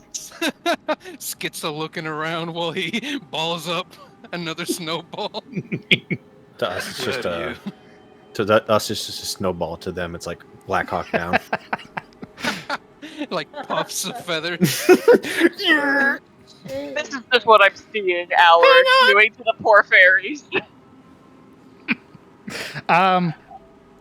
Despite being tired, they assault you guys for about 10 to 15 minutes of just pure carnage. You would see, even at some point, the snowman sort of starts moving. You would watch as he bounds up large balls and then fucking hurls them at at the people who are sniping the fairies. As you would realize that the fairies, in a bit of tomfoolery, enchanted the snowman. Do a little trolling. Just a little bit. A wee bit of trolling.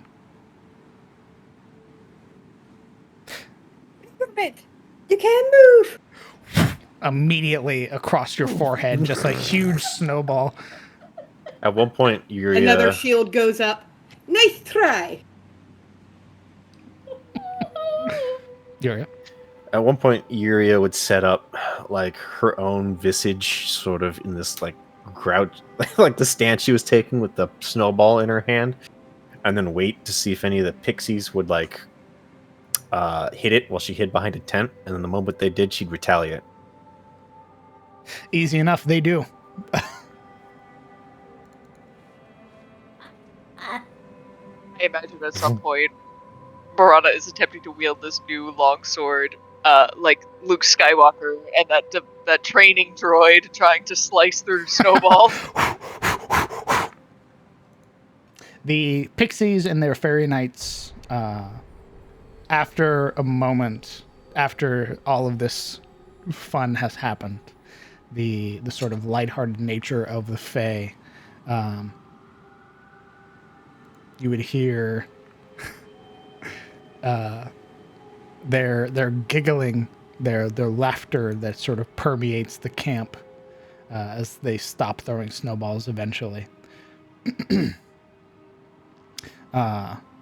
Ashilda was genuinely laughing, having a wee bit of fun with this. Everybody was, I think.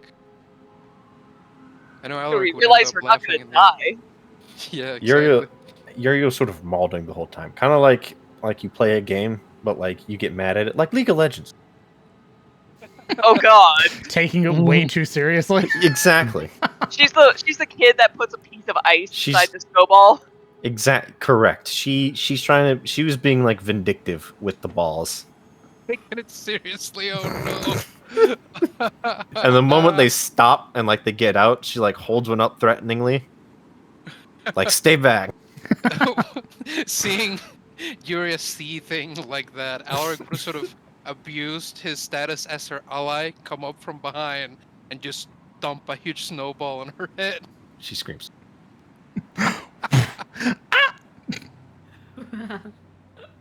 Olaf, we're just playing.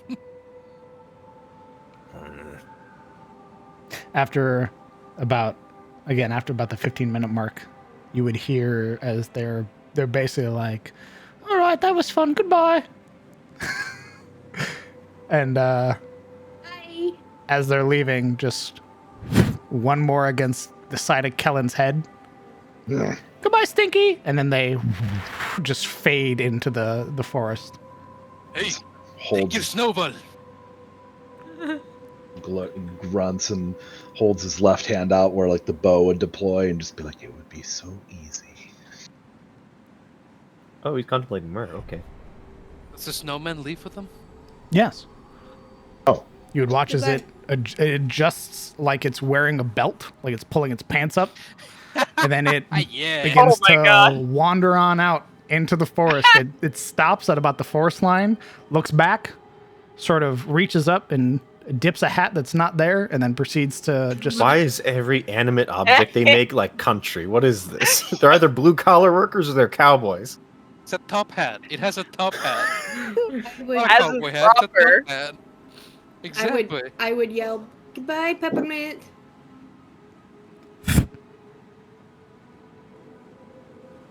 Another snowball. And so it rebelled against its creator, like all things do.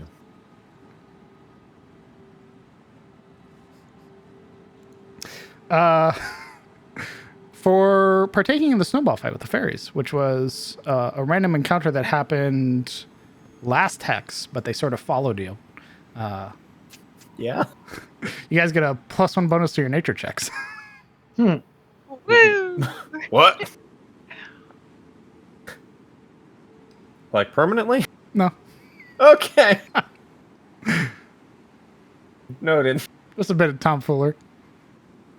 I see. How do I... You know what? I'll just remember. Yuria, now a little more wet than before, is going to go to bed. I use prestidigitation before going in my tent to clear the snow off of me and kind of dry me off a little bit. And then I'll crawl in my tent. With the fairies entertained, with the pixies entertained and their fairy knights at their side, you do not have to take a watch tonight. Nice. Wait, that's not nice. We don't have room, bro. Yeah, wait. Doesn't No, one we person have- always have to... All right, have- chain in the cart. There are three Shane and I two-person. are already asleep. Oh, you're right. No, we have room. Yeah, we've got room for everyone to actually sleep if and when it ever happens. Just now. So yeah. And do we long rest then? or- Why don't you all go ahead and hit the long rest button? Who would like to roll for me a d8? I will, here in a second. You roll it for me now. No.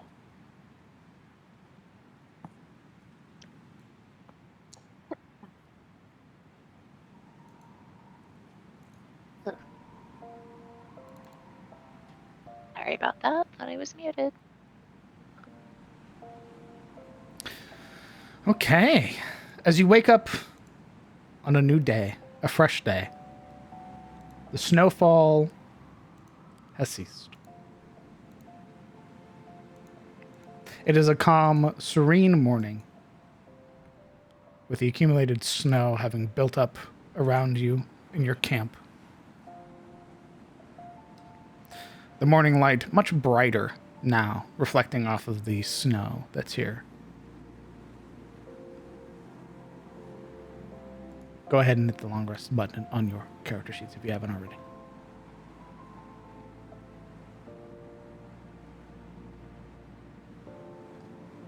I believe we're missing... There it is.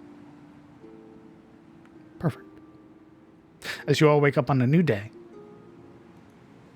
the 33rd of dawn, what are you all doing?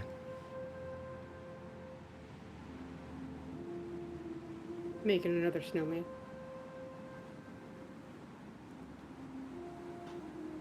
Laurel would be packing up camp like normal, preparing for travel. This one is a snow woman, by the way. Yeah? Mm-hmm. I shoot it. I knew it. I fucking knew it. The moment you start trying to make another snowman, you'd see this beam of blue. The eyes narrow and the book comes out, and the scribbling begins.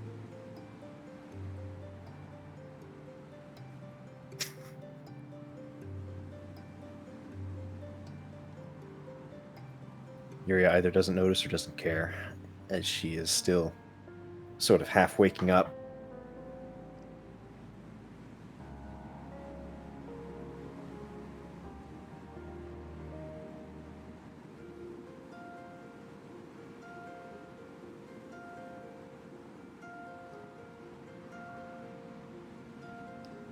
Anyone else?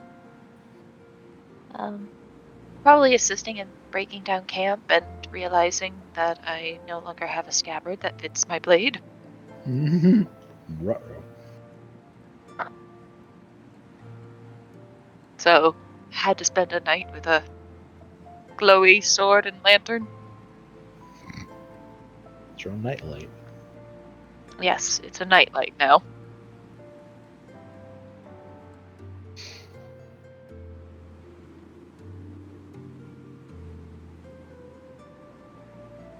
All right. There's nothing else. Kellen. Nope. Okay. And you guys break down camp with ease. Though the snow is still somewhat of a problem. You are not being hindered by the snowstorm, which was barring your progress before. As such, you will be able to make 2 hexes worth of travel today.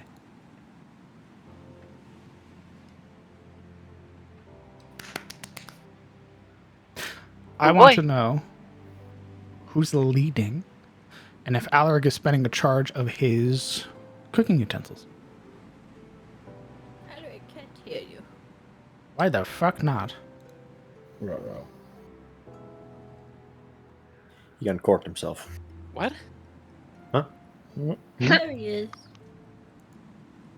Are you spending a charge of your cooking utensils? I believe I am, yes. Let's see it.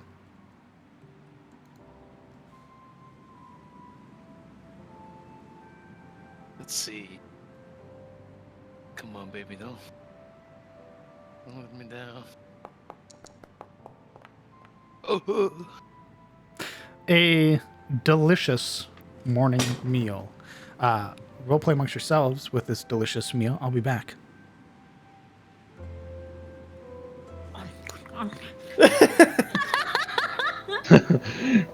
Laurel eating like a savage. Monster. So what he'd make this time, it'd be a kind of goulash, right? It'd be heavy with potatoes, vegetables, herbs, spices, and it'd be a very savory broth. rich in flavor, a main and side dish all on its own. And he'd give each a little chunk of bread and a little square of cheese to accompany it.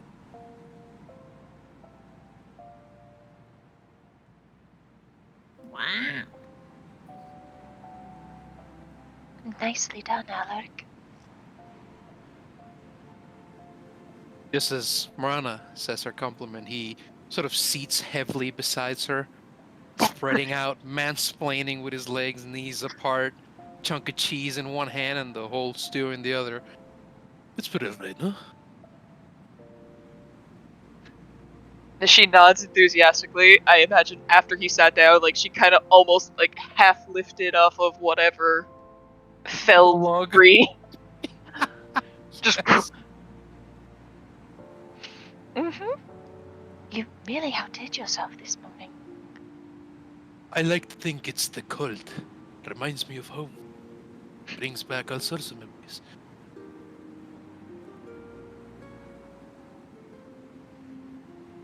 Really? How cold was it in Green? Well, when I was a child, it was always snowing. It only grew warmer if you went inland, but I've only ever visited the plains 3 times. And I was, well, you know, a child. But I do remember that the city itself, out in the coast, always snowing. Eternal winter. Just like our ancestors liked it. That isn't so bad. At least it's not rain. Snow's at least something beautiful to look at. It gets old quickly. Does it rain a lot in the Grimworld? She narrows her eyes for a moment. In Malgrove. Yes. What's the difference? The difference is one's in Vinheim, and the other is the Grimwald. They're not in the same place. No. We border the Grimwald, but Malgrove is assuredly part of Vinheim. Though you probably wouldn't guess by looking at it. Alric sort of perks up a moment, looking up as though he'd find the answers in the sky. They are not the same, but I thought your whole thing was defending from that place.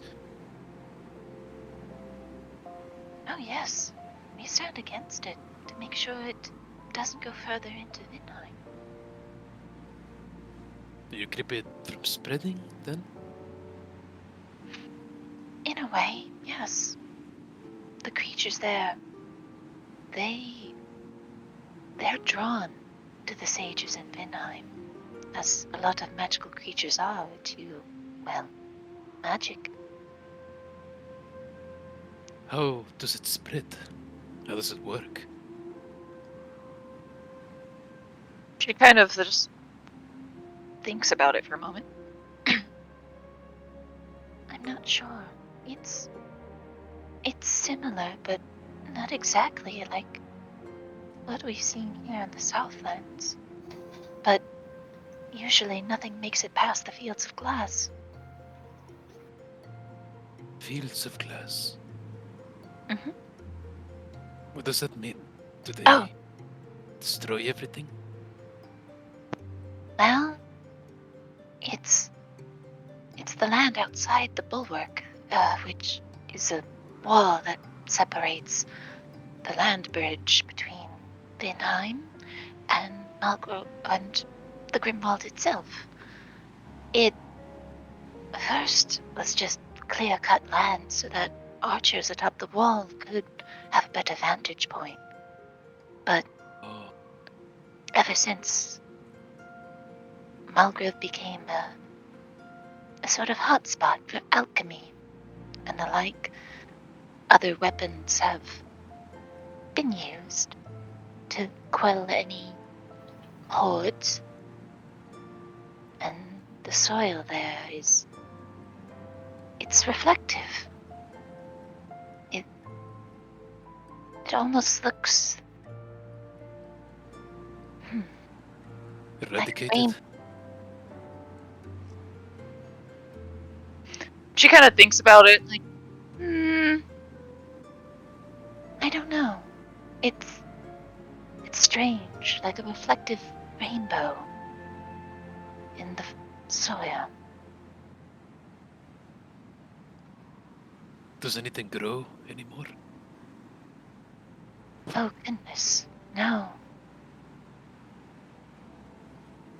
But it still serves as a wonderful vantage point for anything that would come crawling out of there. A kind of kill zone now.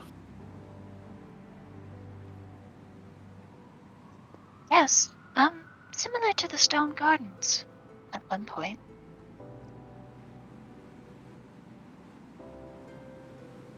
I suppose it's what you had to do. Scourge Earth, in a sense. Yuri announces sort of her eavesdropping when she asks, "Have you ever been inside the Grimwald?" People who go into the Grimwald either don't come back or don't come back right. A few of our hunters have gone in to chase or run out threats that have nested nearby, but it's always taxing, and there are always losses.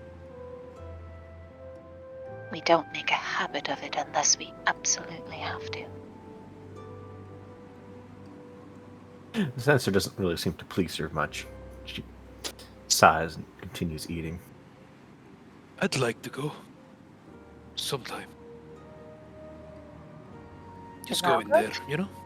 Oh, the Grimwald? That's right. He's scraping the bottom of his bowl by now, given that it's empty of stew, just trying to get what meat's left with his cheese. I want to see what lives in there. What sort of darkness has brewed up to such a point that it's now trying to spill into the neighboring counties. Marana looks apprehensive as heck about this. I don't know. Sensing this doubt, Alaric just expresses a kind of carefree expression. Will you intend to be sieged for the rest of your lives? At one point, you'll have to take the battle to it. Now you're sounding like my father. Or you find someone else to pick up the slack.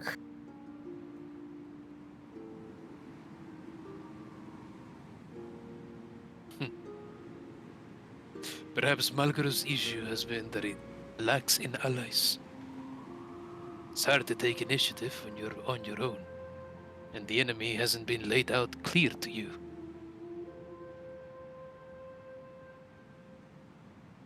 Or prisoners.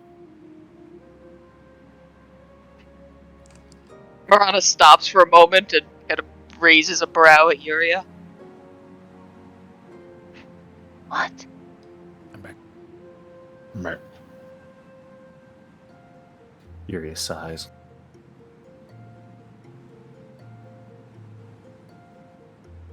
Shademore is a bit of a... It's a bit of a backwater, to tell you the truth. In a lot of ways it sounds similar to Vinheim, though we are by no means a center of magical arcane knowledge. We are mostly human fishermen and minor nobility that have risen through pragmatism and strength more than any heritage, with the exception of my line, which has ruled there for, well, pretty much its entire existence.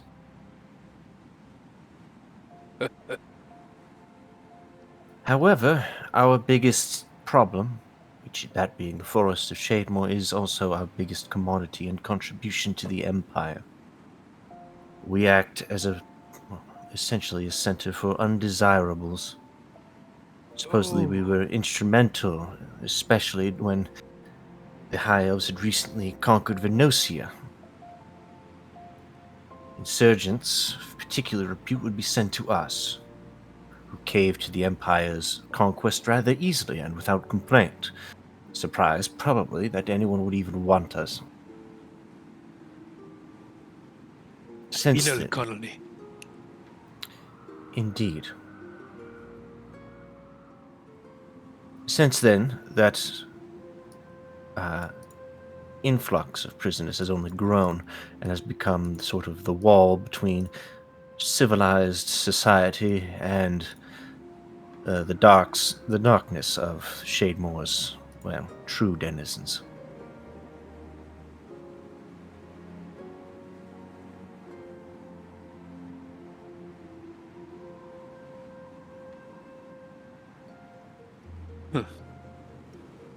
Well, are you ready? What do you think about her mentioning that your two landmasses were once connected? She's gonna blow his hair out of her face.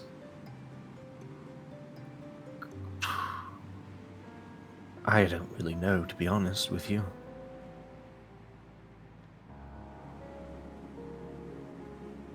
In a way, you two came from the same place. I have to admit that there's something about you two that has a kind of likeness, you know? She side-eyes Marana. There's a side eye back, and it's like just two pale chicks eyeing each other down. Yes. Like goth off over there. I don't see it. No? You don't No. see it. No, perhaps the sallow quality to your skin, the dark contrast of your attire, no? You don't see it. Oh, you think we're related because we dress in dark clothes? Yes, but when you say it, it's not as funny. Definitely gives a different weight to the argument.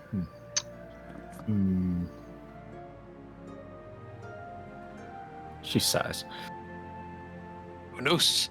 Perhaps that's how they dress, where it's a shithole.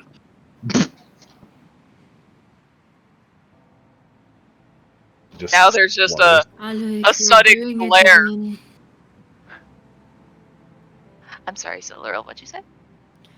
Alec, you're doing it again. I heard her, but I didn't hear Morana. Marana just kind of shots a glare at Alaric. Just head snaps up. He's just chuckling, throwing his spoon in his bowl, looking around. What them? I'm just being funny. It's a joke. Hilarious. Anyway, it's a lead, and if you were paying attention, she's not from the Grimwald, she's from Vinheim. If my people are from the Grimwald, well, a lot seems to have happened. She shrugs. Of course, that's a clue from a centuries old dead woman, so who knows the accuracy. Whatever did happen happened after the collapse, too. That's gotta be a clue. Maybe. In truth, I had an inkling of an idea. I knew the world was different since Odin's memories, but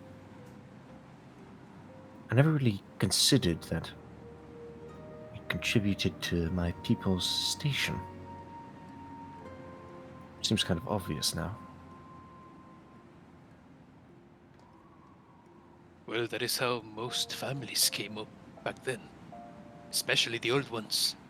They had to prove themselves in some way, you know?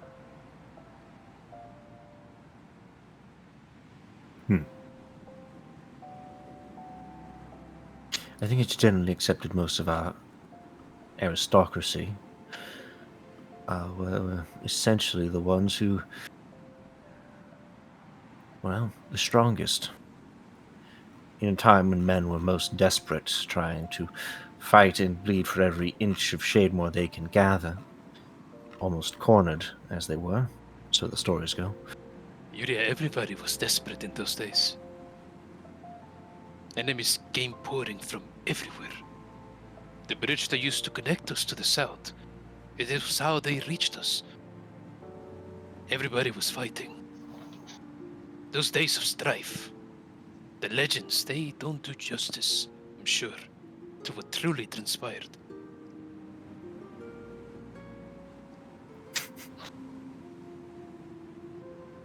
No, I guess not.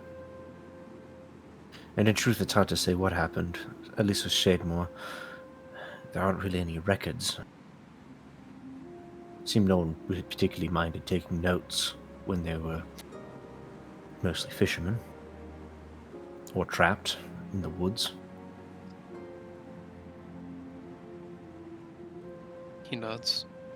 And taking a moment, he sort of like lean more affectionately towards Morana and give her a kind of pat on the back, speaking softly. I didn't mean it. I mostly Catches her meant... mid-spoonful. I mostly meant where Julia's from. I'm sure Vinheim is great. Thanks. Laurel just rubs the brow of her face and finishes her food up.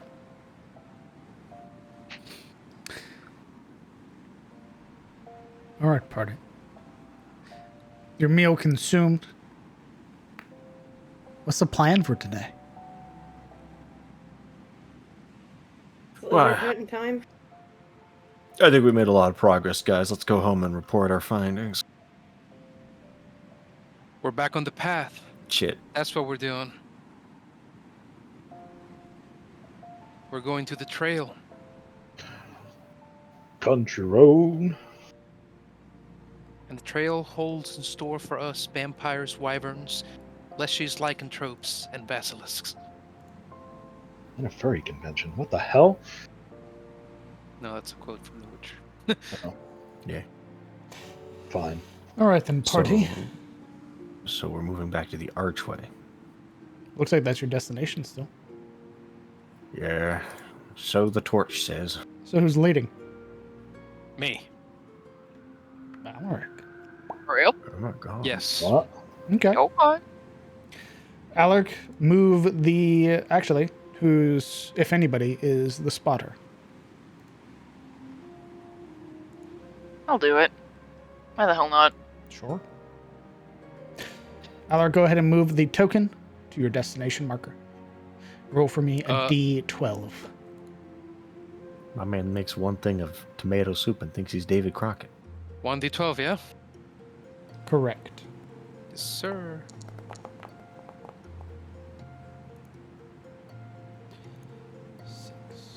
Roll for me a perception check, please. Oof.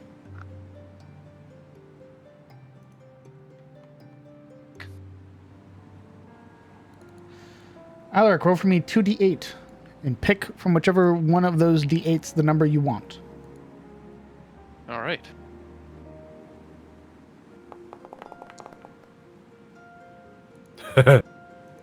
I will take the... Fuck it, I'll take the 8. Okay. Give me a moment. 8 basilisks. You fool!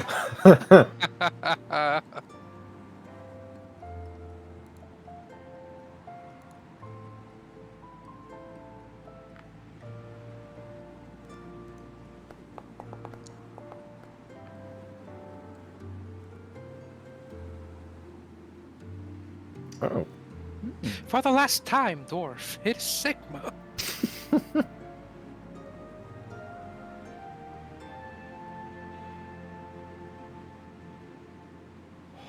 Huh. Please, God. Is it Okay. them? Is it who? The, you know, the national animal of the Etmore. No. Okay. The rightful owners of this place? Yeah. No, it's not them. Okay. You I do? wish she had told us about the great toads of old who had walked over the land. I know. I thought it would be the bird Oh my god, boys. they're still fucking alive? How? It's been thousands of years. There's just one sitting in the corner next to Anwin's place.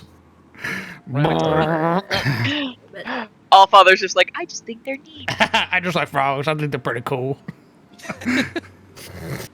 No, there's a strange feeling as Not again. you make your way through the plains here. The dotting of trees and the sort of sensation that sort of brims within your chest as you begin to approach the archway. That archway being more familiar, now sharing that a distinct resemblance to the archway of the ruins you found Onwen in. The issue, however, is that there is a strange feeling at the edge of your fingertips. This permeating sensation that seems to those that are more adept with magic seems to almost cling to you a little more. I don't feel shit. Shielda would get this look in her eyes.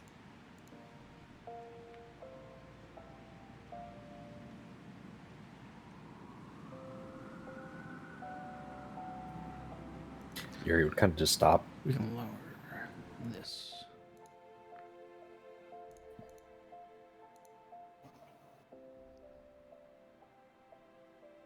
Can I study the archway? The archway? Sure. It is a, again, very, like, almost mirroring the archway you had seen in Onwen's resting place.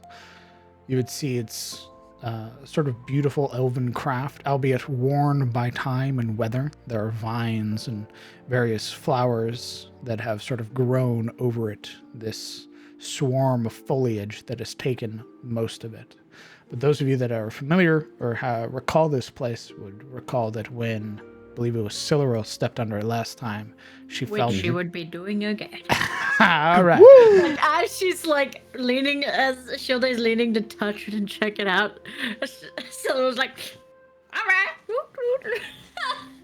Stepping through, surely you would watch as the symbols on it flare momentarily and then settle. And Silleril, I you get gain- out. You gain a bonus to your perception.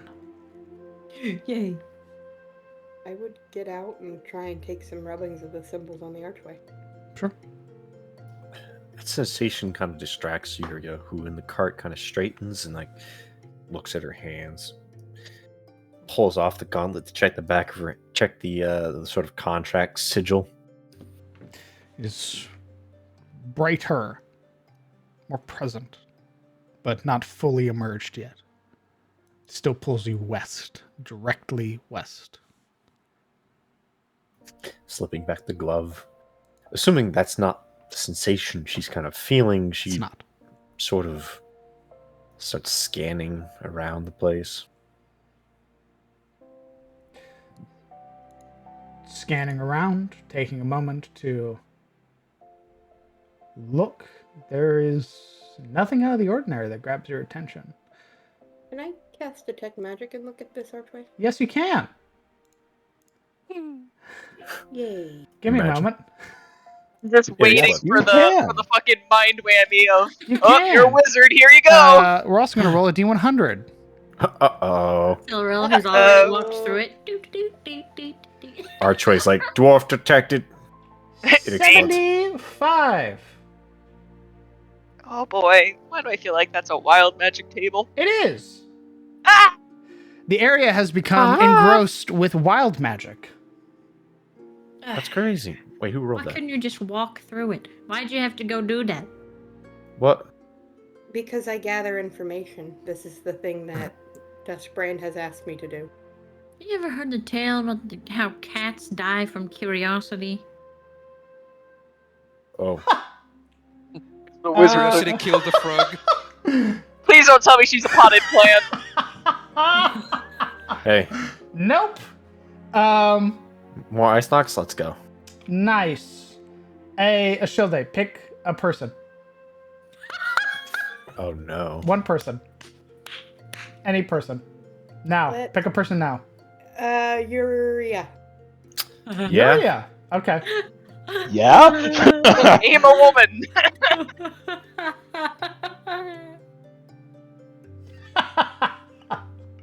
I see. Of course. Yes, that would make sense. Oh no. Hey, Yuria. I'm not here right now.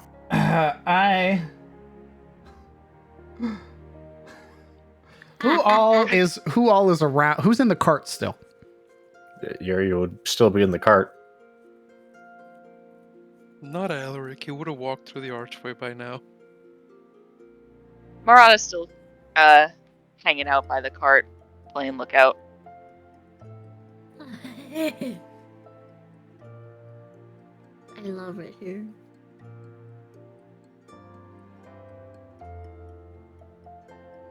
So nobody else is by Yuri? No.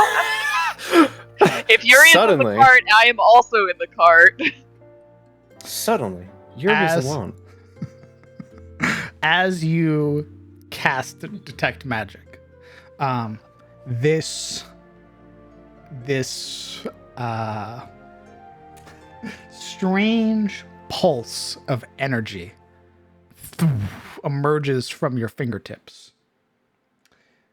Yuria, you would watch as Yuria sort of sitting there for a moment, clenching their knuckles. You would watch as a bead of light forms on their forehead,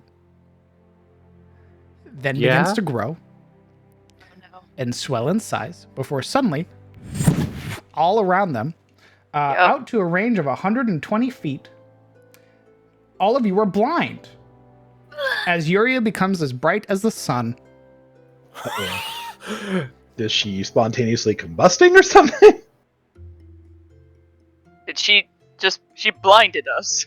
She turned into a beacon of light, pure radiant sunlight, who for a minute is this blinding great. source of Dude, light. that's the kind of shit you see from Alien Steer. That's the sort of things you see. The lookout at Aaron's Ferry on the tower saw that and went, oh shit. Gondor calls for aid. Light the beacon. It would have been like Yuria standing up in the cart, sort of brushing her palms together and going, oh, that feels weird. As like everything becomes, there are no shadows anymore. Everything is just white light. Oh yeah, is it nighttime? So what you're No, it's the middle of the day. what you're trying to tell us is that Yuria has become gloriously incandescent. I know exactly how this would look like. I remember in Maracaibo when at night the electrical grid would explode. The things they were connected to, I don't know how you call them in English, they would sort of burn up and explode and release a kind of blue, yellowish light, and it would swallow the darkness. It would just light everything up like it was daytime at night. It'd be super surreal, by the way. It's that 10 times brighter, and you're blinded. My eyes are burning out of my head. This is going to give me superpowers. For a whole minute. So, is it like my whole body or Yeah. just like the thing on my forehead? Every part of you is this light. She like tries to like cover herself with like the cloak. It doesn't. The cloak is Yeah, light. yeah, very badly. She's There's like, oh, there's shit. no way to discern what's you. By the way, you have lost all ability to perceive yourself. So Oh. you're sort of like fumbling at yourself. So I'm also blinded by Yes. myself. Oh, okay. So Yes. it's just... Blinded. After a minute, the light fades suddenly. There are almost these Hiroshima-style shades of like where the cart is, leaving this like permanent shade in the ground. The outlines of the archway where your party members are standing. There was heat. Something about this light was so powerful, it marred the earth. Yuria. Like when the sun bleaches your outside pillowcase. Jesus Christ. Yuria would like breathe as if the light itself was suffocating her. And like clasp at her chest. Oh gods, what was that? Looking around. There isn't a pool nearby. I think Mirana's just clutching her eyes. Like, I don't know. Silrill's Peter Griffin on the ground. Yuria's blinking, barely able to see. She's in the middle of the archway. Peter Griffin pose. It's for no reason. She just hit the ground. Oh, She definitely was like, Don't worry. Shane and the horses are both like laid the fuck out. Like, yeah. Shane fell off the cart, like cracked his head on the ground. The horses have like thrown themselves in their harnesses, so they're all caught up. They're like piled on the floor. Gilda completely believing she had nothing to do with this because it was at the same time Siluriel walked through the archway. She's like, Siluriel, what did you do? No, it is not. I You walked saw- through the archway and then you cast it. Don't Ashilde, even. he specifically said you saw power come out of your fingers. Don't even at A me. pulse, It a did pulse. say that. Don't even. Don't even. All right. Also, I think Alaric would be up on a tree. We're gonna look around. All right, everyone, Like take your swiping. positions. Kellen stumbling around like, what the? And then probably runs into somebody, falls on his ass. Gilda would take notes. Wild magic in this area. Can't say! I think like Yuri would be like face down in the cart, trying to like cover her face from herself, unable to use her own glowing hands. She'd be like pressing her face into the cart. Just the Omega Pastel right now. Yeah, just like laid out. And then like the moment it's done, she's like gets What up. happened? I didn't do that. I don't think. Wow. Is it Silril looks over? around for the culprit. Is it done? I don't know. I can't see. She's still just like blinking. Sorry. Watery eyes peel over towards Shielday's general blob. What did you do? I went to cast Detect Magic on the archway because the symbols lit up when she walked through. And when I did, it did that, which means this is a unstable magic area. I'm very, very sorry. I could have told you that. How? Well, look around. And he We've can't. been here before. And you know it's an unstable magic area. I don't think she's been here before. No, I haven't. This is the first time I've seen this.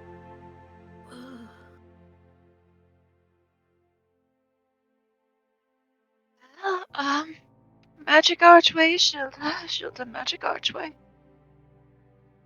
Wild magic archway. Why me?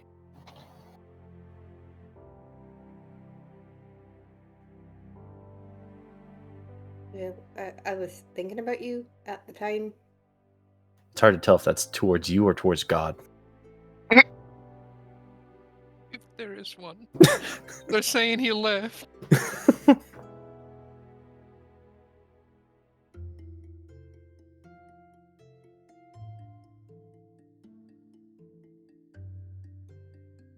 Well, oh gods. Shane slowly gets up.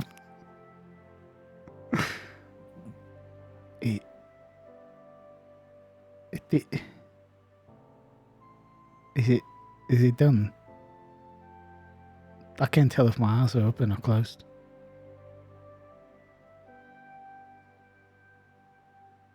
You're just pinching the bridge of her nose. Yeah, I think so.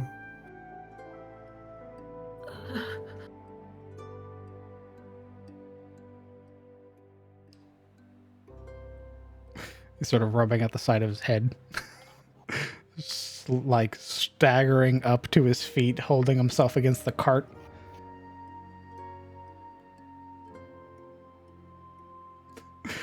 His eyes blinking independently of each other. Bleary-eyed, unfocused. Rubbing at them. Eventually sort of fumbles his way to the horses to try and help them.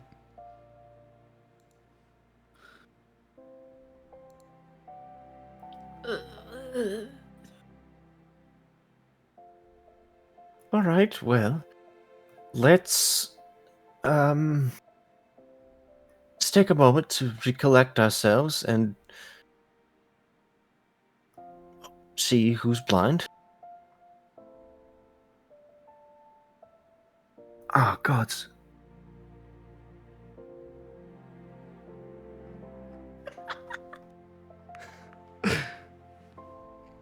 My head.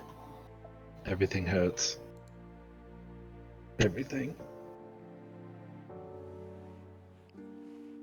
Sorry.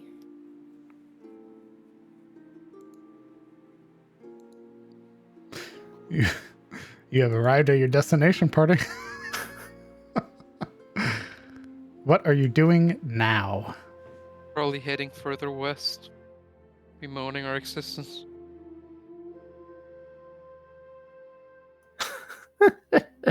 Hey. If we decided to take off, Morana's like, well, we should be getting close to the lair now. Be on your guard.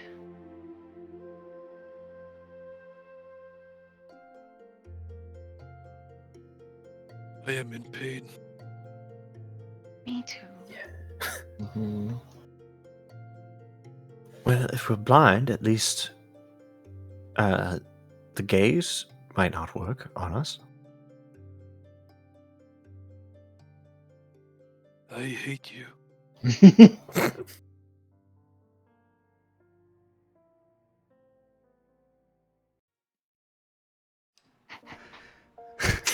Okay. For those of you that bear the mark, you feel the pull directly west. That sense of familiarity now growing much stronger.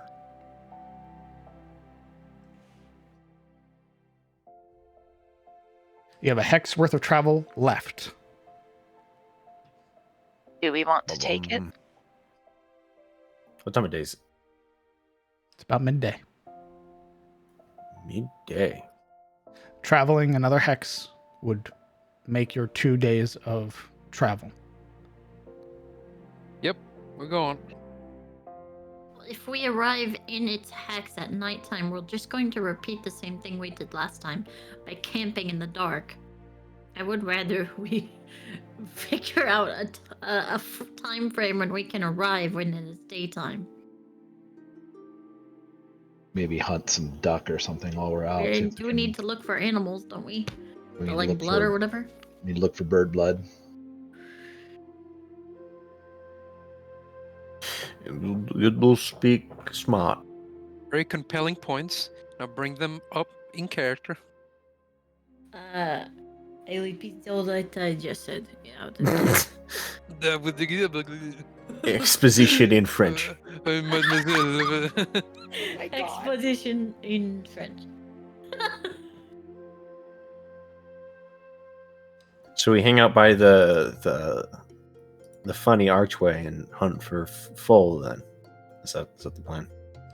And the reason you're hunting for the foal is The lore? for which one? Well, Because if it's the Emperor, there is very specific creatures that the Emperor likes. If it's for the regular basilisks, better find some wild chickens. Yeah, it's like a fowl of some kind. Duck, geese. Do you remember what the text said? The text said, Correct. In the book. but had to be chicken. No. No. If you're making bait for the Emperor, we need something big and Uh, alien. It's got to be, I believe, rock, Like- harpy. harpy, griffin, periton, and other large avian monsters. Regular old birds will not suffice. Mm-hmm. It's gonna be big. All right. Which is why Marana suggested the griffins, Hmm. because it was considered one of the types that it wants to eat, or would be drawn to the scent of. Well, they're kind of like way behind us. Oh, She suggested it at the start. Yeah. yes, she did. Is there? Maybe it's time to start doing a little scouting and look for see if there's any tracks of anything that would fit the description, larger, or yeah, any kind of sign of monsters that would be edible to this thing. I'm going to let you know around here, the likelihood of you finding that is null and void. More than likely, if they do exist around here, they're probably hunted by the Emperor already. We find a harpy nest. The Emperor shows up. Hey, guys. What, you too? Oh, my God. Oh, I didn't know you like boba. Damn. Wow. As soon as we leave this place, so we're fighting. For For now, we've been good. Didn't know you had such exquisite palates. I might kill you afterwards, but for right now, the homies. Let us share this meal together. So that I may eat you and then taste it again. What the fuck? So, you are currently, from what you remember before, who knows if it's changed, but your last interaction had you dealing with the effects of the Emperor Basilisk in the neighboring hexes, or the King Basilisk in the neighboring hexes. It's when it was able to speak to you. It was able to start projecting images into your mind. It's when you started finding the other basilisks that were nearby. If you were to go in there now, you would arrive at nightfall and be in the dark.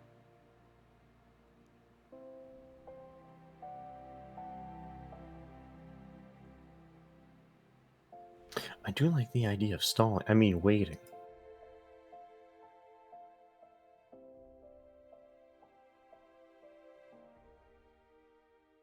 Well, if we still have quarry to hunt, then we should not go any closer. We should finish those things first. It's up to you, hunters. He sort of waves almost dismissively towards Marana and Kellen.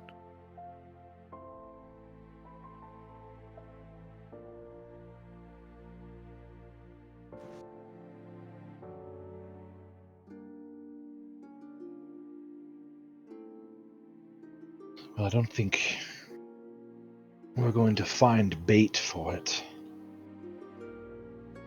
But if we do approach, perhaps it should be by daylight. That would at least be effective for the mirror shield, considering it needs light. I don't know how effective it would be altogether, but it would at least keep that one person, perhaps, at least distracting it long enough to flank it somehow. Still rubbing her face. Eerie murmurs in the cart. Remind me, does the mirror shield actually affect the Emperor Basilisk this time? I don't believe it will. It wasn't mentioned in the text, but if it has any of its mates or children, they might just be. Mm-hmm.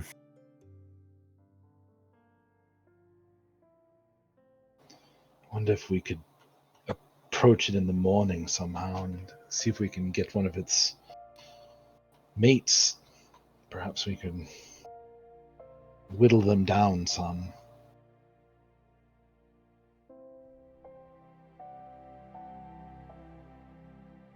Though I guess our only other option is to rush in and deal with it all at once.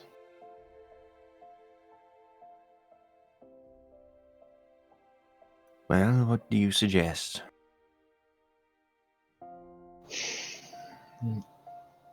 The last time we were here through it, the mates had hunting grounds. Could make our way to the first one that we found. Try and see if there's any fresh signs of their mates hunting. Try to take them out, retreat out of range, whittle it down. That's assuming that we have the time for it. That sounds awfully familiar. In a sense, not much has really changed if you think about it, as far as the approach. That's what scares me. Yes, well, we'll have to be a little bit more careful about how close we let ourselves stay. DM, quick thing. Do I remember what things griffins typically like? No, I don't believe you do. Let me double check real quick. Could I potentially roll for that knowledge?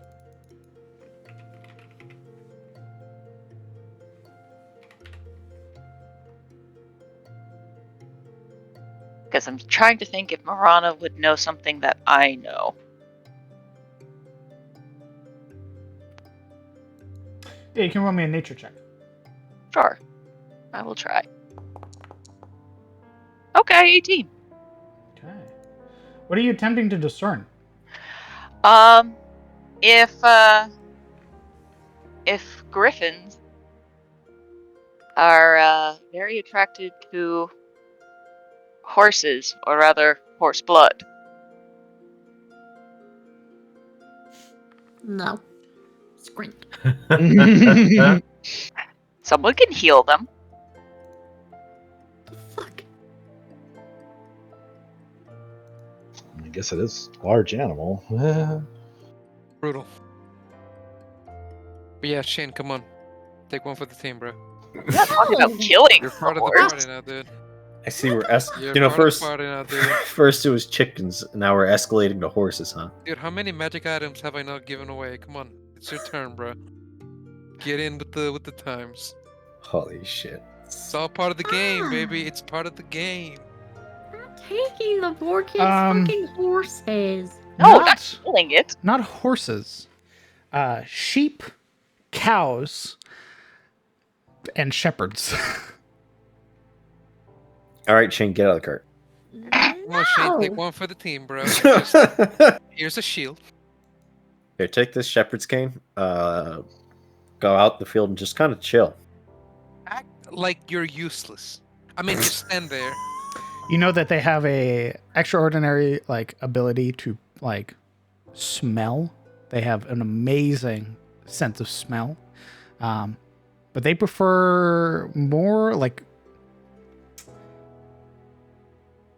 generally more plentiful and sort of easier to catch creatures, like sheep, where they can just sort of fly down and pick 2 sheep up and just ascend into the air with literally no issue.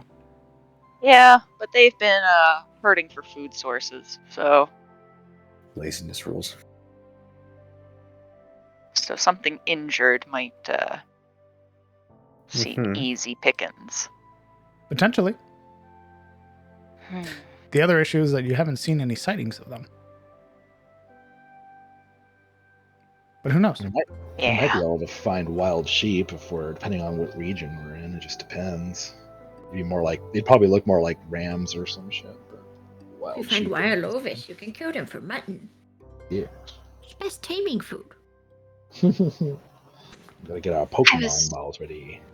I was just thinking that maybe we might need to acquire bait in order to, acquire bait.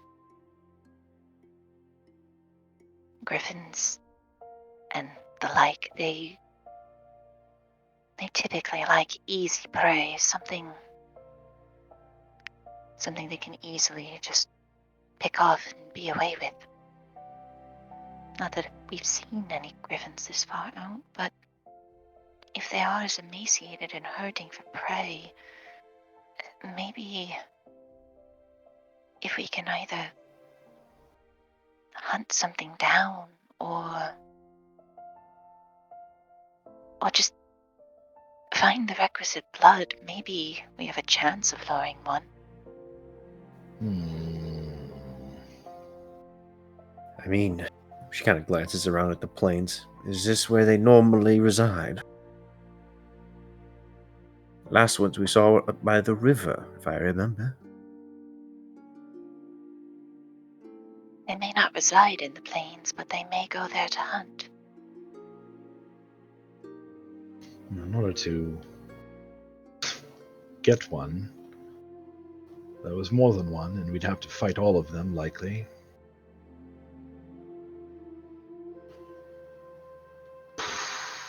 So really no other way.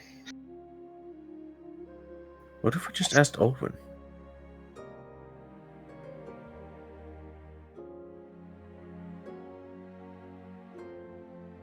She kind of glances between the two hunters. It's not really my domain, but do you suspect he would be able to command some wheeling wild cow to join us or something? I don't know, but he seems to have some control over the natural order. I suppose that would be more of a question for Siluril. Oh. He's a bit more tied in with him than the rest of us.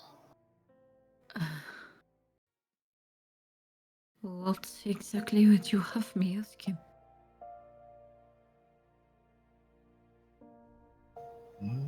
Yuria, how would you word that? What? Ask him what we need. Bait. For the basilisk. Oh, yes. Well, some Not a horse.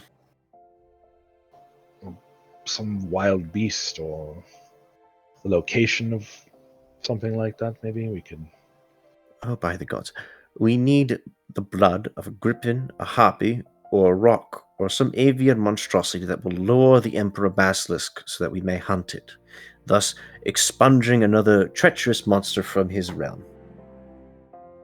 Everyone wins. We need to speak to the unicorn for this. It was an idea. It's a stupid idea. We know what we need. Let's go and get it. We need to ask for permission.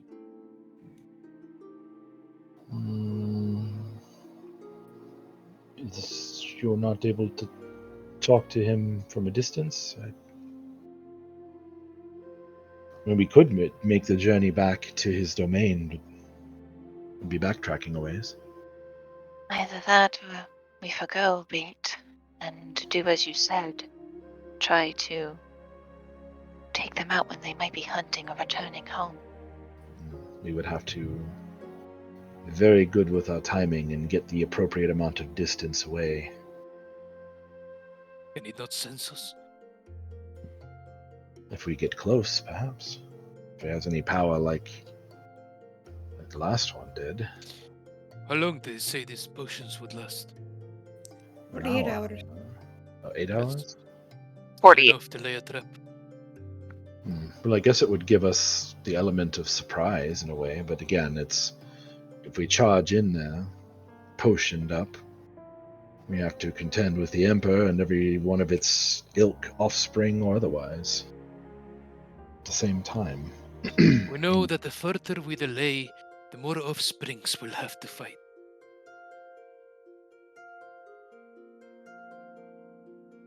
I wonder if there's a way we could sneak in and do some damage before engaging, but that's a bit more difficult.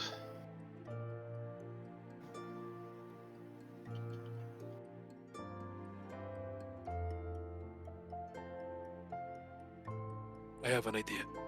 Hmm? This emperor, I imagine he eats first, no? When they fell a beast. When they hunt, they bring him back the food he eats first, right? It's possible. I've never seen an Emperor Basilisk before to tell you, but it seems like it may be the way. Lions are that way. Yes. So are emperors. We could poison their next meal. Have it brought to them. We'll know they've eaten it, then attack. How do we poison... Well, I guess they don't eat pure stone, do they? Yuria thinks back. Wasn't there all those half-chewed statues when we've encountered our first basilisk? Don't they consume the actual mineral once they've turned their victims into rock? That's right. Partially petrified and consumed.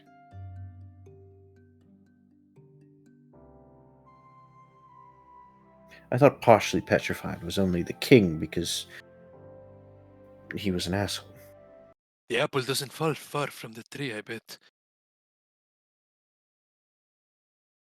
Like, maybe. I always imagined it like it was some kind of egg scooping out the junk. The statue part being, you know what I mean. Disgusting. Well, I'm all down for poisoning it. What do we poison it with? If it turns it into stone, then it's changing whatever's already on it. So I don't know if poisoning it directly would even work, or what poison would work. I'm not saying it's not a bad idea, I just don't know how to make it work.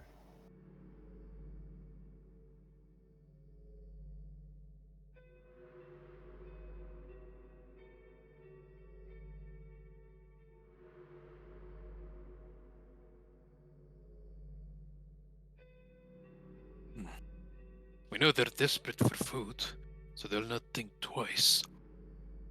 Wish we had had this idea back with Renault.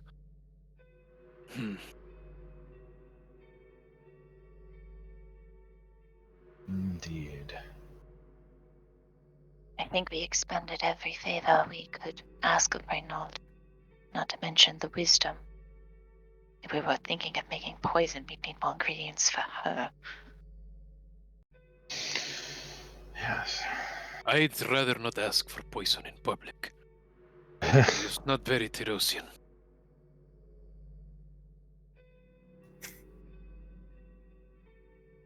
It's obvious that Alaric has been sort of stewing with this idea for a long while, and it's just now that he's brought himself to even mention it.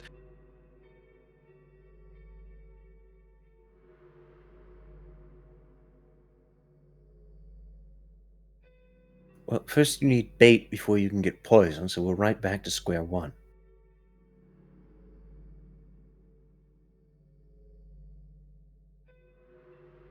She kind of folds her arms and leans back. Well, with or without the poison, if we do get bait, we can bring it out of its lair. With some luck, it'll not even be accompanied by all of its little offsprings. So all in all, the bait, what Kellen said, it's a good idea. But what bait can we go for around here?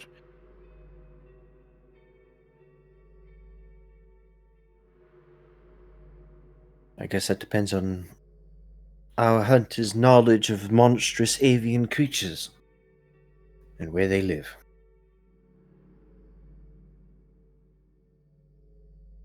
We did well with harpies. What about them?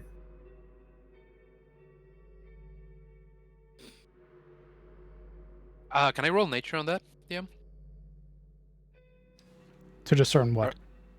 The general location of harpies, if they're endemic to the Ethanmore or the high places. Sure. Give me a moment.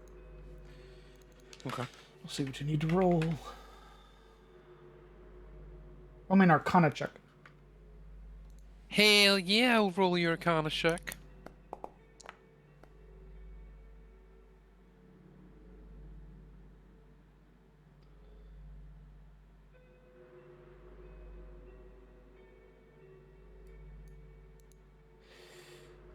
Harpies use their sweet songs to pacify victims before tearing them to pieces with their claws. They favor dismal, wild settings such as swamps, badlands, and scrublands. However, they also haunt rocky coasts, ruins, and caves.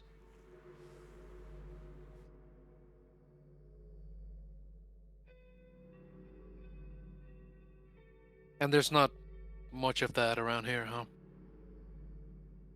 Well, I mean, you do see the coast on the map. That is what these the sort of miscoloration is. I know, denote. I meant caves and the like.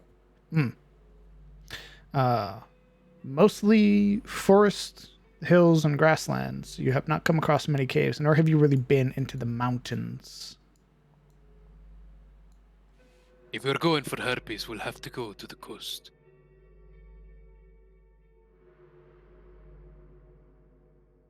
I believe they hunt for fish in carrion and occasionally the stray fisherman. I suppose so. Coast is at least a day or two away. Pending. Do you think there is an easier target? One local to the plains or the forests? I can take a minute and see if there's anything here, or at least within a few miles.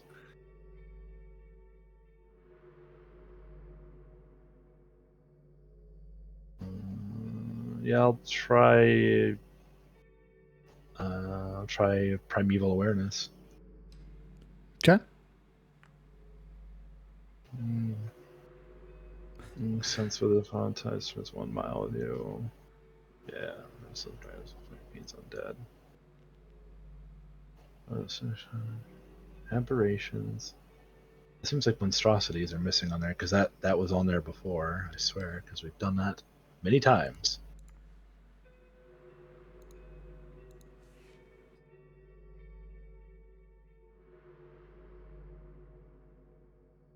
Huh. Anyway, any random ass creatures within a mile, or depending whether, well, this really looks like the old one because it shouldn't be mentioning favored terrain, I thought. Yeah, we'll look it up later. It doesn't look like primeval awareness has monstrosity. It should have, but because we've done it that way for a while. I'm trying to find it now, but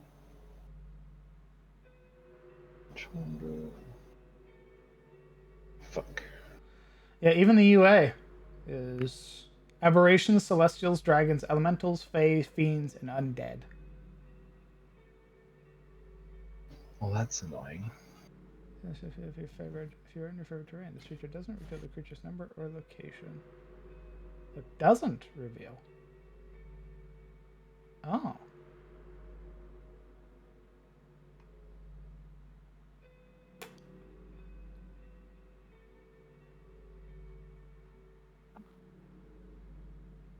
I have been giving you too much. Huh? Primeval awareness. There we go. Primeval.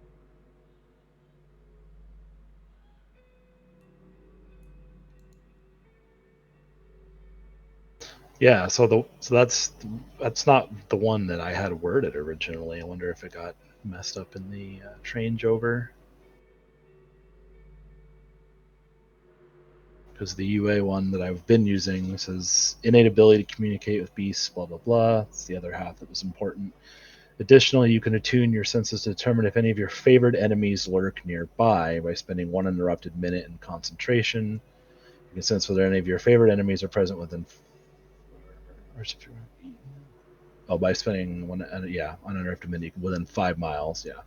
This feature reveals which of your favorite enemies are present, their numbers, and the creature's general direction and distance in miles from you.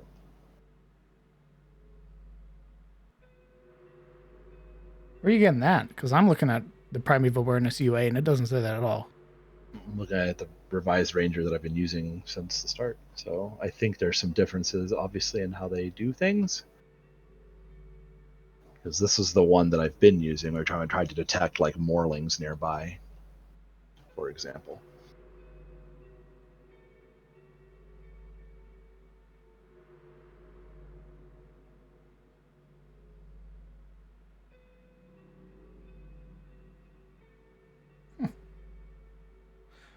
Okay. I can link. Well, for the sake of brevity, we'll go off of that. Sure. Spending an uninterrupted minute within 5 miles of you, there are no monstrosities. Yeah. Darn.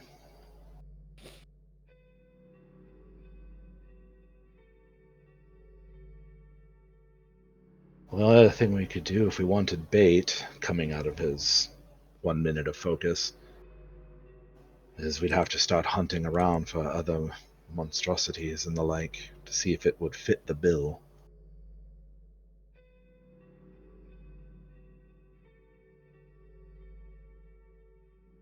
Wait, what? If you want bait. If I want bait, it's...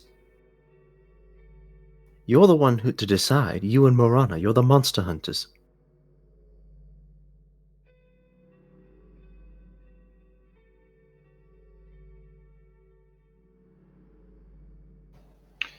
It's You're not the just ones who read the book. What is our best course of action? she read the book, but I would say that having the beast come to us affords us more of an advantage than going into its home. So, if we're not content to try and lure any wayward griffins, then we do know harpies are in the Southlands. That would be a potential avenue. I say, go down to the coast, get ourselves a harpy, tie her by the ankles, and stake her to the fucking ground around here until it comes to eat her, and then we attack it.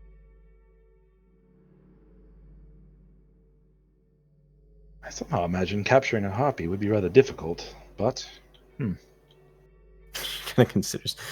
That's a lot colder than I thought it'd be. What? What did you just say? She's like the way he says it, she like pauses. She's like, oh, that's a lot colder than I thought it'd be. It wouldn't be as hard. Harpies, they tend to run away. Sure, when you injure them, you know what happened in the ship. But they'll attack us all the same, especially if we look vulnerable. All we need to do is slay there, and eventually one of them will see us, catch a whiff of what's happening, and then we spring our trap.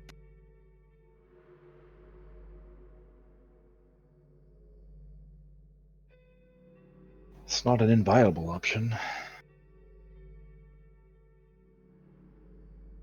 And the alternative being, as we go into its lair, perhaps draw its mates out with perhaps more commonly found blood or beasts, if we can find any on the way there. But, again, I think it would be more advantageous to have the Emperor come to us rather than him catching us. Agreed. And even if it doesn't, we can kill some of its mates. Whatever we do, so that none of us end up like Yoya. Again.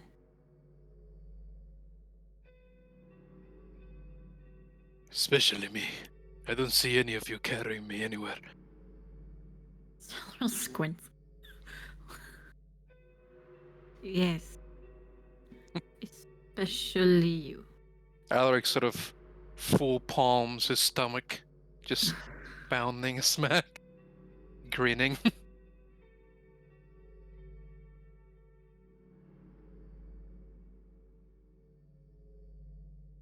Yuri kind of nods. All right, that seems reasonable. So, we're doing a little backtracking. We're going south. I wouldn't call it backtracking. That's fair. I'm down. So far, meandering around has proven quite profitable. Maybe not for the basilisk, but definitely against the mouth. So sure, why not do a little more wandering? Besides, any time that we spend becoming more prepared, I think it's time well spent. Agreed. So we're off to hunt harpies. Well, let's be to it then. At least this way we can be afforded one more day of travel and rest. Perhaps so. One important thing, though. Who's going to tell Shane that he's going to be the bait? I think we are hunting predators, not letting them hunt us. We're not laying a trap? Not with Shane. I'm teasing. Maybe you could be the Insight, bait. insight. I'm just kidding. Sure, I'll be the bait. I don't care. I'll strangle them. I remember the time on the boat. You definitely strangled them very well. I was drunk, and I didn't expect it. Wasn't even armed. He was not drunk, by the way. That poor shirt. Yes. Sorrel agrees. It was buddy. fixed. We're backtracking. We're going south to the coast, the coastline. Okay. I think we're going either there or there. Sure. So, oh, who's moving the damn thing? Me. Well, me. Oh, you did? Whoever's leading it. Oh, that was the DM. So, first, guys, which hex do we want to go to? This one or that one? One involves going through a forest. I mean, Well, I they think we both- should stick out of the deep wood as much as we can, so I think we're just gonna hit boat. Yeah, down and right and down again, I guess. Okay. I just wanted to go through the logistics of that. So, yep, we have one more day of travel if we head south. You have one more hex. Well, hex. Yeah, sorry. Before that, as you all have begun your planning and begun to plot out your next course in hopes of finding harpies along the coast, everybody scrambling back into the cart, preparing for your next leg of the journey. That's what I'm calling for tonight. Okay. And A banshee That's fight was fair. lit, though. it was, yeah. Stats! What? Stats, DM, stats! Oh, yeah. Give me a moment. Stats.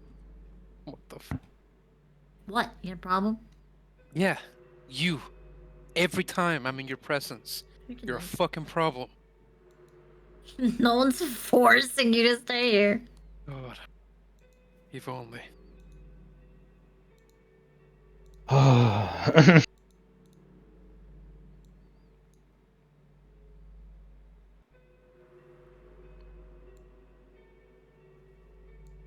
Doing a little rolling.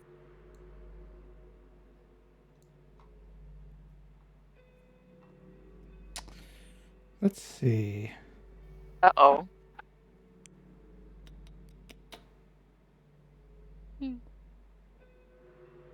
Yeah, right. So who is Marana eating?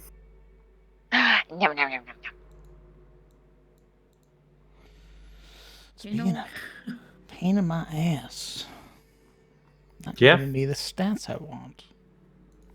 Oh no!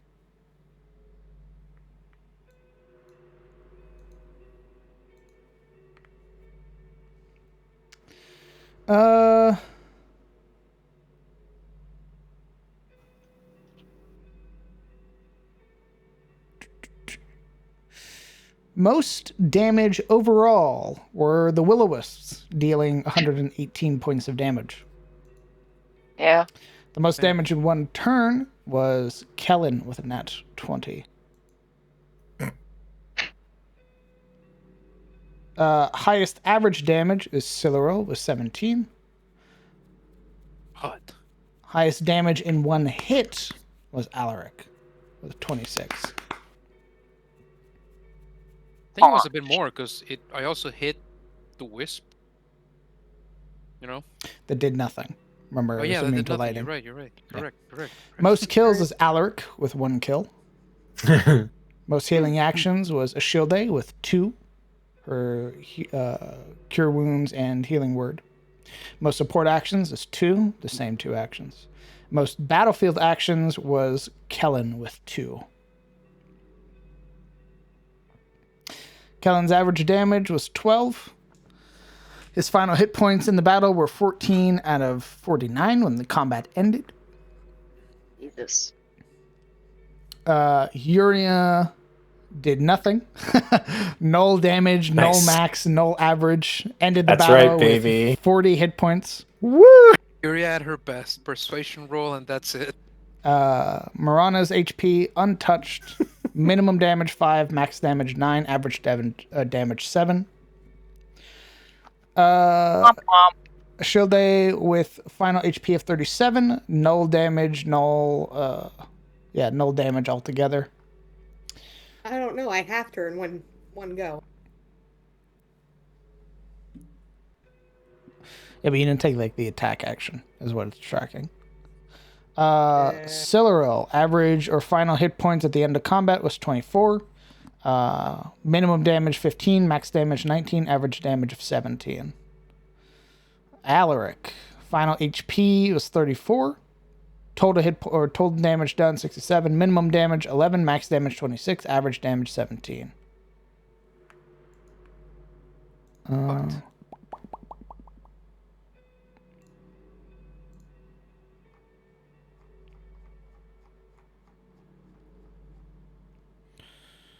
Let's see.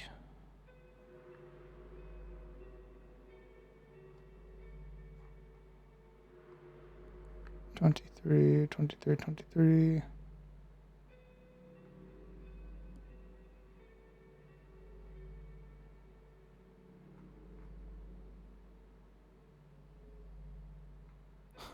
This thing is all over the fucking place. What the hell? 2022. Okay. 22, 23.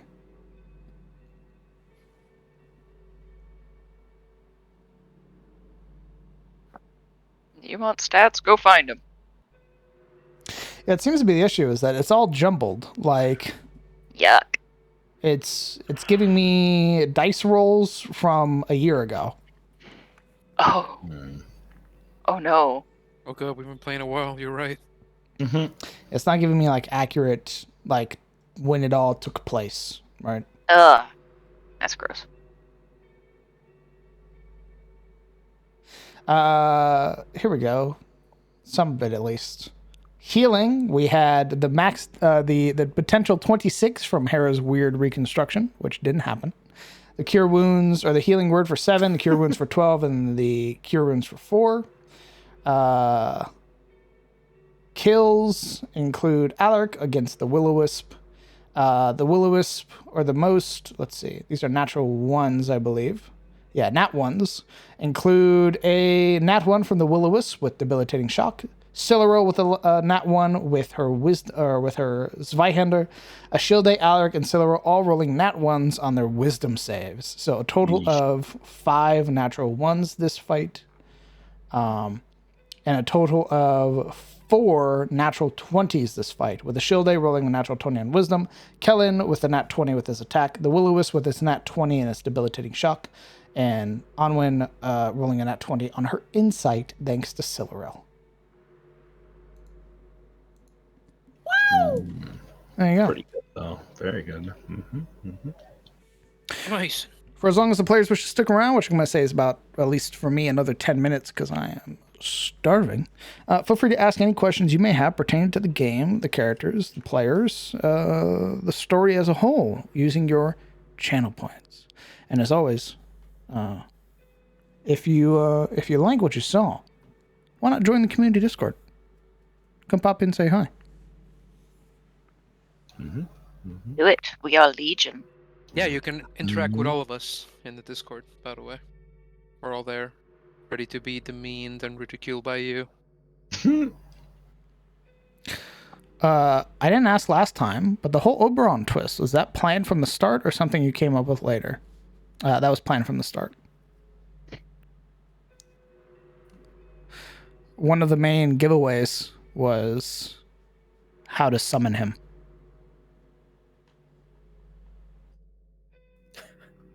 No one would know that giveaway. The fact that it said prince and he called himself king. It's Faye. How would we know? I sure get you. Thanks. It's weird though.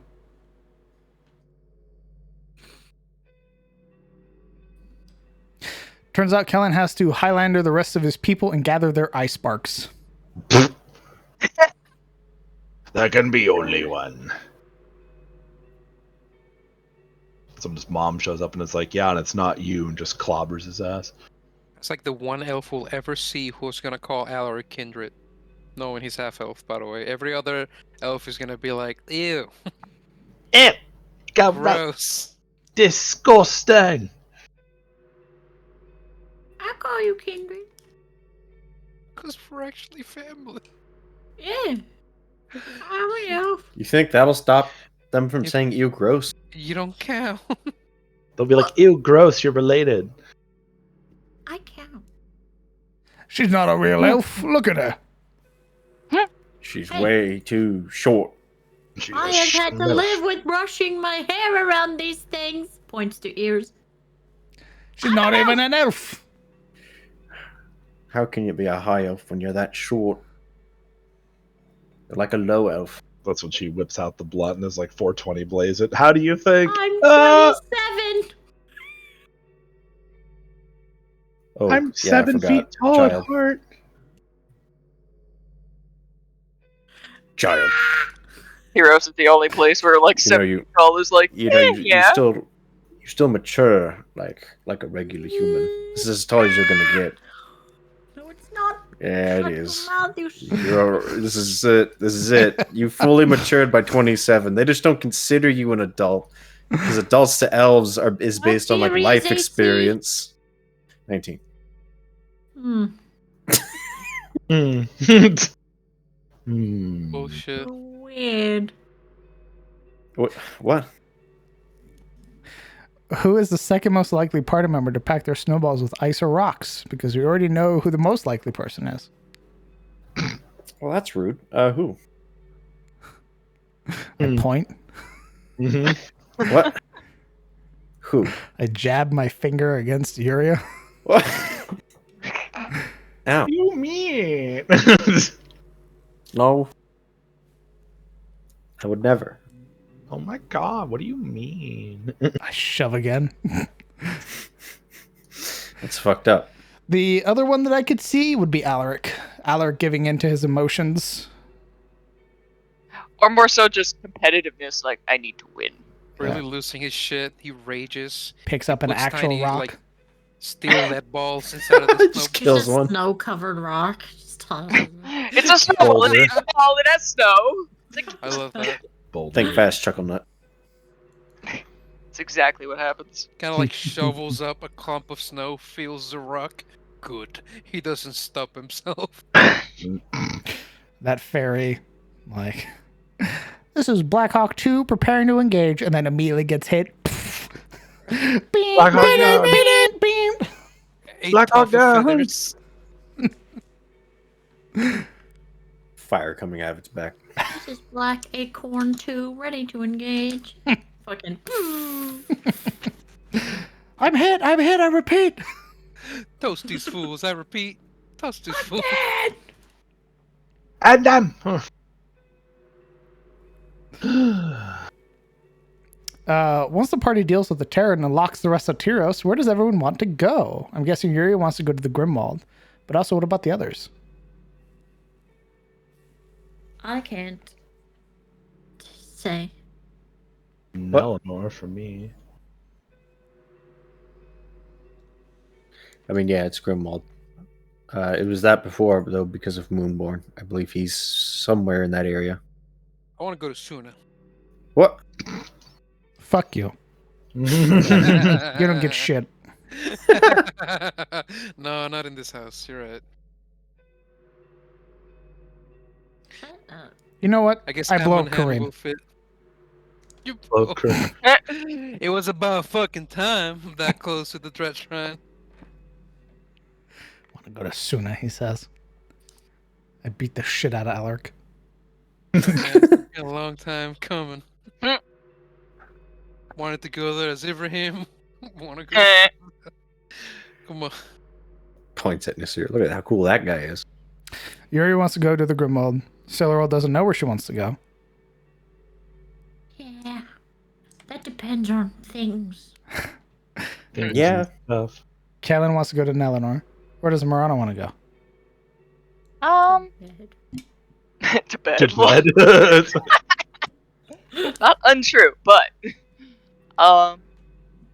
no, part of her does want to go home to Mulgrove and kind of take stock of the situation there.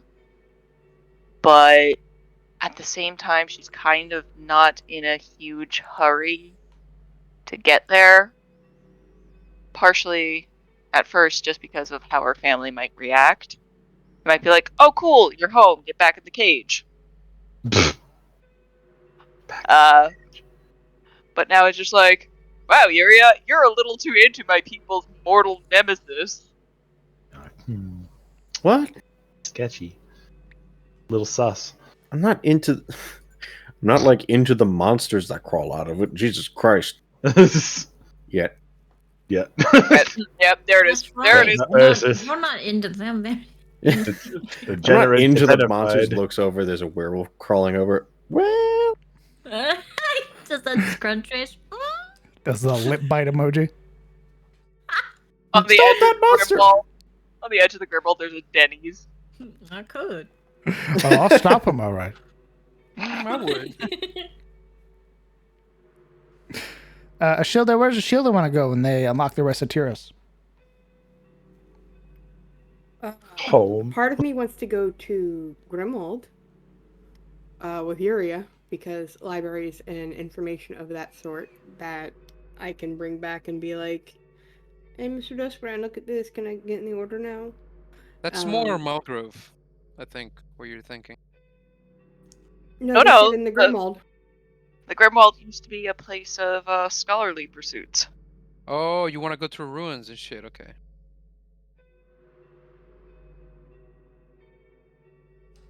And then that Marana has was like, that has my intrigue the most. Alaric already said this very session what he'd like to do, and it's also associated with going to the Grimwall, so. Silver lives here. that is true, Silro. You do live there. You're here, so where here do you want to be here? Edinburgh. Yeah? Yeah. Just anywhere? Yet Yes. more? Yeah. Simple as. You know, I love how we got, when we first did this, we got hinted majorly at the Rowfield versus, the Yetmore, and so far nobody has given a shit about Rowfield. I mean, if we're going there, we're gonna have to go through Rowfield. No one gives They're a like, crap. let it Silver fall. doesn't want them to burn. Wow, that's cool. Anyway, Goddamn beastmen. yikes. But we Wait, have to there's go Beastman through over? Rowfield. Like, if we're going to the Fucking Grimwall, we nerd. need to go through the Rowfield episode. You know what I mean? True, we gotta go Like, do it's there, man. That's like a whole chapter. Yeah, dude, we gotta go. It's another through the year Rowfield episode. and a half. Yes. We're all fucking married or some shit by then. Things are different. What if they weren't different though? What if they were the same? What if they were the same? Scarier, bro.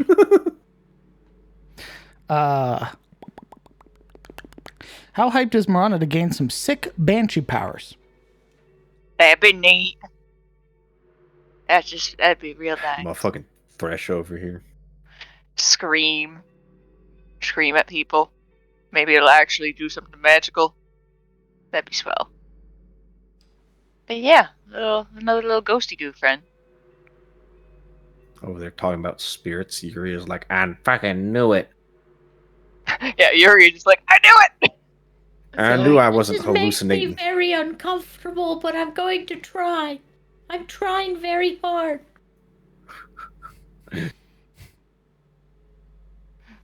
Ghosts are pretty cool. I talk to them sometimes. Squid. I want you to know how uncomfortable this makes me, but I'm trying to ignore that because I want to understand you. But at the same time, That's just anytime you're Silverell has freaking to me talk. out. That's anytime Silverell has to talk to Marana. It's like, you freak me the fuck out, but I'm Gotta be trying. honest, champ. You're freaking me out. Every time I think I know you, you just get weirder. I'm concerned. I just imagine the fairies throwing snowballs using the artillery term Fifi, meaning fuck it, fire it. Yeah, probably. Send it. Uh, Send it. My last question for now. How does the party feel about the fact that the Elven Archway seemingly has anti-detect magic defense mechanisms? That wasn't the case. Super spells. That was the case of just a wild magic surge. Some bleed off from the primeval current that caused magic in that area to get fucky. I wonder if those archways are made to like close rifts from the Age of Woe. That's how they ended the war. We're just walking through like fucking Yeah, hell we're gates. just poking the thing that will like spawn a fucking rift to hell. We're like, oh, what does this do? Let's walk through it. Poke at it. Doom music starts playing. Yeah. Oh, I have a okay, question. Reality guys. starts- Well, Reality's rippling, and we're like, what's that feeling? Why do I feel like spaghetti? I feel like spaghetti and taste purple. What's going on? What's that ozone smell in the air? Oh, It man. smells Weird. like brimstone. Did the fairies cast Awaken on the snow dwarf out of sheer curiosity? You don't know. Okay. Smile. Clearly, they cast Charm Person. Yes, they cast Awakened on the. I basically rolled for them, and they appeared in a hex like as you guys were leaving, and I was like, oh, well, what would they do? And I was like, oh yeah, she made a fucking snowman. Fuck it, yeah, they'd take the snowman because that'd be funny. And they followed you It's guys. just like a fucking skull spawns on the hex we're at, but it's like pink. Has a bunch of glitter coming off of it. What is that, DM? Danger, Huh? we think. Don't worry about it. It's danger question mark. It's a roving marker. Why is But it it? leaves glitter across the board. Why is it right next to us? I don't know. Find out. Smile.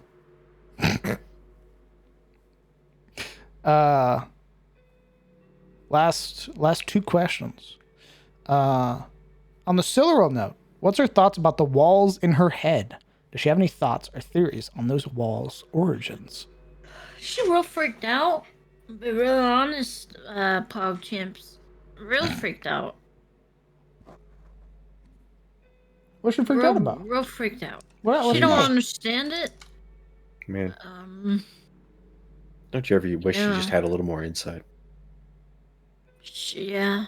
Don't you A wish few you more had eyes. eyes on the inside of your head? Yeah. Not near this archway, I don't. Fear the old blood. Why is it always my forehead when weird shit happens? Why is it always like, hey, you get something on your head? Because your helmet is your arcane focus. You Oh, put yeah, it that on your makes sense. fucking head. Yeah.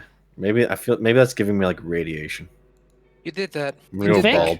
You think? No, that's probably fine. You're just standing up. All right, guys. Everybody Flashbang out. blind. Geiger counter noises.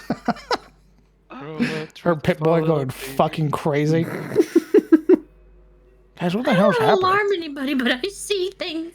3.5 Rodkins. Noises from fucking Stalker, you know, the crackling. Yeah. noise when you walk in. Oh, fuck. Uh-oh, things are about to get weird. Where's my vodka? My vodka.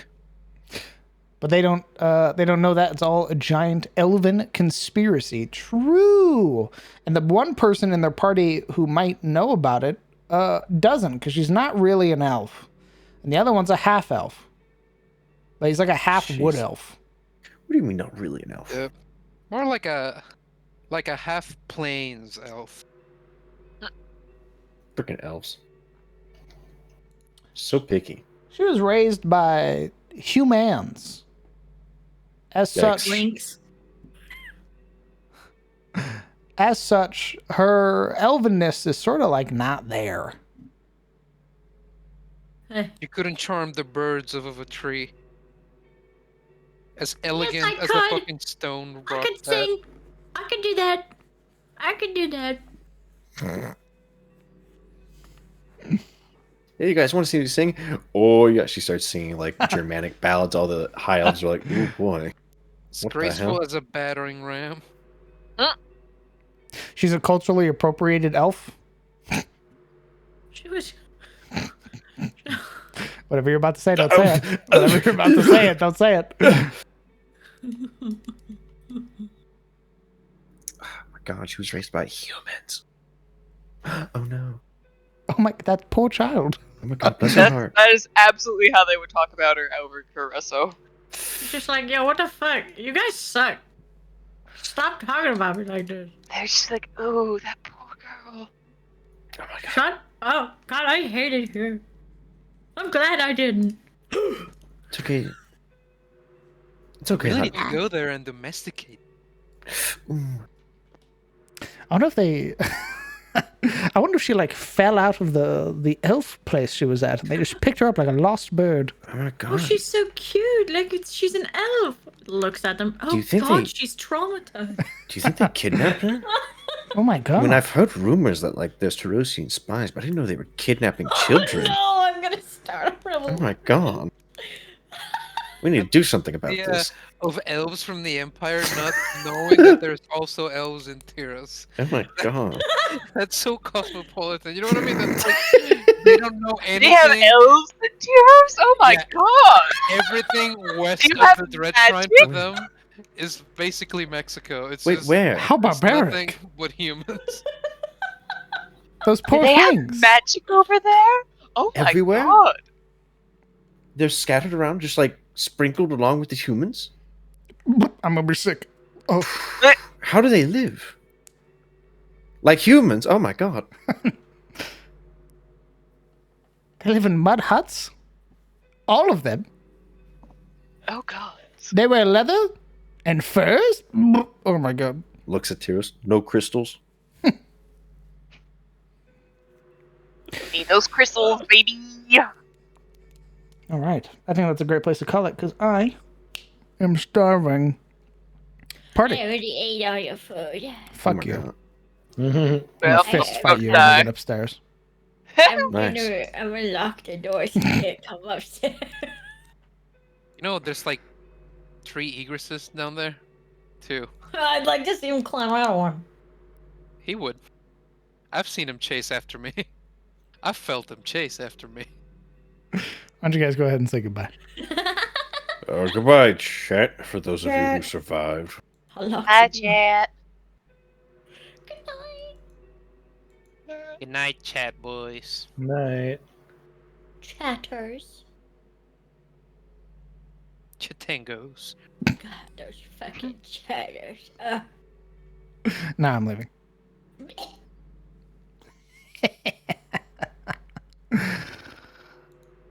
Gamers, loyal chatters, friends and companions. Thank you guys so much for coming out and supporting episode 53, 52, 53, 52. I got lost there for a moment considering what the players wanted to do next. Thank you guys so much for coming out and supporting episode 52 of Cometh the Fall.